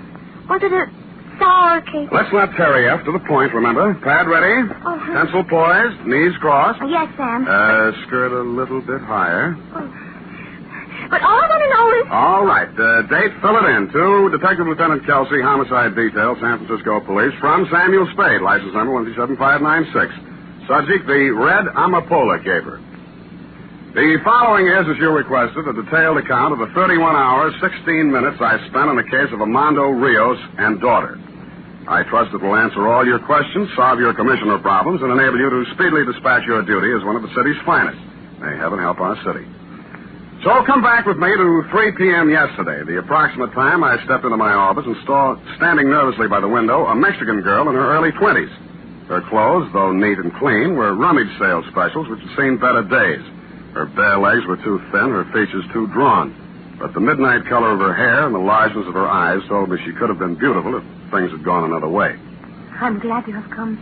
I couldn't have waited much longer. Oh, I'm sorry. I didn't know you were here. My name is Andrea Rios. I would like to hire you. Mm-hmm. But I do not have much money. Well, much money may not be needed, Miss Rios. What is it you want? Your time, Mr. Spade. You see, if you accept this job, I must have all of your time from now until tomorrow morning. If you cannot accept, you must tell me now so I can get someone else. I see. I can only pay $30. I know it is much to ask for $30, but... Ask for more for less. The job may be difficult for you. You will not be able to sleep. Well, I can make that up on somebody else's time. Then you will help. Yes, I think so. I would like to hear more about it. We will go to my father. You will learn more there.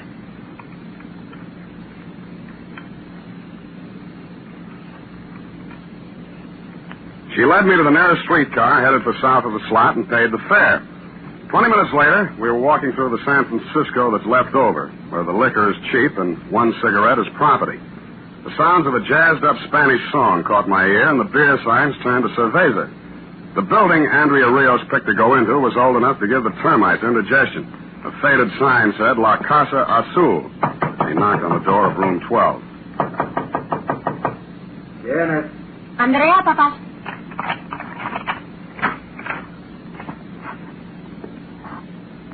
The weather-beaten face that stood in the doorway figured to be 60, but the age should have come from concern. He wore a black sweatshirt, pants to match, and a dirty white sailor's cap. Inside on the table sat a bottle of high-octane joy juice, that witch hazel with a misnomer, tequila. The lemon and salt stood alongside. On the bed lay a duffel bag with the block letters Santa Susana. Está este el hombre, papá. ¿Cómo se llama? Señor Spade, el detectivo. My father speaks no English. I see. ¿Tienes confianza en él? ¿Es honrado? He asks if you are an honest man. It's a question no man can answer with complete honesty. ¿Qué le has dicho, André? ¿Qué sabe? Nada, papá. Siéntese, hombre. ¿Un traguito? My father says to sit down and have a drink. Tell Father I will, but I'd enjoy it more if I knew why I was hired. Yes, of course. To spend the night here, Mr. Spade, with my father. To keep an eye on him all the time. Protection? No. Well, there must be more to it. We want you to be able to testify to my father's whereabouts this night, if it should become necessary. Mm-hmm. What's going to happen this night? Something. And you want your father in the clear? Yes. Well, that sounds fair enough. That's all there is. I'll have that drink now if there'll be enough to last.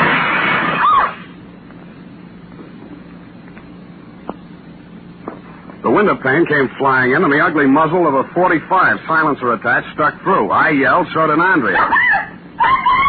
But the gun yelled louder and with more effect.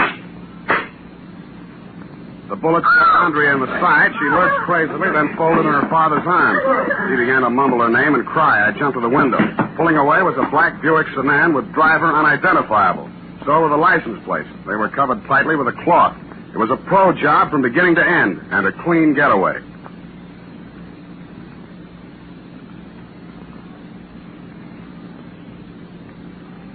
Well, Andrea was still alive, but not by much. I turned up a phone in the lobby. One nickel got me to the emergency hospital. The other brought me homicide. When I got back to the room, Andrea was still lying there, but she was alone. Armando Rios, her father, had gone. And I thought I knew why. Revenge, huh? Exactly, Lieutenant. I think Rios knows who shot his daughter because I think the bullets were meant for him and she got him by mistake. Huh? I think, therefore, that Rios has got revenge on his mind. Now, let you have Rios picked up before he does something he can't get out of. I'll make a note of that. Also make a note as follows. I, Lieutenant Kelsey, will check the Mexican consul for background on Rios because I, Lieutenant Kelsey, believe Rios is a Mexican national. Not so fast, sir. Furthermore, I, Lieutenant Kelsey, will make a close check of all incoming police calls for the rest of the night because something is going to happen for which Rios wanted an alibi. When I find out what same is, I will graciously inform Sam Spade. Sam, how do you spell graciously?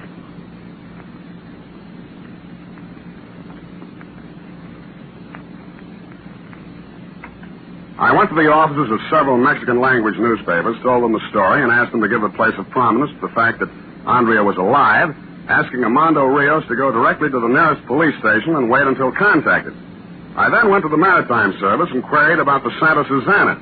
I was told it was a sport fishing vessel owned by its captain, J. Mortigan, with office in the Ocean Building on the Embarcadero. The nameplate on the titian-haired secretary's desk said Janice Odell. Yes? Could I help you, please? I think so. This the office of the Santa Susana? Oh, you're planning a fishing trip.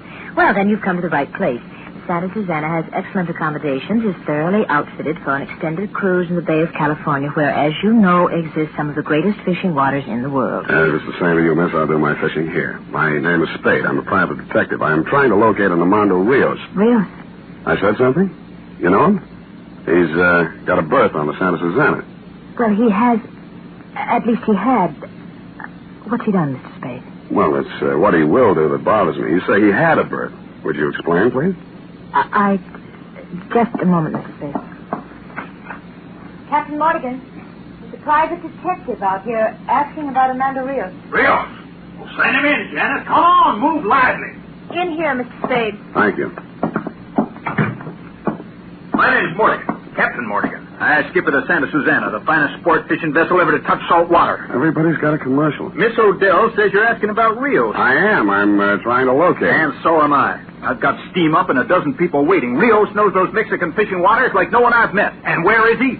Jumped ship, if you ask me. Scampering around San Francisco, or dead drunk in some infamous den from that cactus poison he drinks. If the storm's over, Captain, I'd like to ask you a few questions. Where does Rios room when he's in San Francisco? Stays right on the ship. Did you know he had a daughter? No. You don't have any idea, I suppose, why Rios jumped ship. It's a woman. That's my guess. It's always a woman. But that is just a guess. All right, Captain, I'll make a small-sized deal with you. If I find Rios, I'll notify you. If you find him first, notify me. I'll leave you my card.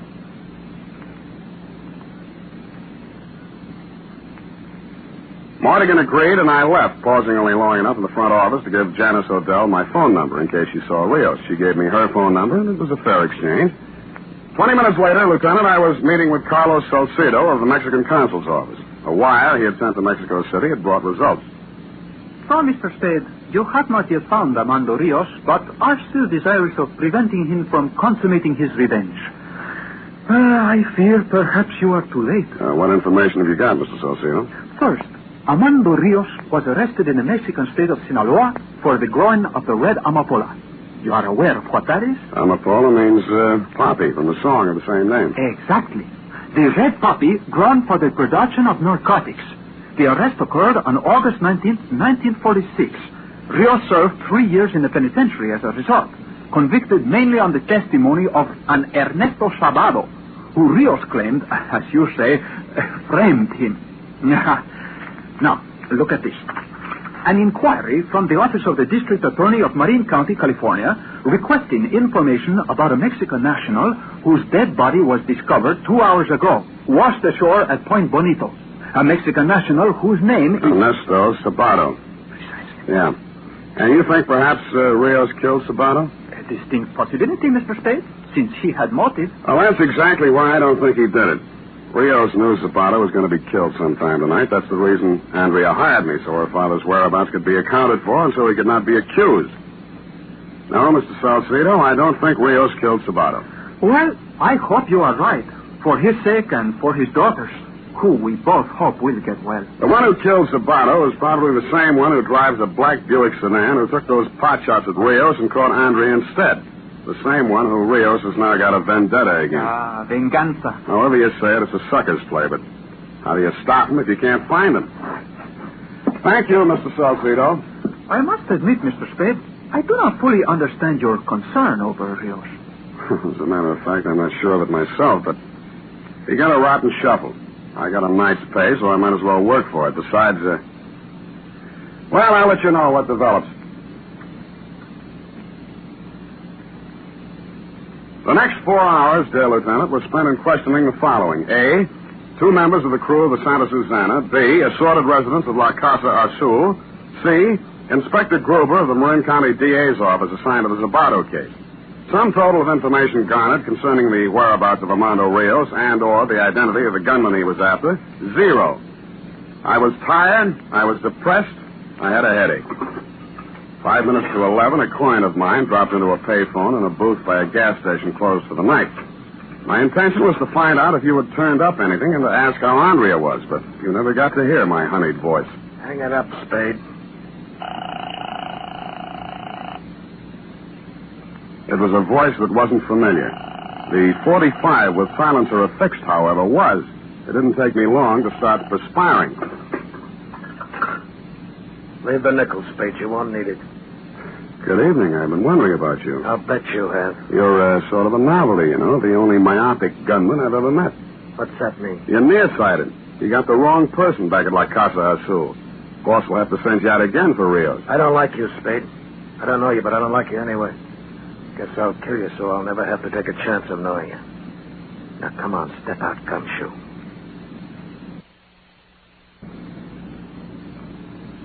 He urged me out of the phone booth, up the street a few paces to the head of an alley with a blind end. There he parked himself in a fire plug. I wished him all sorts of bad luck, and he told me to start walking into the alley. Mine was small choice. But as I moved away from the gunsel toward the alley's end, my eyes searched for means of escape. All right, Spade. That's far enough. Now I'm going to pick your eyes out. Turn around. I stood frozen for a moment, then spun and looked. The gunsel had pitched onto the sidewalk, but the 45 was still in his hand. I moved up to him slowly with a maximum of caution and took a closer look. He was as dead as he could get. A knife in his back had done the job. That's when I looked up the street and saw a figure in fast retreat. It wore a black sweatshirt, pants to match, and a dirty white sailor cap. It looked very much like the venganza of Armando Rios was accomplished.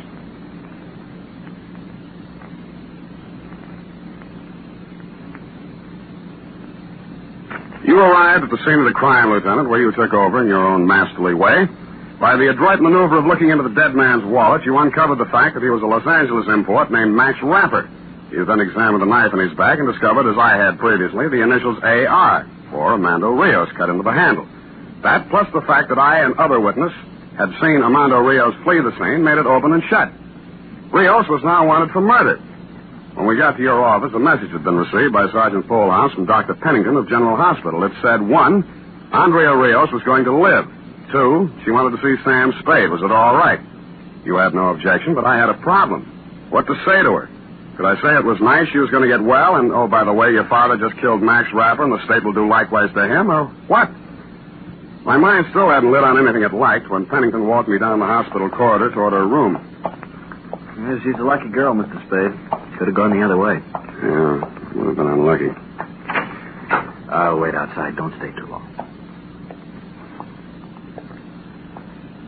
The jet black of her hair gave contrast to the whiteness of the room. Her face had lost much of its color, but none of the anxiety had gone out of her eyes. We talked chit-chat for a while. It was easy to see she had a question she wanted to ask, but had trouble getting it out. Finally, it came. Mr. Spade, have you heard... is there any news of the death of a man called Ernesto Zavarro? Yes, the police found his body washed ashore some hours ago. My father did not kill him. No, he's clear on that. I can testify. Oh, that is what I was worrying about. Now, Mr. Spade, I can tell you what you do not know about my father and Ernesto Zavarro. I already know. Carlos Salcedo, the Mexican consul, told me. The Red Amapola? Yeah. Oh, it was an unfortunate affair for a great many people, Mr. Spade. Buyers from the United States came to Sinaloa. With money, the peasants were lured into growing the poppy. Mm-hmm. Many knew no better. Many did not know what it was for. They knew simply to grow the red flower brought more money than to grow food. When the police came, they suffered. The buyers were nowhere to be found. Anyway, it's all right now. My father did not kill Ernesto Zavarro.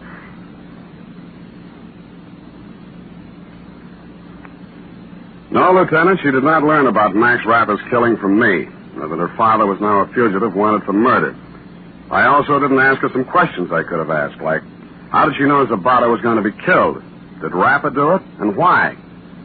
Somehow it didn't matter. It had turned sour all the way down the line. And besides, Zabato was Inspector Gruber's problem, not mine. 20 minutes later, I walked into my apartment, uncorked a live one, and started at the top. 4 fingers down, the phone began to ring, but I didn't pay any attention. The sky was just beginning to light up with morning, and I remember saying to myself I was still technically on the Rios case, but actually there was no case to be on.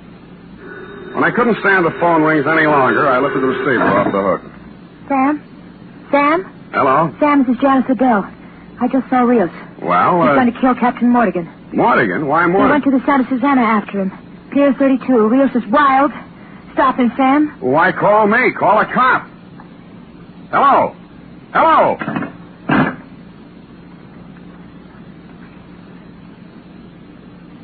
"12 minutes later, I was moving through the early fog of the waterfront looking for the Santa Susana. Black letters on a bobbing white bow led me to it, but no signs of life came from aboard ship. A quick tour had me believing it was deserted and that either Rios had caught up with Mortigan someplace else, for what reason I didn't know but could guess, or that Janice had given me wrong information. Moments later, however, in the boiler room, it was clear she hadn't. The furnace was open, coals were spread on the floor, and so was a dead Captain Mortigan. Slouched in a chair with his eyes closed and a daze was a worn-out Armando Rios. He should have been. He'd had a busy night. Rios? Se murió. Ah, wake up, Rios. Se murió. El capitán se murió, señor Spade. In any language, he's dead, if that's what you mean. You couldn't be any clearer. Es él. Es el hombre. Es su culpa que Andrea fue enterrado. Ahora está muerto. Y no he obtenido la venganza. Venganza. Too much venganza. You fixed it fine. Andrea's going to feel swell about it. Oh, what's the use? Come on, Rios. Hello. Hello. Who's down there? Kelsey? Oh, it's you, Sam. What are you doing here? Got a call from a girl named Belle or something. Odell. Oh, yeah. Is this Rios? What have you got to say for yourself? You ready to sign a statement? He doesn't understand you, Kelsey. Oh, dummying up, huh? He doesn't speak English. Well, he won't get off that easily. We'll sweat it out of him. No lo hice. No lo maté al capitán. Yeah? That's what they all say. Wow. Look at this. He's carrying a gun. Gun? Why would he use a knife if he had a gun? Don't ask me. I don't speak Spanish. Say, what's all this coal doing on the floor? It's messy. Looks bad in photographs. Yeah, well... Wait a minute. Lieutenant, you've done it again. I picked up a lump of the coal. There was a small hole bored into the center. Examination of others revealed the same thing. Curious, you'd say? Not so when you start thinking about 1, the Red Amapola, 2, the fact that Zabato's killing still remained unexplained, and 3, and bingo, narcotics smuggling. A phone book gave me an address on Jackson, and a rap on a door got me a quick reply. Oh, Sam. Mm-hmm. Good morning, Janice. I didn't wake you up, did I? Well? If so, you must sleep in your clothes, and that suitcase on the bed must make it kind of cramped. What are you doing here, Sam? Uh-huh. Heavy, all packed. Just going on a little vacation for a few days. Where to? Well, Without a plane ticket on the dresser? Las Vegas.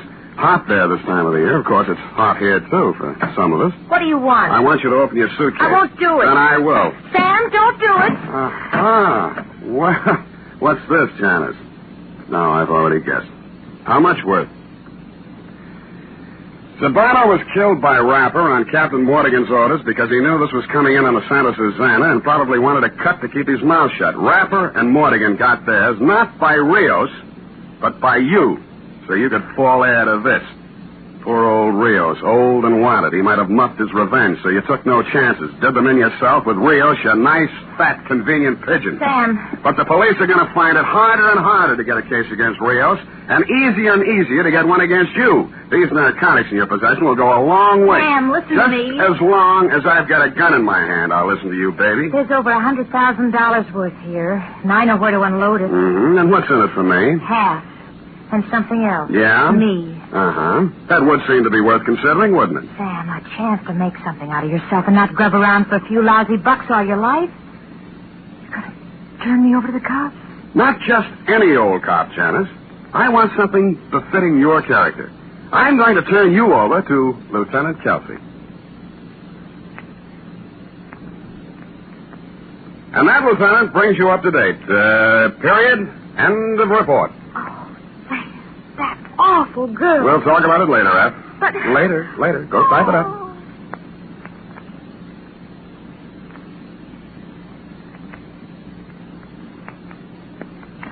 Here it is, Sam. Can we talk about it now? We can. How could that girl have thought for one single moment she could turn a man like you into her accomplice? Very poor judgment. To sell dope yet? Yes. Do I look the type? I should say not. You're upstanding and clean cut. Well, thank you. Maybe she was nearsighted, too. Anyway, I'm glad it's over and it had a happy ending. Well, I'm glad if you're glad. Now, rush that over to Kelsey so he can look good in the eyes of the commissioner, then phone Mr. Salcedo and tell him the lieutenant's got all the facts. And one thing more. Yes, Sam? Have the florist send a bouquet of flowers to Andrea at the hospital. Oh, Sam, that's very nice of you. Think so? One thing still more. Close your eyes and have the florist send a bouquet of flowers to you, too. Sam! Easy, Ed. How do you know it's not coming out of your salary? That's true, too. Good night, Sam. Good night, sweetheart.